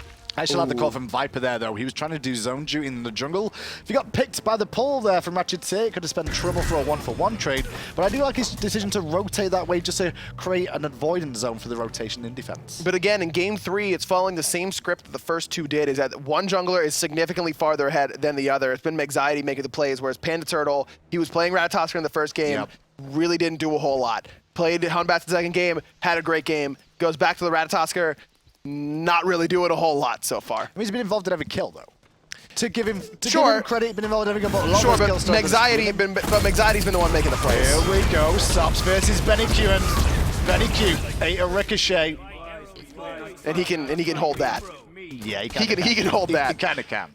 It didn't have the purification up. You saw that it got forced by Sops earlier on. And that's normally, we wouldn't normally call out 1v1s like that, but the fact is, that was Benny choosing to take the trade. He didn't have to do that at all, but he wanted to take a trade. Yeah. And Sops he held was like, to L. all right, I can do this, and that's the power of Hu Yi. Just that early game boxing potential is absolutely insane, and no Dynasty plate helm being built into you quite yet by Benny Q. Very, very curious. Usually, that's what's been making these magical hunters so potent in lane, is the fact that they really can't box against the physical hunters. Can't really box against them because of the itemization choices, but instead it looks like it might be a Doom Orb, but I would assume coming from Benny Q. Kind of like the choice from Cope there to use the ultimate early, because what he's allowed to do now is force the minions under the tower, get past the tower, farm and proxy farm the wave, ready for the next speed buff spawn that now Town USA can look to invade. So exactly, Medieval has to make the choice between the wave and this speed buff. He's trying to help out his jungler who's so far behind, but I don't know if it's going to be enough. Panda Turtle comes in there, gets it. The Zeus ult just way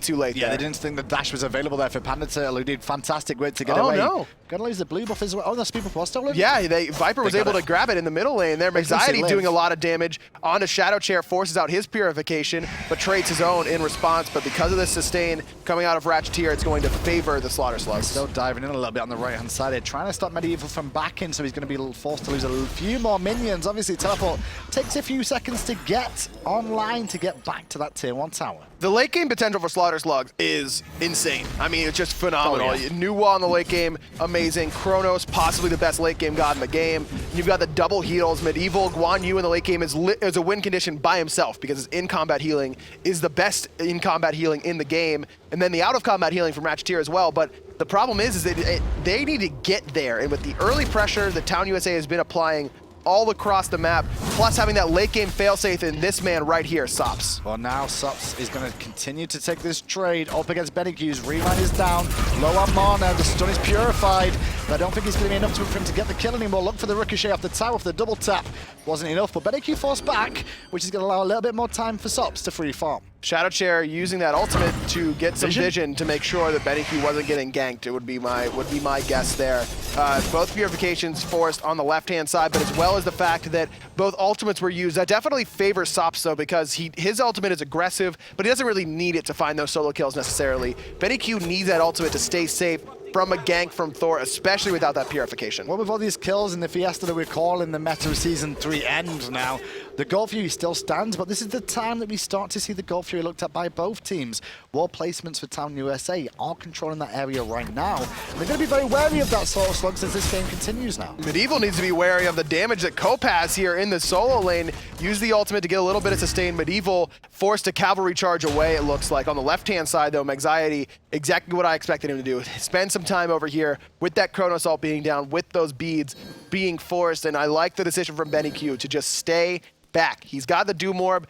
Great. Stack it. You need those stacks to get towards those later game stages quicker. Tier 1 on the right goes down with Shadow Chairs in a world of hurt in the mid lane. We saw him ult earlier on, and if your ult's on cooldown as a new war, you better play safe. Late to the party was the Panda Turtle, so he'll dip straight back out after landing down. Just not in the right spot there. Anxiety also comes crashing down just to make sure that Cope gets a little bit of assistance on those back camps. They're hard, those. Yeah. At least in Season 4 they are. They really are. Those things are so tanky. Well, mid lane Ratchet's here, double tap, rooted in place as well, forced to ult, but Berserker Barrage going to avoid the knockup from that. Still standing, however.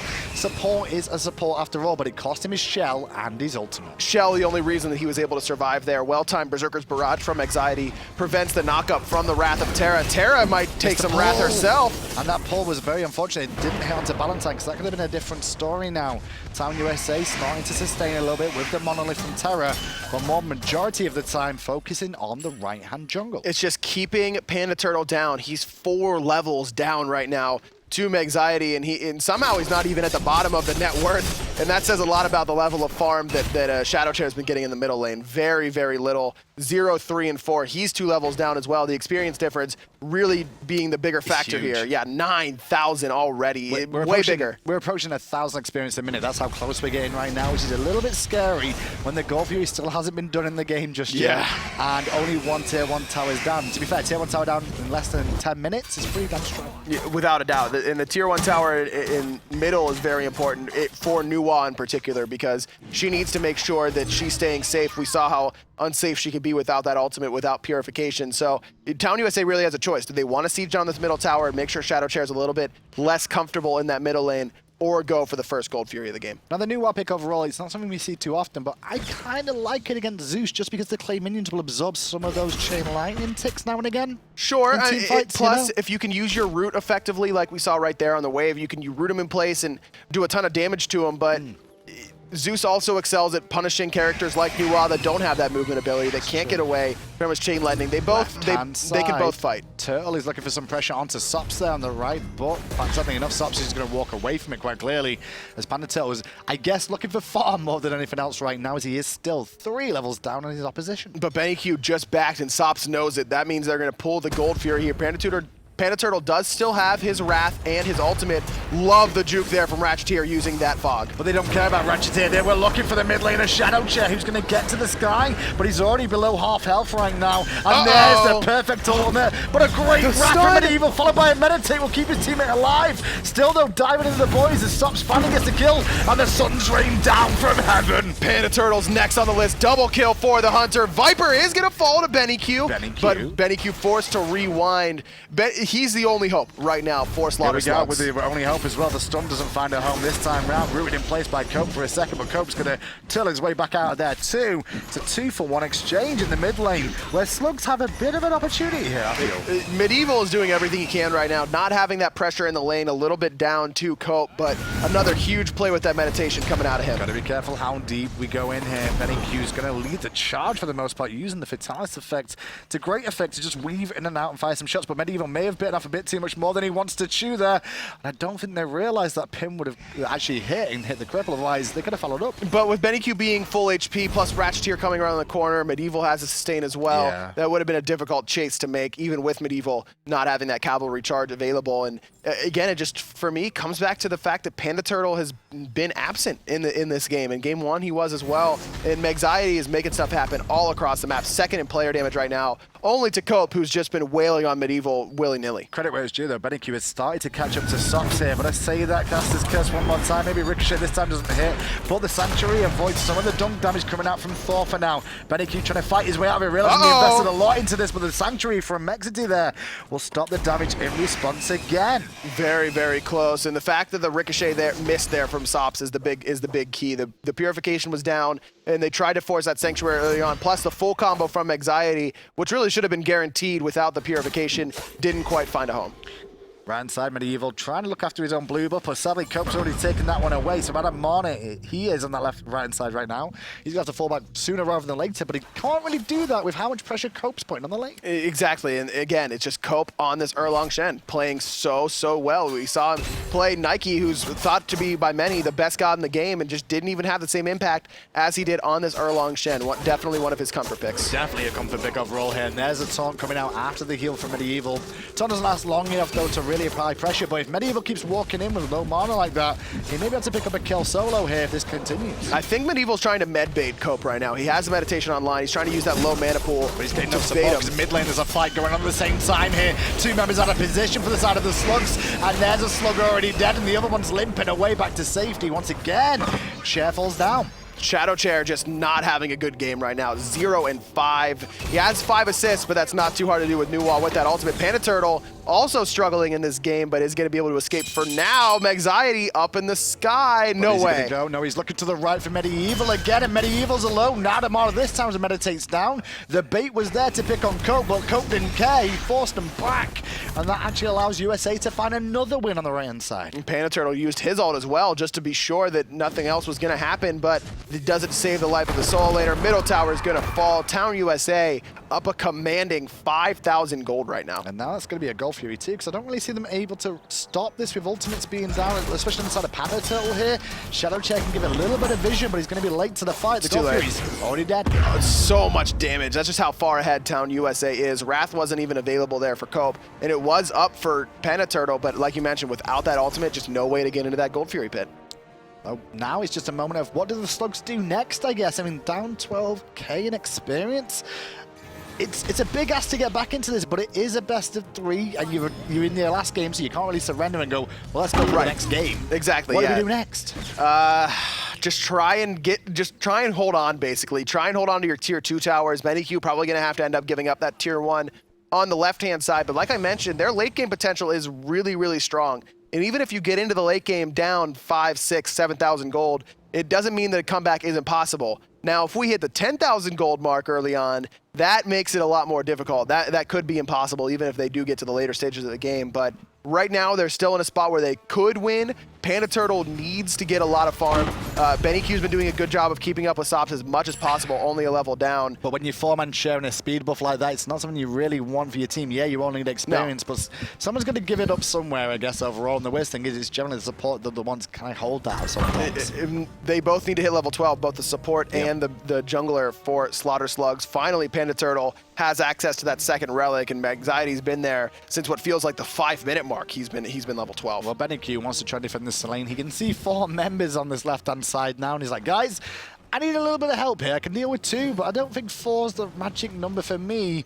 And by the time the Slugs actually reinforce this position, they lose the tier 1. This is actually good news overall for Slaughter Slugs if Town USA decide to push this, because Anxiety has the teleport and Cope does not, and immediately Town USA recognize that fact and back up. That would have been the... if I'm on Slaughter Slugs, I might try and force this fight right here. Picking the jungle here with Valentine going to get the double tap off as well. The wall comes down on top of that. Ricochet hits twice, but it's still enough to bring down Ratcheteer for the time being. It does allow USA, though, to steal away the red buff and continue to gain gold. And it just took too long because Cope is now here exactly where Anxiety is, and now Anxiety actually in a lot of trouble. Forced to use Cavalry Charge, finds a 3-man stun, but has to use Meditation. And into the sky, however, goes Mexity, and he's going to find a dunk onto 2. Big 4-man taunt there. And there's a follow-up Ratcheteer as well, trying to slow them down with Sylvanas. The fight continuing. Don't forget the sustain those Slugs have, but are they high enough level to continue weathering the damage? No, Medieval walled off. No, he's able to sneak by a little gap there in the wall from Anxiety. BennyQ has been playing frontline this entire time, just trying to keep Viper and Sops off of the rest of the team. He can't stop him forever, though, as Viper going to be able to find Medieval. Viper uppercut hits 2, and now he's only 3 members left for the Slugs to defend, and the front line is in tatters. Their back line is fending for themselves, as is the Phoenix right now, which is the next thing to fall in favor of Town USA. Now they've got the sustain from Terra. They could even look at the Fire Giant here potentially, though with so many people low, the Terra heal not nearly as potent as even the heal from Sylvanas. You'll see Town USA backing in waves here, and Sops wanted Shadow Chair to step up. There's a 7-level disparity between the two. No surprise to see Sops want to take that fight. So where does this come back to in this game overall? Because at the start of things we saw, you know, it was Slugs that invaded, Slugs that got picked, but then ended up on top still just because of how things worked out. Where did it go wrong? In the jungle, for Panda Turtle getting way too far behind, and that's the fact that just losing the speed over and over exactly, again. And it's giving Cope that Erlong Shen for me. I mean, just allowing him to have that pressure early on. Again, the decision to invade a Thor at level 1, almost always the wrong call unless you have some sort of interrupt for the Berserker's Barrage. In the fact that Shadow Chair just had absolutely zero pressure in the middle lane. I mean, I understand that Zeus is one of the highest pressure middle lanes, and you're not going to find one that's going to out pressure him, but there's really not a mid laner that gets pressured better than Nuwa does. I mean, Nuwa just kind of has to hold that. She sits back. Exactly, the whole time. And even then, even by sitting back, Shadow Chair still took 5 deaths. And that's just causing him a problem. But BennyQ still looking to try and make something happen for his team there. Fantastic Sons of Battle time, actually, just to stop him from finding those walls to crush down. But like you said, Town USA maybe turning their attention now towards the Fire Giant in the mid lane, or maybe just Shadow Chair one more time. Sadly, though, Thor couldn't jump to his hammer there. Max didn't find the mark overall with the tap to jump to for the Berserker Barrage. Otherwise, Chair could have fallen. And there in the ricochet as well from Sops, getting the double tap off the wall basically of his own, forces Shadow Chair back. He does have ultimate, not just up right now, but I don't know how much difference it's going to make. In the sky, going to force back Town USA for a second, but Cope's not forced back. He goes in, looking for the support from his team with the Thor there as well. BennyQ's looking to get out of the fight if he can, but being chased down at the same time by Cope once more. As meanwhile on the right-hand side, Sops will pick up Ratcheteer, who's just looking to sustain his team. Nowhere to run for the support player. Sops 7-0-0, top of the net worth right now. I imagine he's top of the player damage charts as well, or near the top at least, just playing so well. He's actually 4th on his team, and that really speaks to how much damage the rest of the squad has been doing. Panda Turtle has the Wrath, doesn't matter, nowhere close. Viper able to pick him up as well. Only 3 members remaining to defend this right side. And we're now almost into the formality stage of things. The tier 2 tower is the last thing stopping Town USA from taking the right-hand Phoenix here as well. Gold Fury stands that BennyQ could look over to get, but he may need to get back here sooner rather than later for the defense of the Phoenix. Although Medieval in mid lane, he's still a little bit late on backing as well. But they still only have 3. Actually, with Ratcheteer spawning, they do have 4. Ratcheteer doesn't have the shell or his ultimate, though, only that sprint to really help defend the siege. A little bit too late to get to the defense here. Already Cope's there with the ultimate, going to trade out the purification with BennyQ. And the focus into BennyQ is real to force the Aegis as well. Phoenix falls back. Good pull in, however, from Ratcheteer, going to force Sops back out. But the Zeusel was hot as hell. And there it is, finding multiple people. Panda Turtle getting very low. Sops deciding to go back in with that support from his team. And I love the focus on the Kronos from Town USA because they recognize he's their only win condition right now. That's the only way we take any sort of damage because our support is 3 levels above their mid laner. Their support is a higher level than everyone on Slaughter Slugs, except for Kronos. It's all on Kronos now. With only 1 Phoenix remaining, hopefully the team can just like be a frontline for him as long as they possibly can be, or at least a distraction, I guess is the best way of putting it. Yeah. But I don't even think it's going to be enough right now with how big the lead is. Town USA are moving on to the finals, I feel. I agree with you. It's going to be a very, I would be shocked if Slaughter Slugs are able to come back into this one, and it is going to be on that guy's shoulder as BennyQ to try and make anything happen. But his counterpart, Sops, has had he's had a better game. Solid. I mean, he gets the solo kill in lane. He's made the rotations at the same time as BennyQ. Benny picks up the triple early on, but Sops picks up the double. It's just been one matching the other, but the rest of Town USA is just really outclassed Slaughter Slugs. Like the call here from the Slugs to head to the right-hand side. Obviously, not something that USA really want to pay attention to for the time being, just because there's 5 minions pouring down. BennyQ trying to get some global gold for his team, but he's got to respect the fact that he could get a rotation like he just got from Cope. And he's got to run from Cope, basically, because with that runic shield, with the wing blade, and it's just going to be so difficult to keep him off of him, basically. And Cope, again, top of the player damage charts. I know we've said his name a lot, but his... You expected that after seeing the Erlang Shen. You could be calling it over and over again. Like, as soon as he gets Erlang Shen, He seems just overly confident. Not overly confident, but it's so confident that it's not really an issue for whatever his matchup is. He just has been dominant this entire day. As soon as he gets Erlang Shen, he's been making plays happen left and right. And I really do anticipate next week or in the finals, we'll see that be a targeted ban. And on the right, he's going to look for BenQ right now, continuing to trade. But left-hand side, we've got a fight going on. And with BenQ not here, this could be a really good fight for Town USA to close out this set right now. Ratchet is going to fall first, followed soon after by Shadow Chair. Next on the list is the Rat. That's gained some support from Medieval. Still, though, you can't see any support coming out from BenQ. He's been isolated on that right-hand side. Viper deciding to ult the Fountain instead of the Titan. It doesn't matter. He's actually going to be able to pick up a kill with that ultimate as well. Meanwhile, Cope able to get the solo kill 1v1 up against BenQ. It's going to be Town USA, the team led by Cope, going to the finals. And the Slotus looks, they had a good performance there overall. Solid team. Solid team overall. But they're getting there. That set was very, very close. Very close. It just the picks and bans need work. That's really what it came down to me. No surprise in the game they win. They don't give Cope Erlang Shen. The Nuwa pick, clearly not the right pick in that situation, as well as giving Panda Turtle Ratatosk here again. It just, the picks and bans are the big thing, I think, so far for Slaughter Slugs. I guess overall, yeah, picks and bans need to be looked at a little bit. There's a lot of things available right now, but we'll see how the brackets look right now and who's in the final against him. We did see it was Snoopy's team of Gabe that made it there, but right now, oh, it's 1-1. Astral Authority fought back into that one. Game 3 coming up. That's going to be really, really awesome. And Town USA is going to have a challenge no matter who they see in the finals here. Two different styles, right? It's the pros, what was the heroine show up against Everyday Gains, and plus you got the opportunity for Snoopy to go off or Walrus to go off up against that tenured team of Astral Authority that you really expect their teamwork, their picks and bans, all that kind of stuff to be very, very clean. And obviously the top 8 teams here, and obviously the quarterfinals were very, very good teams overall. Yes. So coming into next week, I still couldn't call who's going to make it through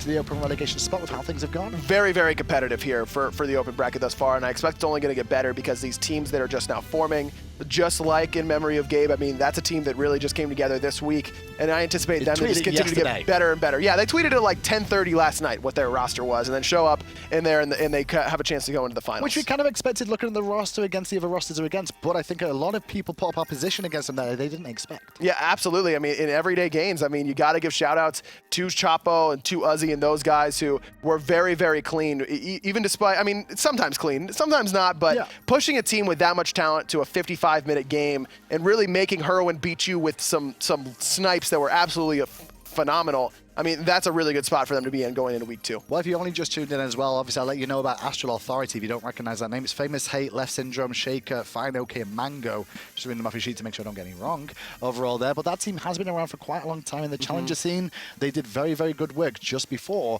we went to the World Championships. Yeah, very much so. They came here to LAN during the Group D final or during the console final. It was one of those two. And put up a fight up against Most Wanted, who was actually able to upset them. Most Wanted fell earlier on in the tournament, but they made a couple roster changes, swapping out a couple players. I believe they dropped Cliff for Famous Hate, and Famous Hate has a history of being in the SPL, very tenured player, really, really strong hunter. And you're right, this is a team that I think a lot of people should watch out for. Sheikah in the mid lane, been around for a very long time. Fine OK makes a lot of plays in that jungle as well. A lot of names that I think we could see break into the scene during Season 4. Well, it's time for the finals. At least that's what we'll be showing you next, because it's time for us to cut to a break while the teams finish off that best of one now in that set in the top half. And whoever makes it through will be facing Town USA. We'll be back after the break.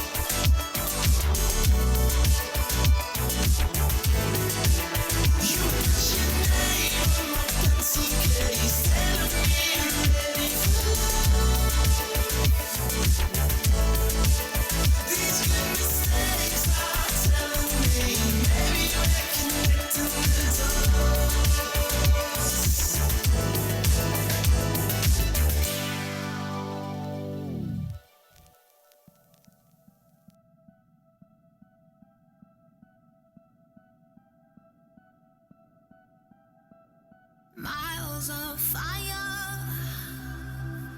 I'm losing ground,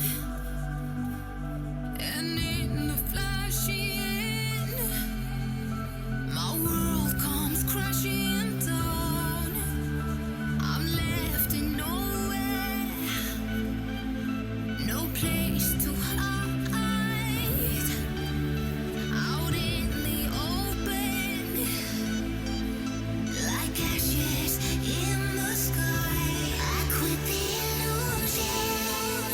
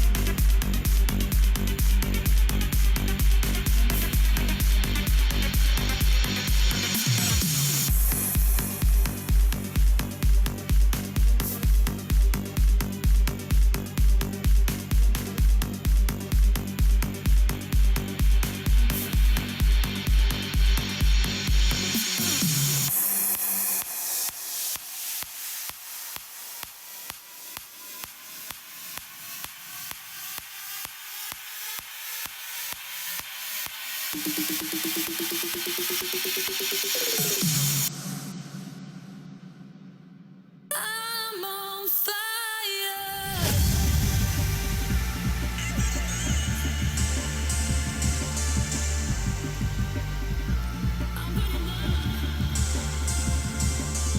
Oh, just like you never broke my heart, like you never said the words, two worlds never further apart. Go, life will never be the same, but I will keep on finding my way. I move on to get to my brighter day.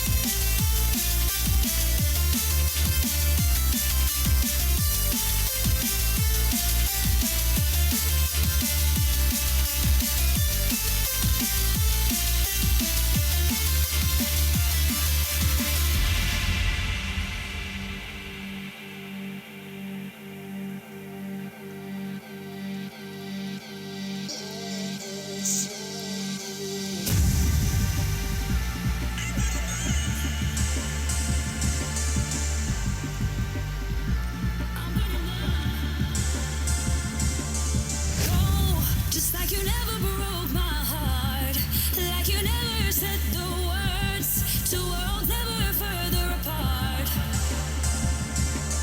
Go, life will never be the same, but I will keep on finding my way. I move on to get to my brighter day.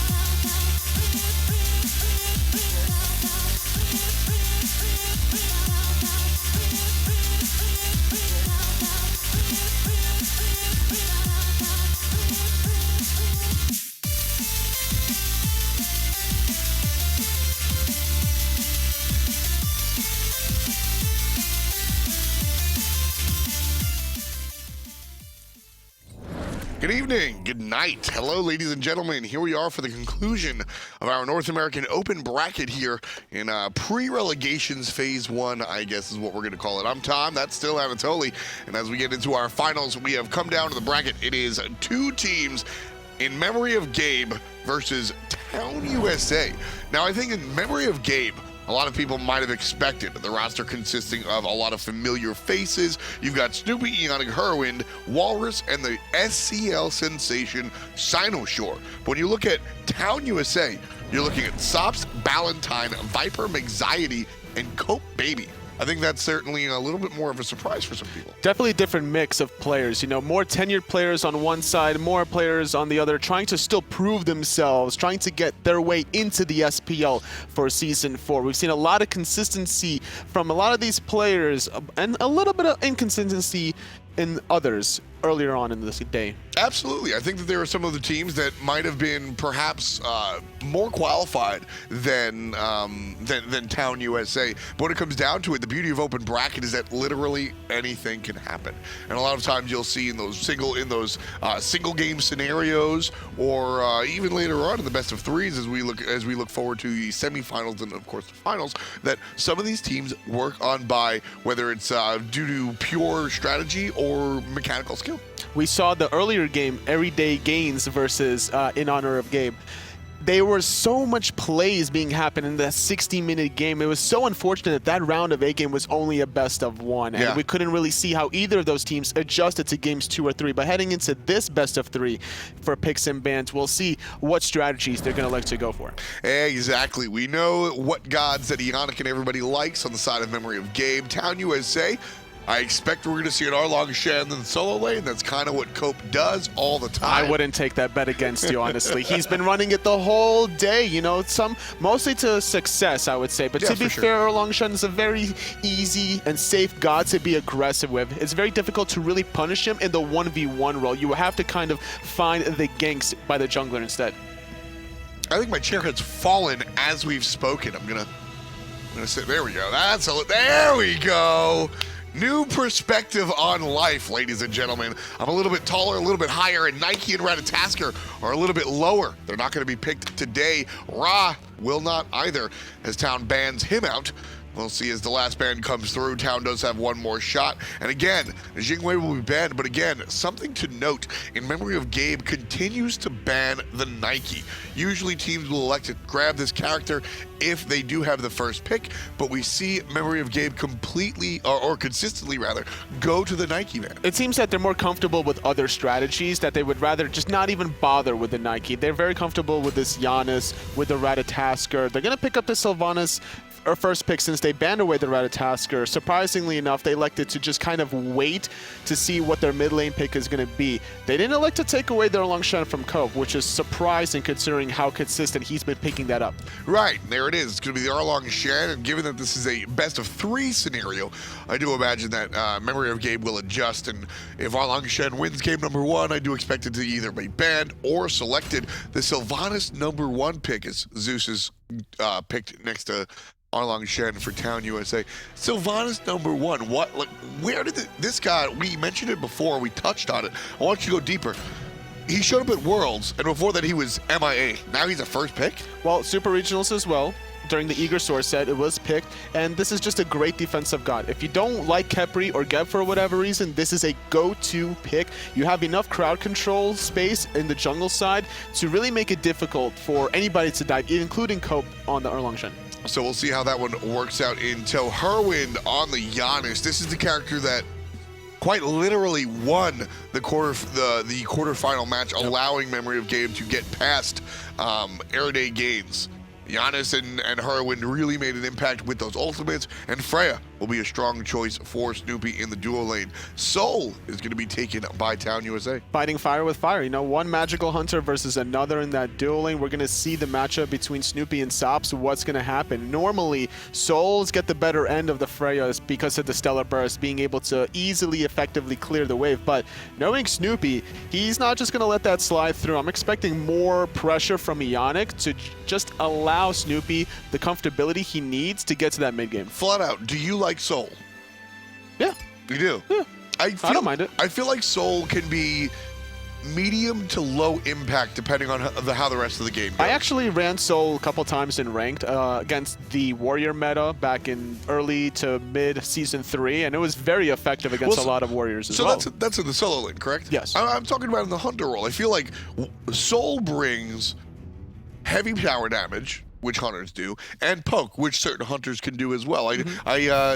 Outside of the hands of somebody like Barracuda who can absolutely wreck with it, a lot of times I feel kind of underwhelmed by Soul. It's also the mobility that you get with the Disapparate. You're very mobile, defensively, offensively. You could chase down kills or get away from danger. You have enough time to get into that ball of invulnerability to get under your own tower until your teammates can even make that rotation. So with the Soul selection, what specifically is Town, what is the strategy behind the Soul selection? So Soul will outclear Freya in the 1v1. If there's a lot of action with supports rotating to that Soul lane, effectively Sops should be able to push the minions constantly under Snoopy's tower, which will So it's just deny him some gold, and that could potentially find an item or two power spike play where Town could potentially force a team fight So it's from about that lane, one so, item. so it's about lane clear. It should be about the laning clear phase as well as just being able to also out-rotate the Freya. All right, so we'll see how Soul works out in that regard. Thor will be the jungler for Town USA, and then a Wheelish will be the choice for Sinosure as he continues his switch from the console world over to PC rather successfully. Tyr will likely wind up in the solo lane. Town USA have one final pick. It'll probably be their support player, unless Arlong Shen does something funny. More than likely should be the support. It is going to be there it indeed is. the Ymir. Ymir versus Tyr wouldn't be a bad matchup in the solo lane either, depending on how Cope is feeling confident with his Ymir play. But considering he's been playing Erlang Shen the whole day, I don't expect Yeah. anything to really change in that department. I'm expecting more Ballantyne to stick with this Ymir. Exactly. To be honest with you, we have actually seen the Arlong Shen. We have actually seen Cope play Ymir over there in the solo lane. But as you said before, Cope has been playing Arlong Shen all day. Ballantyne has played this Ymir frequently throughout the course of the day as well. So this is, especially in a long tournament like this, you tend to want to stick to some of your similar choices so that you stay in the groove, if you will. Especially the way he's been playing the Ymir with Mexaides jungle. Now, they normally stick hand in hand together. We see the Talaria boots onto Mexaides. More than likely, Ballantyne was considering holding off on his purchases. He bought boots 1 and a ward just to be able to see what's going on. And then he elected to go for the Watcher's Gift after dropping the ward and then picking up the potions just for the laning phase. He's not going to opt to go for the Traveler Shoes right off the bat quite yet. And why is that? So he wants to stay in laning phase, it seems to me. He wants to be able to make sure that Sops is going to get the better end of Snoopy in the early phase. Yeah, it's interesting though because by itself, Soul, the god selection is so that she doesn't need help in lane. So it is kind of curious to me that Ballantyne is looking to stick around a little bit more. It doesn't hurt to escalate that even further, honestly. As well as you always have to take into consideration that maybe Ionic is going to be able to sit in that laning phase, which will definitely make it more troublesome. And that's really where that's where you hit the nail on the head. That's what I was looking for. Ionic on the Sylvanas has those AoE basic attacks, and that's going to be a big part of the push for Freya. Freya is, she's not known for pushing the wave. She's actually pretty bad at it, but believe it or not, once you get a couple of points, anxiety getting low starting at these mid-harpies. Once you get a couple of points in that pulse, your wave clear does become a little bit decent. You got to get 3 points or so before you can actually start talking about it. But Ionic is going to be a big part of this clear later on once he joins Freya in lane. These openings are very interesting because now Town USA kind of denied themselves some gold by allowing the mid wave to enter the tower. But the left-hand side, Snoopy also starting the boars, got the whole wave under that tower. So that's a lot of gold being denied for him already. Yeah, both ways is a bad situation.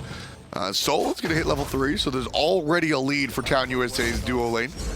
Walrus feeling himself just a little bit, taunting the enemies over there on the right side of the map. And this is what we're talking about right here. The Gladiator minion showing what it can do when Sops is able to out-clear Snoopy. He's going to take a little bit of poke here, going to have to probably use a health potion sooner rather than he would want it to. He doesn't want to take too much poke from those archers. Yeah, and that's the big thing when it comes to Soul is avoiding that stellar burst. You got to be careful of the fact that she can clear the wave and poke you out at the same time. And it's sort of like old school Artemis to the nth degree. Great jukes coming out of Sops. They're also not preventing Snoopy from getting any sort of poke out in return. And now Cope not really able to bully the same way he's been able to in the previous games already. Walrus hitting level 4. He has the matchup pretty controlled thus far. Neither Soul laners opting to go for the Wrath. Instead playing it very safe, going for teleport, making sure that if they were to get ganked, that they can get back into the laning phase. And, I said this earlier, Toli, is that Walrus is definitely my player to watch for 2017. I think that he was off to a decent start come yesteryear, but a little trouble. Ionic, I don't think it's going to be a big deal. Anxiety, on the other hand, had he not found that hammer, certainly would have been in trouble. Nice little portal coming out of Heroin. Viper's got one more shot, but he'll be able to walk it off. That was a really delayed purification coming out of Viper. You either use it there or you don't at all. Yeah. As soon as the portal comes through, you recognize that you're about to go through. If you don't do it right away, by the time you go down, you're going to take all that damage from Unstable Vortex and everything else on top. So yeah, going back to Walrus' performance here as we see him wreck Cope for the first blood. Wally Walrus again getting the first blood for In Memory of Gabe.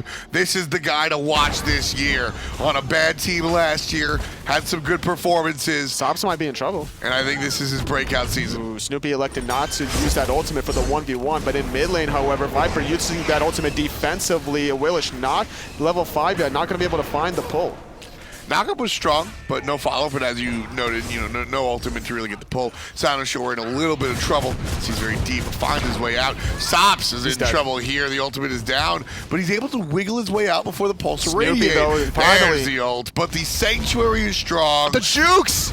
Oh, the jukes are real, but not able to find him. Excited, he wants the rotation. He just needs one Berserker Barrage. The Whoop, not enough mana to find it, or the cooldown was not available for him. So trading at least 1 for 1. Just a little bit too long in that engagement. You noted before that Snoopy didn't use the ultimate. Had he actually gone for the kill right away, we don't see him die to that jungler. And it made sense as to why he delayed the ultimate a little bit, because he recognized the fact that Sops did go for that early Sanctuary. Right. Normally you want to go for the Purification, but in the 1v1 matchup, it's very important to deny Freya the damage coming out of that Valkyrie's discretion. Silent Shore is 5 now, so we will see the knockouts be taken advantage of this time around. That's another reason why we see the Sylvanas in this composition, to help out a little bit of what Silent Shore wants to do.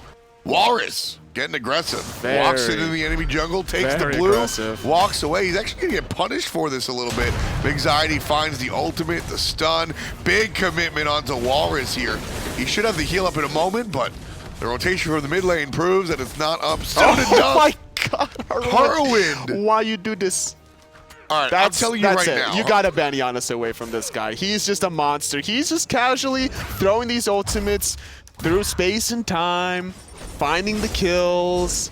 No big deal. I'm telling Harrowin right now, after tonight, go buy a lotto ticket. He's been able to hit these ultimates far too often. There's the Ionic interaction that we were talking about. Silent Shore avoids the freeze, gets out of the ultimate, and takes care of Valentine with a couple of extra basics. Hops on the Suku, takes the damage, but he should be fine. It's only a level 6 Zeus. The boots have not been finished for him, and that's why we see Silent Shore getting out of danger. That should have been a trade 1 for 1. Now, surprisingly enough, Valentine did die during that encounter, utilizing the shell, still not enough to save his life. But, like we mentioned before, supports are so easy to pick off when they're still in this early game. And Ymir is notorious for being easy to pick off. Low mobility. If you avoid his initial kit, he doesn't really have much to do after that. The freeze, so the freeze comes out like a cone, and you actually saw Silent Shore really abuse this. If you walk right next to Ymir, you can easily avoid that freeze breath. It comes out as a cone, Silent Shore walks directly at the target,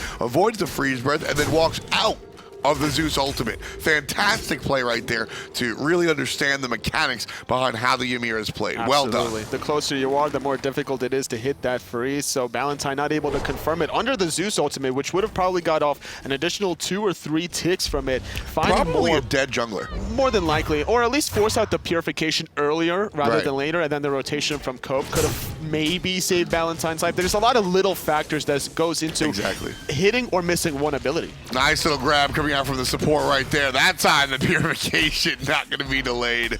Viper gets out of trouble very, very importantly there.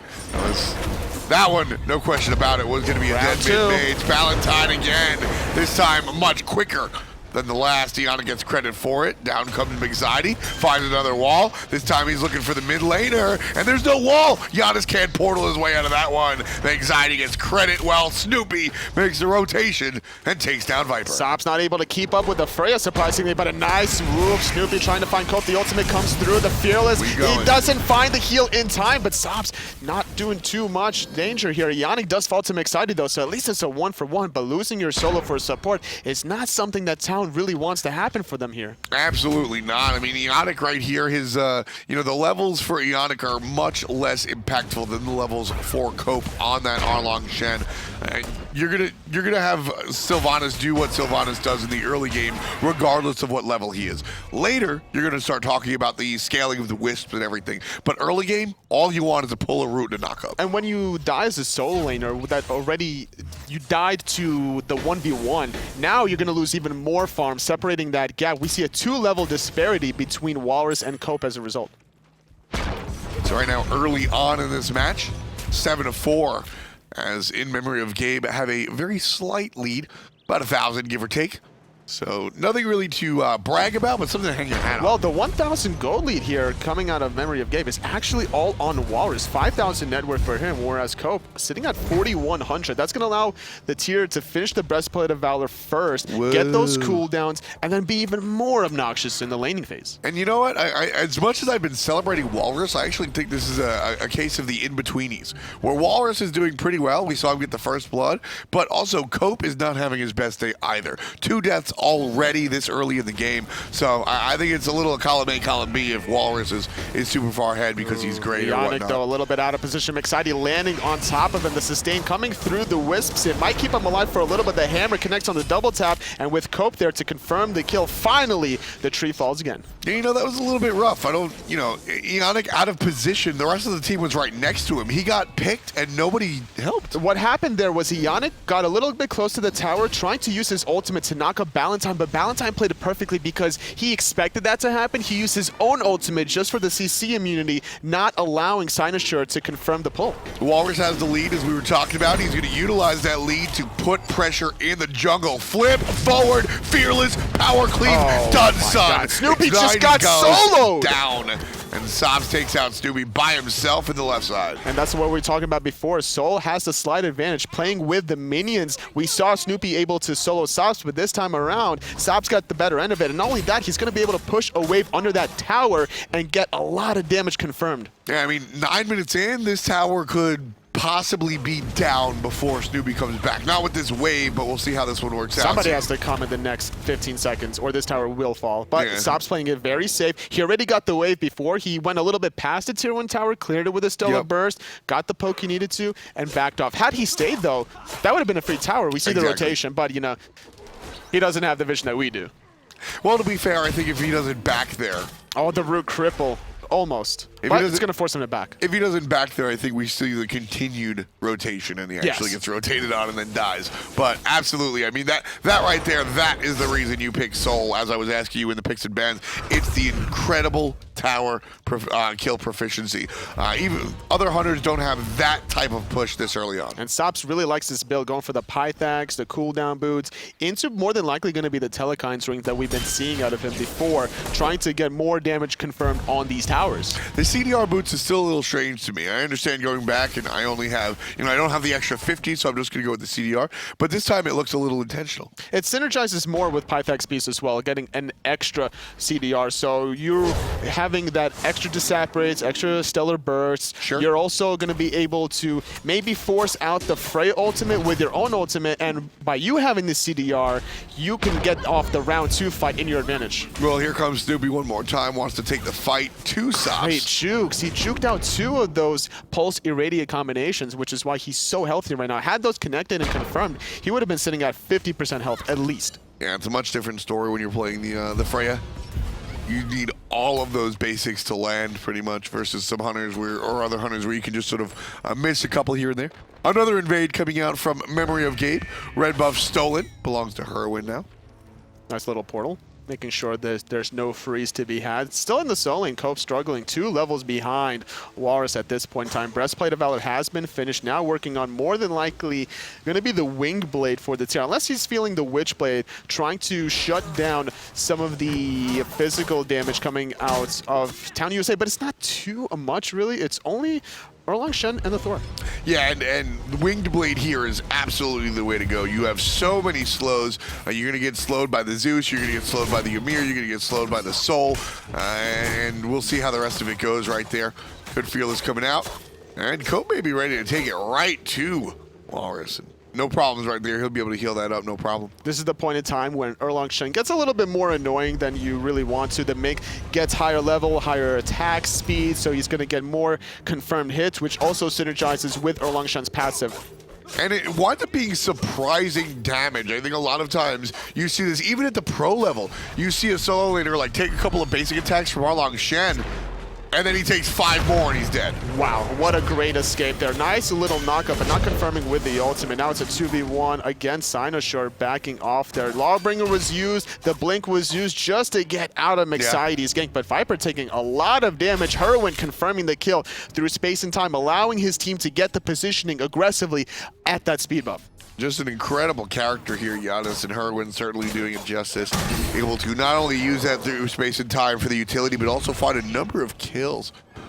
Whether or not he gets the damage off or whether he finds his teammates there, everybody from Gabe is always looking for these picks. The Giannis has been proved to be so impactful for Gabe. So right now, you can see the teams are flooding into the left side. Gold Fury is on the minds of players. Valentine is the target. And in memory of Gabe, want this kill so bad as Snoopy gets it with the ultimate, because Valentine dead will open a little bit of a window. You have to look out for Viper's ultimate towards Gold Fury, but other than that, Toli, I think they really want to look for the gold. They're not done yet. They want to find even more picks if Absolutely. they potentially can. They have the sustain from Ionic Sylvanas constantly throwing out those wisps. They can always look for these little pickoffs. They have the portals. They have the routes into the pools. They can continue to siege these towers if they want to. Ooh, Anxiety in trouble. Sanoshore looking for it, but gets taken low down himself. It's smart to use that hammer defensively, though, because had he used it offensively there, he wouldn't have had an escape from Herwin's unstable vortex. Even if, because it's a risk versus reward. Sure, you can maybe get the kill against Sanoshore, but oh my god. Was that an ultimate? Yes. Look at the minimap. Through space and time used, finds the kill. Number 2 of the game. Probably like number 6 or 8, somewhere there of the day. So let's break it down. Real talk, because people love to have their opinions about this ability. Is that luck or is that skill? There is no such thing as luck. I agree. Luck is the intersection of preparation and hard work, right? Opportunity. Opportunity, there you go. The opportunity was present. The preparation was made by Herwin. He threw it out there in the general direction. No luck.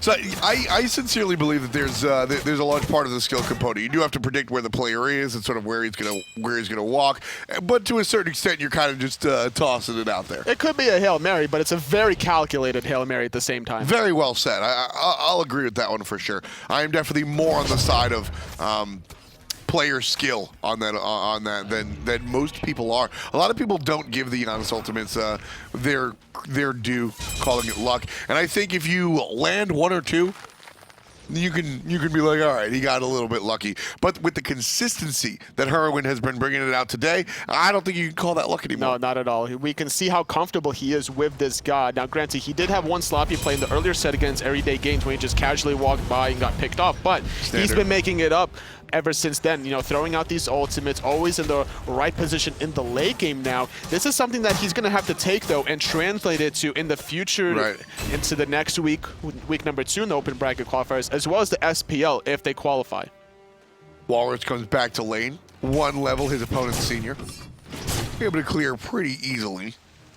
Surprisingly, neither team electing to go for Gold Fury at any stage of the game. The Wrath has been available for Cope anytime he wants to. If he sees that the teleport is down from Walrus, for whatever reason, that could be a huge power play for Talon to get back into this game by making that rotation and looking for the quick clear. Jungle Invade coming out from memory of Gabe one more time. Snoopy able to take the solo kill on the left side of the map, while the right side of the map is crazy. We're looking for a punishment from Town USA to memory of Gabe, who wanted to find the enemies at speed buff 1 more time. Not going to be the case. Nice little freeze on Walrus. Finds the flip over the top, waiting for the Berserker's Barrage to finish, but just whiffs the Fearless. This is what I like to see out of Town USA. Put a little bit of pressure onto Herwin, making him use that ultimate defensively so he doesn't find any more kills. Now, unfortunately for Town, a solo kill happened on the left-hand side. Snoopy, 2 solo kills to his name in this game, whereas only Sops getting 1. And there's Snoopy right there just doing work on the tower. There's a nice blink Fearless, but it's going to get chased out by the Purification. Viper drops his ultimate. Might be enough to kill the support. And it won't be. Enoch's going to exit stage right, heal up a little bit with those wisps, just barely kept alive. And this is why we see Sylvanas being first picked out of memory of Gabe. They know just how annoying it is to play against it. The sustain is just too strong. It has enough control to really prevent anybody from coming on you or the backline. And that's going to help Ionic keep up. He only has 2 deaths so far, but he's able to really stay relevant in this one. He's a level ahead of his direct opposition, Mr. Ballantyne, on that Ymir. Which is, look at the comparison between the itemization here. Going for the Mark of the Vanguard on this Ymir, recognizing there's some damage over time here with the Sylvanas Wisps, the ultimate as well. So not opting to go right away for the Sovereignty, still trying to go for the MP5 first with the Hardwood Amulet. And I love anytime somebody buys the Mark of the Vanguard to deal with dots. Big plus. That's my move. Yep. I love to see that. Dots Mark of the Vanguard will work fantastically against that, and minions specifically. I like this play. I really Do do. you? Yes, because the fact that the teleport from Cope is still down for about 110 seconds, so you're delaying Walrus from being able to make this rotation. And on top of this, though, there's not much mana on the side of Walrus, so he's going to struggle clearing out this next wave. The proxy's efficient, and now it could be a efficient rotation from Cope instead. Gold Fury started by memory of Gabe, but they'll have to back off as Town USA quickly show their face. Memory of Gabe want no part of that. The 3v3 has just been in such favor of Gabe. Town USA not able to get the better end of that trade. They have to figure out a way to really take advantage of the aggression from Ionic. Now, the one time that they did was under that tier 1 tower when Valentine used his ulti defensively just to prevent the knock-up into the Willish ultimate. But it has to be more than just that. There has to be good vision control and maybe taking advantage of Snoopy being this aggressive. Look how far up he is. This is exactly what we saw earlier in the day with a different team's Freya just sitting on the enemy tower. They did not get punished. Why are Freya's being allowed to just free farm and be aggressive? Yet again, I said it earlier, I'll say it again, there's just too much action in the mid and solo lane in this current meta to just allow these hunters to get away with murder. Right here.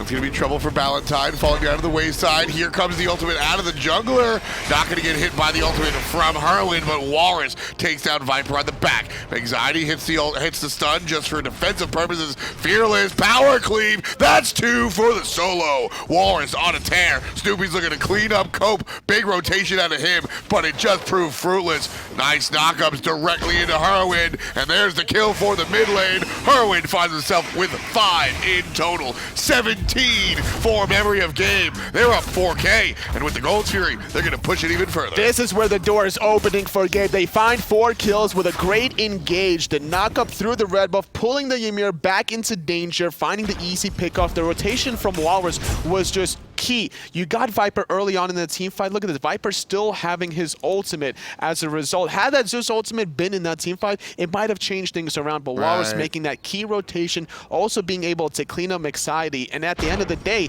finally, it took 20 minutes into the game until the first gold here was taken, and memory of Gabe sitting with a comfortable 6,000 gold lead. Town USA in that team fight looked like a chicken with its head cut off. There just was no clear plan. Valentine assumed he was dead from the minute the team fight started. He got aggressed on and just went, okay, I'll ult. He knew he was in trouble, just sort of tossed his cards on the table, and everybody else, this was my major problem with that team fight, no target selection. Everyone was in their own party, and that just cannot happen.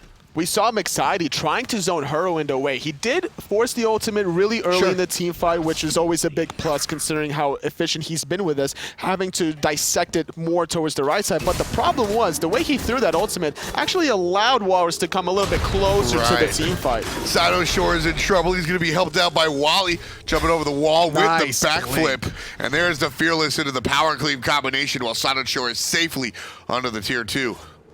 It's, oh my god, Heroin.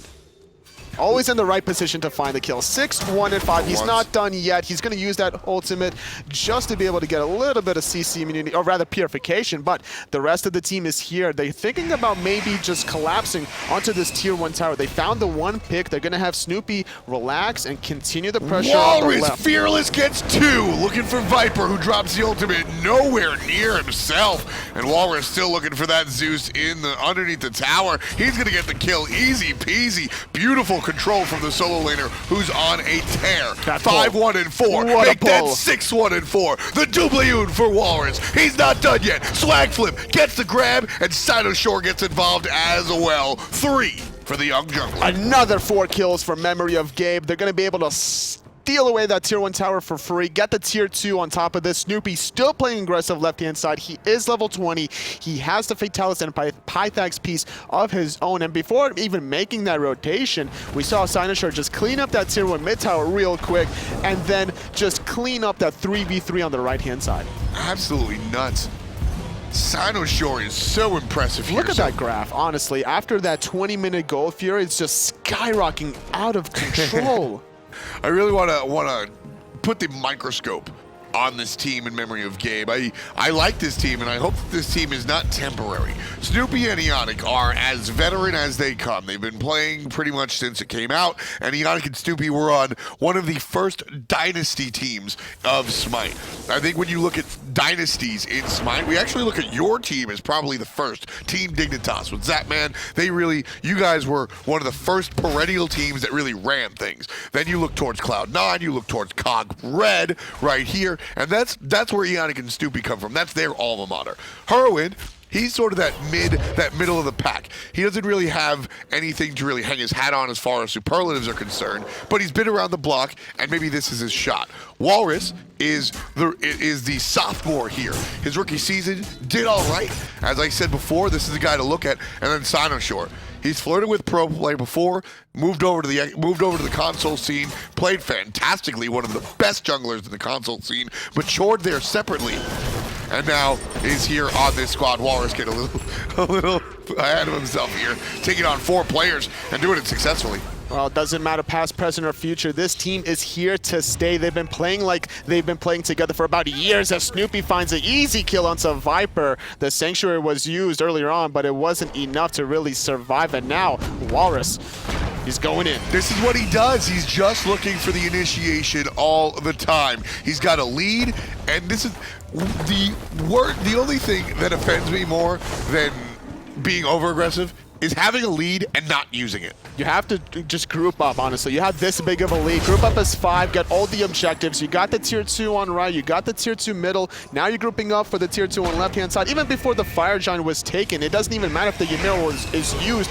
You're outnumbered. Walrus has been level 20 for a while. He's supposed to go take 1-on-4 when everybody's level 16. If you're not doing that, you're wasting the lead. So this is why you see Walrus just ult into every engagement. That's his job. He has the lead, and he's gonna use it. You gotta give your backline the space control that they need to get these towers, get these objectives for free. You don't want your backline to be aggressed on, so what do? You go on their backline first. So as I was saying before, dissecting the individuals on the team, Sinosure. A lot of the PC fans at home might not be familiar with him. As I said, he played a little bit in the Challenger Cup, but then made the switch over to the Console League. How are you liking seeing Sinosure play on this stage? Right now, I haven't seen too much highlight plays out of him. That's just because everybody in memory of Gabe have been playing lights out. He's been in the right position, though, to capitalize off of Ionic's ultimates. So I'm really liking him and his style that he provides to the team. It takes a little bit of confidence to be able to pull off a Willish in the SPL. And one of the things that, that is a good look for Sinosure on this squad, if you're going to be making the transition from console to PC, which a lot of players are. Transonics, I know, is looking for a PC team. He's one of the console natives. Clow was playing earlier on. We obviously saw Chapo make the transition over here into the open bracket. If you're going to make the transition onto a team coming from console, you want to be on a team like this. The spotlight's not on you. Yep. The spotlight's not on you. Everybody's looking at Snoopy. Everybody's looking at Heroin. Will he screw up again? Everybody's looking at Walrus. Is he the real deal? Sinosure is the fourth conversation. And like you said, they have the veteran leadership and communication. It's all about Ionic's early game calls, and then later on, once it gets to that point in time, Snoopy's going to start taking over, making those calls. So Sinosure just has to listen to both of those two veteran players. They've been playing together for so long that all he has to do is his jungle job, rotate to the right spots, help out whoever needs to help the most. Snoopy chases out the Thor wall, finds the double lip. Not going to really use it, just sort of look at it and say that was pretty. Here comes Hurry, taking down Anxiety from 100 to 40. He's still on the tear. But there it is. Good wall coming out from the Ymir. Just out of range, unfortunately. But either way, he bullies out Anxiety to the point where they give so much space control that now they're collapsing under middle if they wanted to. If they could have potentially looked for a kill onto Viper also. I think right now, Memory of Gabe is looking more for the group up. As we said, you got to use your lead. They're up 15,000 gold. They're committing to this. They can take any fight they want. They're committing to this. They use the Willish ultimate immediately just to get the attack speed. They don't really care about finding the pull. Anxiety's going to go into the air, and it might be in time. It actually really might be. Lands down Zerga's Barrage. Memory of Gabe does successfully secure the Fire Giant, although that was very testy. Snoopy takes to the sky looking for the big damage AoE, and the single target Anxiety falls down. Soul dealing the damage. Sinosure gets one. Ballantyne falls to the wayside. Shore gets 2 as another one falls, and Walrus takes down Viper. 4 down, 4. That's the gonna count. be a deicide. Fearless, power cleave, stand switch, ultimate, and Cope Baby Gone. is back in the womb. Walrus gets 2 kills. It's a deicide. 28 kills in total. In memory of Gabe, I remember it like it was yesterday because it's happening right now. In memory of Town USA, as game number 1 is going to be in favor of Gabe here. They're going to take this first game in the best of 3. They want to be able to close it out. And what better way to do it in less than 30 minutes with such a score lead? They're trying to get that 100 points in week 1, putting themselves in a great spot heading into week number 2. Absolutely. Right here in memory of Gabe looks fantastic. This is a team to absolutely watch out for. It's actually almost disgusting how good this team is, for at least what they've shown us thus far in week number 1. Now, there's still a second game, potentially third, if Town USA can come back here. So the question is, how does Town USA adapt to picks and bans? And here's the problem, because for me, it's not picks and bans. I mean, we saw Walrus just tear it up on the tier, but that wasn't tier doing that. That was Walrus. That was just Walrus.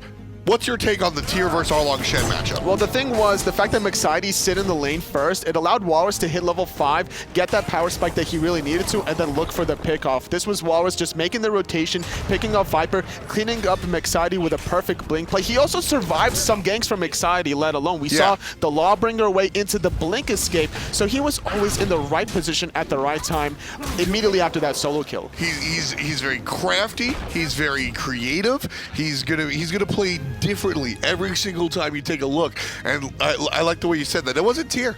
It was Walrus that winds up making all those plays. If you give him a different character, I think we see the exact same performance. Sometimes you watch the game and say the Fearless was very important because of the displacement. Displacement wasn't a huge part in this game. It was just control, extra damage. If you give him Hercules, he wins the game, has the exact same stats. I think after that Group B land, Mark Maloney has just been absolutely on a tear. Ever since his performance, specifically against Luminosity's Scary D back then, he was just a totally different Maloney. Yeah, I mean, he's just, like I said, I keep saying it, and I'm going to continue saying it. I'm sorry. Sorry, I'm not sorry. He is the absolute player to watch in 2017. It's the variety effect. 2015 variety, in my personal opinion, was...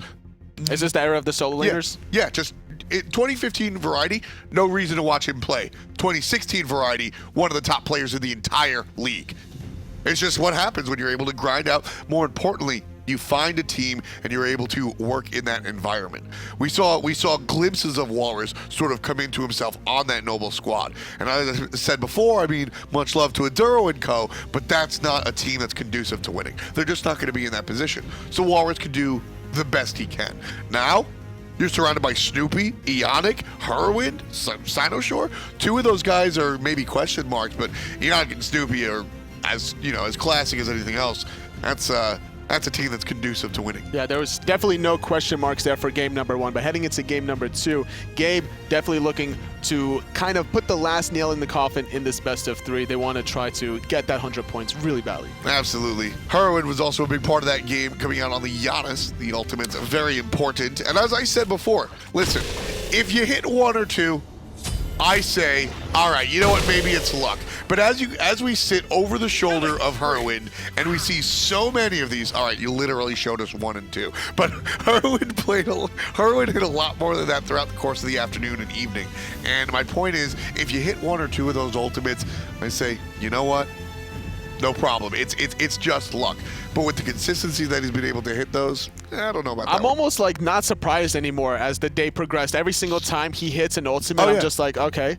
The first one, hype. Second one, really hype. Third one, super hype. And then the fourth, fifth one, sixth one's like, is this guy ever gonna miss an ultimate? I mean, by the time like the first one that we called earlier on, you and I stood up and we were like, he hits him from across the, and then this game we were like, and Herwin finds the ultimate. Yeah, it was very casually the way we actually called it, because we just expected to kind of happen. Like, we saw the fail gank from Anxiety, and then all of a sudden, well, now he's dead. That's Herwin. Herwin making sure to use all facets of the character, and it's interesting because Herwin is a player that I have looked to be the utility guy, not the kill guy. Which is what he used to do when he was on the same team with Homie back in Sword Gaming. He would play the ISIS every now and then. He would go for this very defensive style oriented build, going for the breastplate of Valor, making sure that Homie was the one that was going to be the damage source. And that's where I found he was most successful. Playing that sort of defensive, utility-based mage, able to set up the team. He is very aggressive. You can see in some of the interviews that we did around Super Regionals time, you know, I asked him, I said, what's your play style like? He's like, honestly, I'm dangerous. I like to play aggressive, and I get into trouble a lot because my positioning is, some people say bad, but I'm usually just up too far because I'm trying to get a kill. That's out of his mouth, That's right? kind of what happens when you play with Baskin, though, to be honest. So in that regard, you know, seeing him on the Giannis, you kind of expect, like, all right, go the utility build, pop out the portals. But nah, he's building all power, and he's ulting everybody on the map. We'll see if he's going to be banned out as we get into picks and bans for game number 2. We're looking for the win here for Memory of Gabe. Of course, Town USA wants to stretch it to a 3rd game. This is a best of 3.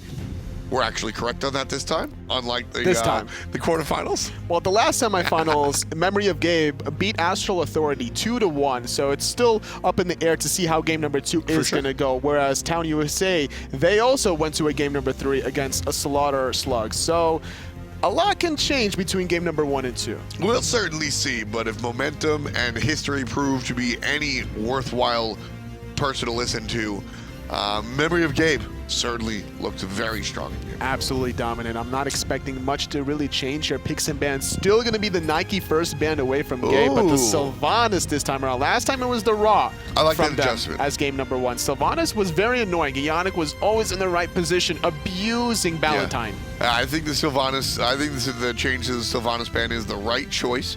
I'd like to see that. In Memory of Gabe, I'd like to see them, you know, I want to see Walrus play Arlong Shen.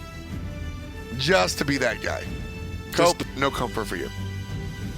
The tier was good enough. I mean, honestly. Absolutely. I would just stick with the tier. They're going to ban the Arlong Shen. They might even first pick tier. I'm down to stick with the tier as long as they do something with Arlong, because Cope, and not that it's an issue, but that's the god he's played all day. Well, and if I'm in Memory of Gabe, I've been playing for 8-9 hours at this point in time. I don't want a game 3. I want to leave. So I'm sitting there and I'm like, Cope, sorry, dude. You don't get to play Arlong Shen. I'm coming out, and everybody loses. Well, whether or not Arlong Shen was the issue, Cope was forcing it the whole day, and Memory of Gabe was not going to allow it to be an impact in this game. Zeus is going to get banned away as well. Heading into the first pick from Gabe. I'm sorry? Are you capable of saying the word issue without including the word force in the sentence? I have no idea what you're talking about. Oh, I love you, Anatoly. Glad to have you back. I'm back. Who is that guy we had at I have Worlds? no idea, honestly. Who is that guy? I need to talk to my lawyer. Yeah? I don't know who that guy was that we had at Worlds, but I'm glad to have you back on the desk. It feels good to be back. Certainly does. Zeus is the band out of Town USA, and it'll be Sinoshire's Ratatasker. And this is the character that he made a name for himself on the console with, for sure. So I like to see the different approaches for In Memory of Gabe. Earlier on, we saw the Ratatasker first pick for Sinosure, and then just last game, Sinosure pick didn't come until number 4, right? So it's not like In Memory of Gabe is like, all right, we'll be nice to the console guy. He's the new one. Treat him like a rookie. They're sort of jockeying for position. Who gets the first pick? It's about the team more than the individual. This setup is just too strong. We saw the Sylvanas first pick and because of the setup, and now with the Ratatasker ban from Memory of Gabe, last game they didn't opt for that kind of option. They wanted to go for Sylvanas, so now the setup is still there. Now the question is, how are they going to adapt to this Ra and Jing Wei? It's that group knockup that In Memory of Gabe is certainly looking for, whether it's Ratatasker or Sylvanas, as you said. The Ra and Jing Wei. The Jingwei, I don't think needs any adaptation. We've seen her come out, but the Ra is certainly a character that you sort of have to change the way you play around. The mid lane Ra will provide a lot of sustain, both in combat, but more importantly, out of combat, allowing you to siege, back up, and then re-siege should you make a mistake or not be successful. Well, it's very easy for Sinosure this game to be able to dive that Ra. Anytime he's going to drop that heal, if anyone gets low enough, they're trying to reset. Sinosure, as long as he has that ultimate, it's not going to be easy for Town USA to escape. Which is why we also see a Sobek pick. Now, sure, if you talk to Ionic, he'll take a Sobek pick in virtually any scenario, but Sobek is also extremely disruptive when it comes to the enemy team, specifically around when they want to be in a certain spot. Ra drops the heal, you walk in, you pluck one person out, you tail the other 3 out of the heal, and they really can't deal with it. Plus, Sickening Strike is going to lower that healing anyway. And then look, okay. Giannis. They didn't ban it. But to be fair, Zeus is also very annoying, but it's not a Zeus being paired up with a Sylvanas, right? Now, Ratatasker and a Zeus, if you take away the ultimate from Ratatasker, there's not much real setup. Ratatasker would have to really put himself out of position to find the setup for the Zeus chain lightning detonate combination. So can Viper not play Giannis? Ra is safer and just more setup potentially. Now Thor and Ra can easily get confirmed damage every single time that Thor wall is up. Whereas if you look at Giannis, he has to be a little bit closer. And on top of that, the Searing Paint is a shorter cooldown, so you can consistently look for poke throughout. And the sustain is there. That's everything on the paper. Yes. But you have to embrace, Smite is about what's off the paper. Sure. In this series, in this game, in this day, Harwin has just wrecked the game with Giannis. Stats and numbers are all well and good. Very obvious to everybody watching. Yeah, sometimes you got to throw that stuff out and be like, look, the Giannis has been too successful on this player. Let's take it away from him. I would have loved to see Town USA pick Giannis for themselves. This could also be a learning experience for them. They look back at this game. Let's say they do lose this game and, Herwin goes off. They're like, Mel, maybe we should have taken it off the table yet again. They could be thinking this way right now, what's on the paper, but once they learn and get some more experience, then they can start transitioning to that off paper. As you said, a little bit more veteran leadership on the side of In Memory of Gabe. There's that tier.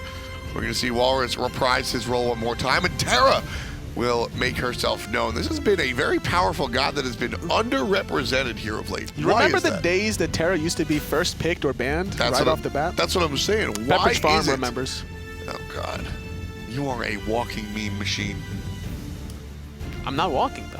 Where is the guy from Worlds? I actually want him back. He had a nice time. But so Terra, why did she disappear? So a lot of teams allow Terra to go through because they found ways to just root cripple her into place, preventing the setup between the root herself that she provides, as well as the engage and the disengage. Sure. So if you can find whether it's the Poseidon or the Erlangshine, those were the number 2 counters that both Obey Alliance and Energy had, just to allow Terra to constantly go through. And now without Poseidon or the Erlangshine on Memory of Gabe, this is why we see Town USA bringing it back into action. You're also going to finish up their draft with a Guan Yu that winds up in the solo lane in the hands of Cope Baby.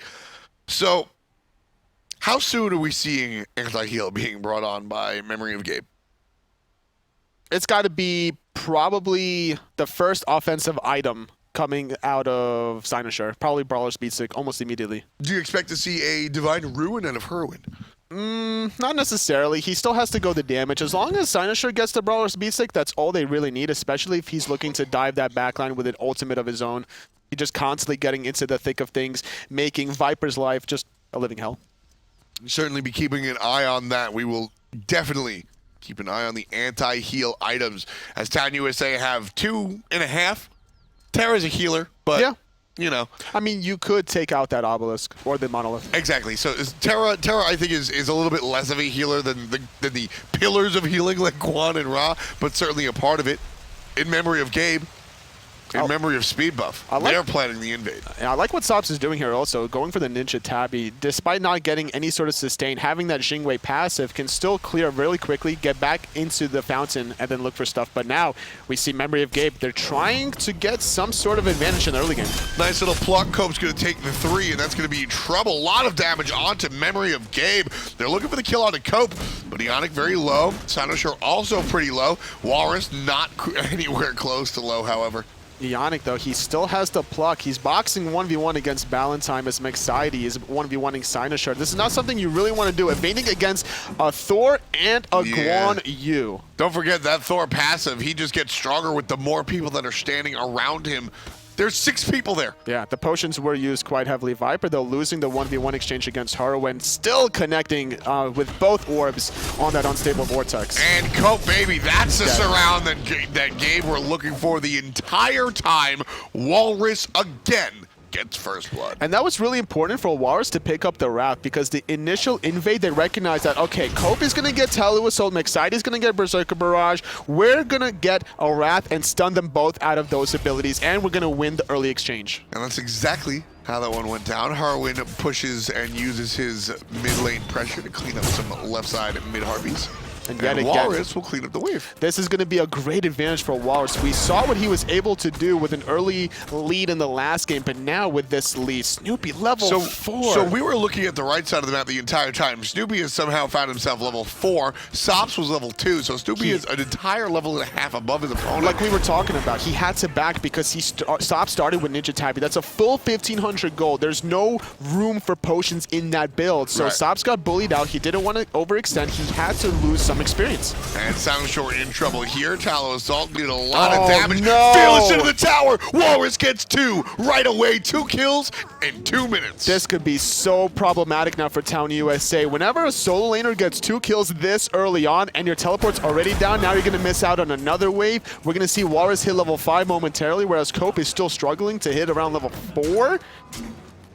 Yeah, this is going to be lights out. Walrus, as long as he continues to play solid from here on out, make the rotations, now he's going to utilize this Wrath offensively, look for more blue buff invades. There's the ultimate down to Snoopy. Just clear the wave as quick as possible. It's also going to create a situation where Viper can't back up, and he's going to have to take a couple of basic attacks of poke. And he's yet again, he got the one boar earlier on. He's going to confirm the second one. Sops is in trouble. He's level 4. Snoopy is level 6. We see a 1 level disparity in the soul lane as well. Town USA needs to find a way back into this quickly before it gets too out of hand. Cope still the target here. Will heal himself up a little bit thanks to Ballantyne's little heal spot. Yannick still applying pressure in that solo lane, getting these Fire Giant Elementals, constantly applying pressure in the soul lane is the theme of today's action. So this is not the solo lane, this is the dual lane. Junglers have been here the entire time. Cope's the target, Cope is dead, Sado Shore gets involved, that's gonna be the kill for the jungler. As we see, look at those slash lines, 201, 102. This is not the solo lane, this is a dual lane. Pretty much, and 0/3, unfortunately for Cope. He has to figure out a way to really stop dying, honestly. It's worth sacrificing every single minion worth of gold at this point just to make sure you don't die any longer to get the experience. It's more valuable at this point to keep up the levels. And especially with the Guan Yu, who's gonna come into these fights and just not be as effective as the tier. At this point, Tier will definitely just out-damage the Guan Yu. Guan Yu is more about doing a little bit of damage and then sustaining any sort of damage that the enemy team can do, whereas Tier is just pure offense. Either he's going into the backline and just wrecking, or he's staying in his own backline and just peeling everybody off. Which is something that I really like about Tier is that you have that sort of fork in the road type character. If you get a lead, build, I mean, Chapo likes to build Transcendence, that's going the next level, but you can build aggressively and be aggressive and offensive or be defensive depending on how your game is going. A lot of ultimates being expended there, trying to apply more pressure onto Cope. Still sitting at level 4. We saw the Giannis, the Ratatasker ultimate being utilized there, the Thor, and the Terror ultimate just to make sure he would get under the safety of his own tier 1 tower. But now with blue buff spawning and speed buff on the side of Town USA, Memory of Gabe are positioning themselves for the invade. And I like how Memory of Gabe has been able to sort of balance the map, and I'll talk about that in a moment. Harwin finds the trap. Harwin finds the jungler. Anxiety falls down. It's 4-zip in just as many minutes. And Memory of Gabe are going to use that pressure to go ahead and invade and take away the speed buff. There's the ultimate out of Cope, and everybody's happy for that. Very smart ultimate there. Had he got stunned by Ratatasker, that would have set up Ionic for the pluck and then a Fearless onto Walrus, and that would have been enough damage to confirm Cope for the 4th death in a row. So what I was talking about is Memory of Gabe. They've been able to balance the map very, very importantly. Walrus has gotten off to a fantastic lead, and so has Snoopy. So the majority of the team has just hung around mid lane, and that's kind of the norm in this meta, but usually see shades to either side. They want to leave Snoopy and Walrus alone and just say, do your thing. Side Shore, go hang out with Snoopy the entire, or go hang out with Walrus the entire game. Abuse Cope, because that Guan is just going to be problematic later on in the game. So make sure he doesn't get off the ground. Snoopy, go do your thing, and we'll just hang out and hold hands in mid lane. Left-hand side, Sob's getting jumped on. Snoopy missing out on a few in-hands. But he doesn't miss out on the stun, still poking out Sops, gonna get knocked up on his own. The ultimate is available for Sops, so Snoopy has to keep that in mind, and this is why he's gonna retreat, still stay in the laning phase because he has 30 stacks on those Devo gloves. He wants to be able to just constantly heal. We see only tier 2 Devo gloves for Sops. And that is the type of lead that you only dream about. Yeah. Usually when we're sitting here looking at Devo gloves, you're dissecting, oh, it's 30 stacks to 25 stacks. This guy is halfway done with his Devo gloves before the enemy starts his. Ooh. Yeah, only about a 300 gold lead on the side of Snoopy, but that's mostly because the fact that he was able to finish those Devo gloves was because the boots was finished right away on the side of Sops, and then he goes for the Devo gloves. So there's still about a huge gold disparity invested for those Dev's Toll on the side of Snoopy. Early in this game. Shy of 7 minutes. 4 kills to 0. Walrus underneath the tower. Fearless power cleave. No. Stand switch. He's not gonna done. look for the swag Too flip. aggressive. Way off the mark. Too aggressive. Walrus is going to pay with his life. The ultimate, though, through Whirlwind, not on the mark this time. There's aggression, and then there's just over-aggression. Yeah, I think that was borderline. I don't hate the play, but obviously he could have not died there. So, Snoopy again. He's by himself this time. Thor gonna land down. Snoopy likely to fall, and down he goes. Sops gets credit for that. That's a scary position to be against a Hui. The triple bounce could easily take away either of those two players' lives if they're not careful. So right here, Town USA finally gets on the board, and they do so in fantastic fashion as they wind up with 2 kills back-to-back on separate sides of the map. Now, they're not going to get anything off these 2 kills, but they're basically delaying the pressure that Memory of Gabe has just been constantly applying to them, just telling them just to chill out. You know, like, okay, you failed that attempt to dive me on the tier 1 tower. You're not going to do that again, are you? You know what? Probably Walrus will. Walrus will. Knowing Walrus, knowing Mark Baloney, he will. And I don't know if I'd have an issue with it, because that was so. Assuming he actually hit the abilities, that's a clear kill. Well, he hit every ability with the exception of the Lawbringer and the power cleave of the defensive stance. Yeah. Once that happened, he had like about 75% health just to walk away from the tower. But invading the speed buff now, Walrus gonna hit the Lawbringer onto 2, finding the Fearless onto Anxiety. And there's a nice little flip. Anxiety gets put down to the ground. That's gonna be the 2nd kill for Mr. Sinashore on the Ratatasker. Just great job. They're not done yet. Even though they lost 2 members in the last minute or so, they know they have this big of a lead to continue invading. They have the Wrath on Walrus. The speed buff was denied, and now the blue buff as well. There's just not much that Town USA can do at this point. Valentine's in trouble here. The portal stopped the dash in the process, and Ionic had the presence of mind to cancel his ultimate early enough, making sure that he wouldn't steal the kill. And now Sinosure credited with that 3rd kill of the game for him. Just where are you going? You're not going to run away from this team whatsoever. You've got a Giannis, you've got a Ratatasker, even Tier's going to flip over the wall. Where are you going? And then we're going to see Snoopy apply the vision. Whoever he marks is not going to be able to run away from that vision. So there's a lot of advantages already on the side of Gabe. Town USA, if they don't find a way to slow down Gabe, this is going to get out of control. In that last game that was 28-6, can be separated even further this game. Yeah, I mean, look at the experience, Tully. This early on, we're sub 10 minutes, and the experience cap is 6,000 gold. No gold fears being taken either. Or experience, rather. Yeah, with no objectives being taken, you've got a 4,000 gold lead and a 6,000 experience lead. I mean, that's... This is It's an uphill battle. I mean, it seems like this team has been playing forever almost at this point, the way they've been handling themselves. I just like the whole 3v3. Now, at first I didn't like it because it was a Thor and a Guan Yu, but then the fact that they had the Wrath on Walrus just to be able to prevent those 2 abilities, it made even more sense. Eonix here in the mid lane on that Sobek. Using the Jello skin, that red skin. I think it's one of the grosser skins. It's not ugly, it's just gross. He's got this like gel on his body. It's like the Vamana Smurf skin. The blue one? The Vamana Smurf skin. The blue one. Yeah. I know which one you're talking about. Yeah, that one just irks me. Ionic taking the aggressive stance into the mid lane, finds a knock-up, and Viper is going to avoid the damage. Not on a Whirlwind, however. Is he going to use it? Nah, he's going to wait it out. He's definitely going to wait that one out. I wanted to see him use it. He's thinking about it. He might use it in his soul lane, actually. Well, Walrus is looking for it. Oh, Gets beautiful stun to prevent the Guan Yu Tallow Assault, which will prevent the Fearless. Great play coming out of Mark Maloney. It's the small things, man. That's so impressive. Speaking of the small things, look at the way Herwin exits the situation and hits the objective. Oh, they not. I think they could have stuck to the Gold Fury. They could have definitely forced it. Yeah. Now they're going to rethink it.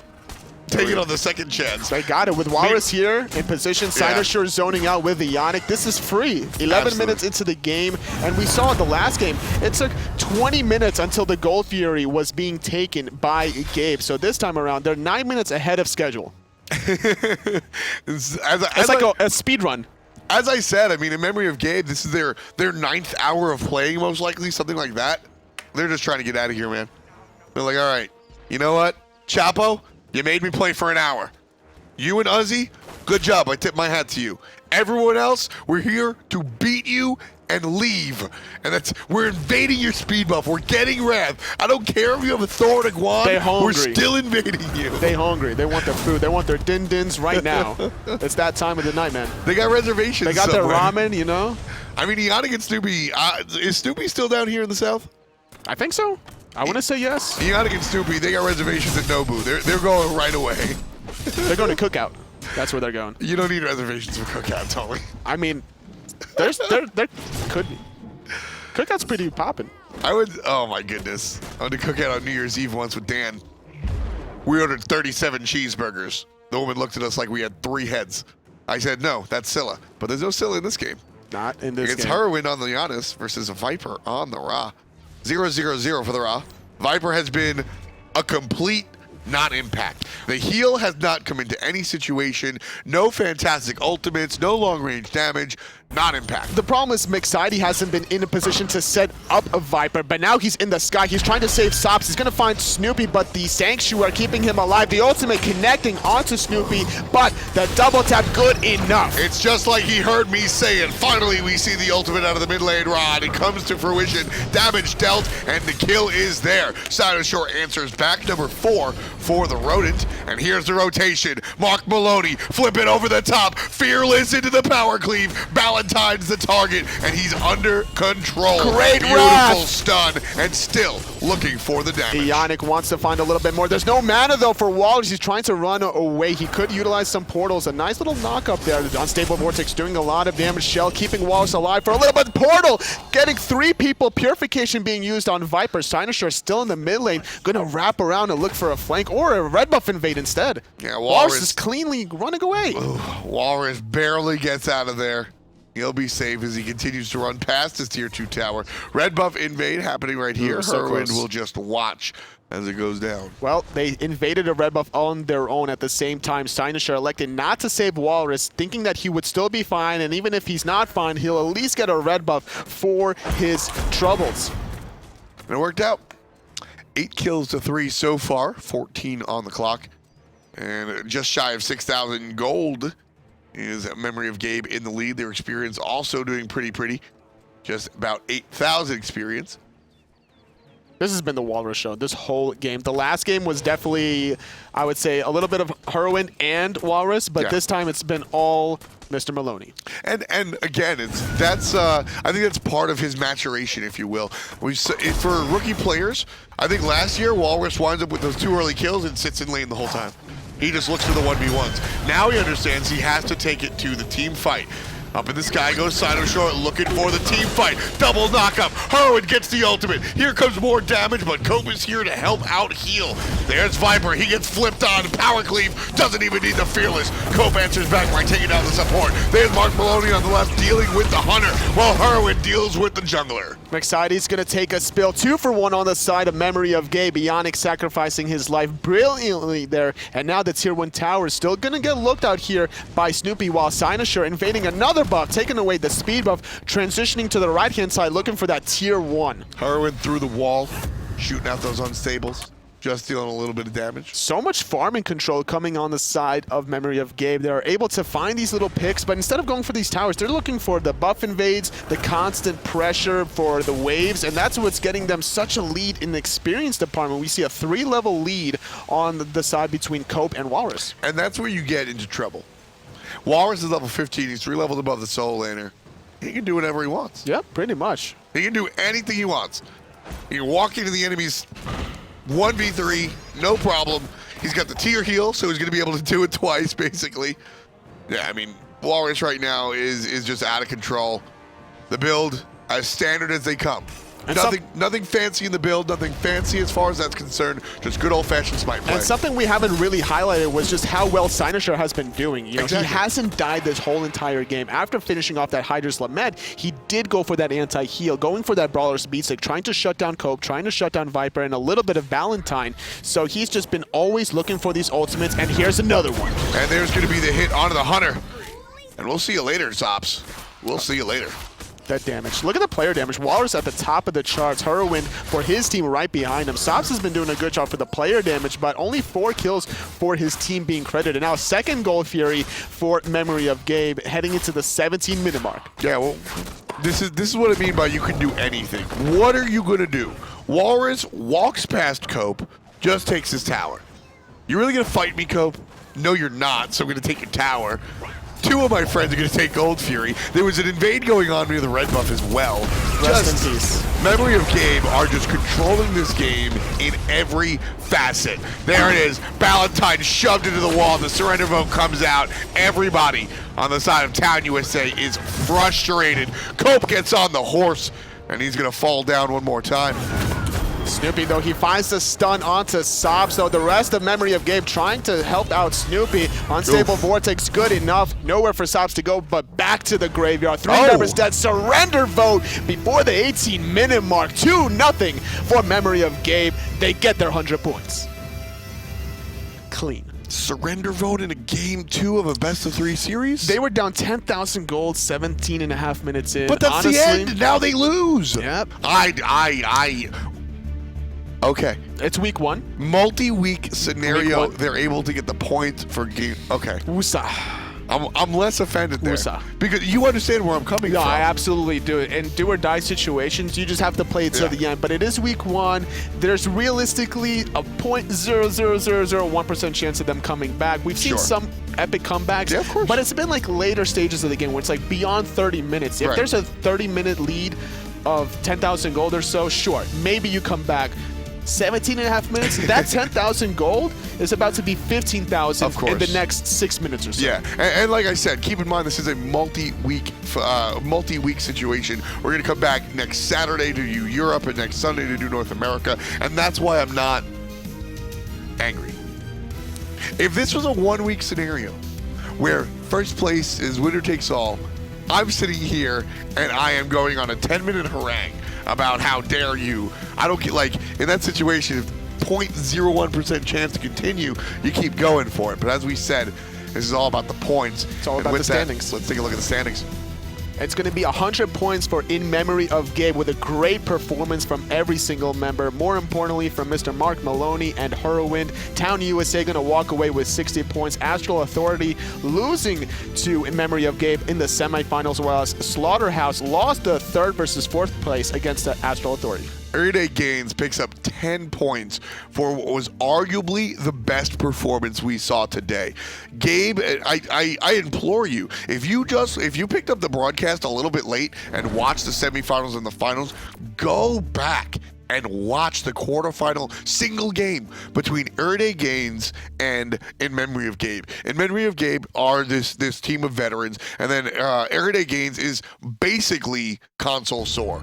They have a different hunter. Yep. It's basically console sore. And they fought for over an hour, 60 minutes and 17 seconds. They fought for over an hour against a team that just obliterated the enemy in the finals. Certainly worth a watch. And if you ask me, my personal game of the day, that's it. Absolutely. It was a great day of Smite overall for the first week of the North America Season 4 Open Bracket Qualifiers. I'm really looking forward to how these teams adapt into week number 2. Exactly. We've got a ton of teams to look out for, and as we said, very excited about where In Memory of Gabe is going. And what's even more exciting is that when we saw SOAR come out last season, right? That was the super team. It's Andy meeting up with it, and the ceiling is very close to where you start. Yep. Because, sure, synergy can build up and blah, blah, blah, but these players are where they're at. They're going to be as good as they are. Cynosure and Walrus, those ceilings are much higher. and we're already seeing them fantastically perform. They're as good as we thought they were. I am very, very excited for this upcoming season. As we said, don't forget, Saturday and Sunday, we'll see it one more time. European and North American relegations week number 2. What are you doing this week, Tolga? Anything big happening? There might be some big things happening in my neck of the woods. We'll see. I was looking for something like actually specific. Can't discuss it. Totally going clubbing. I don't know where I'm going, but I'm going to go do something. Thank you very much for joining us. We love each and every single one of you. Shouts to production for putting on a fantastic show. Shouts to Aggro and Hindu Man for locking down some of the other games. Shouts to Toli, and of course, shouts to me. We'll catch you next week. Peace, and much love to you.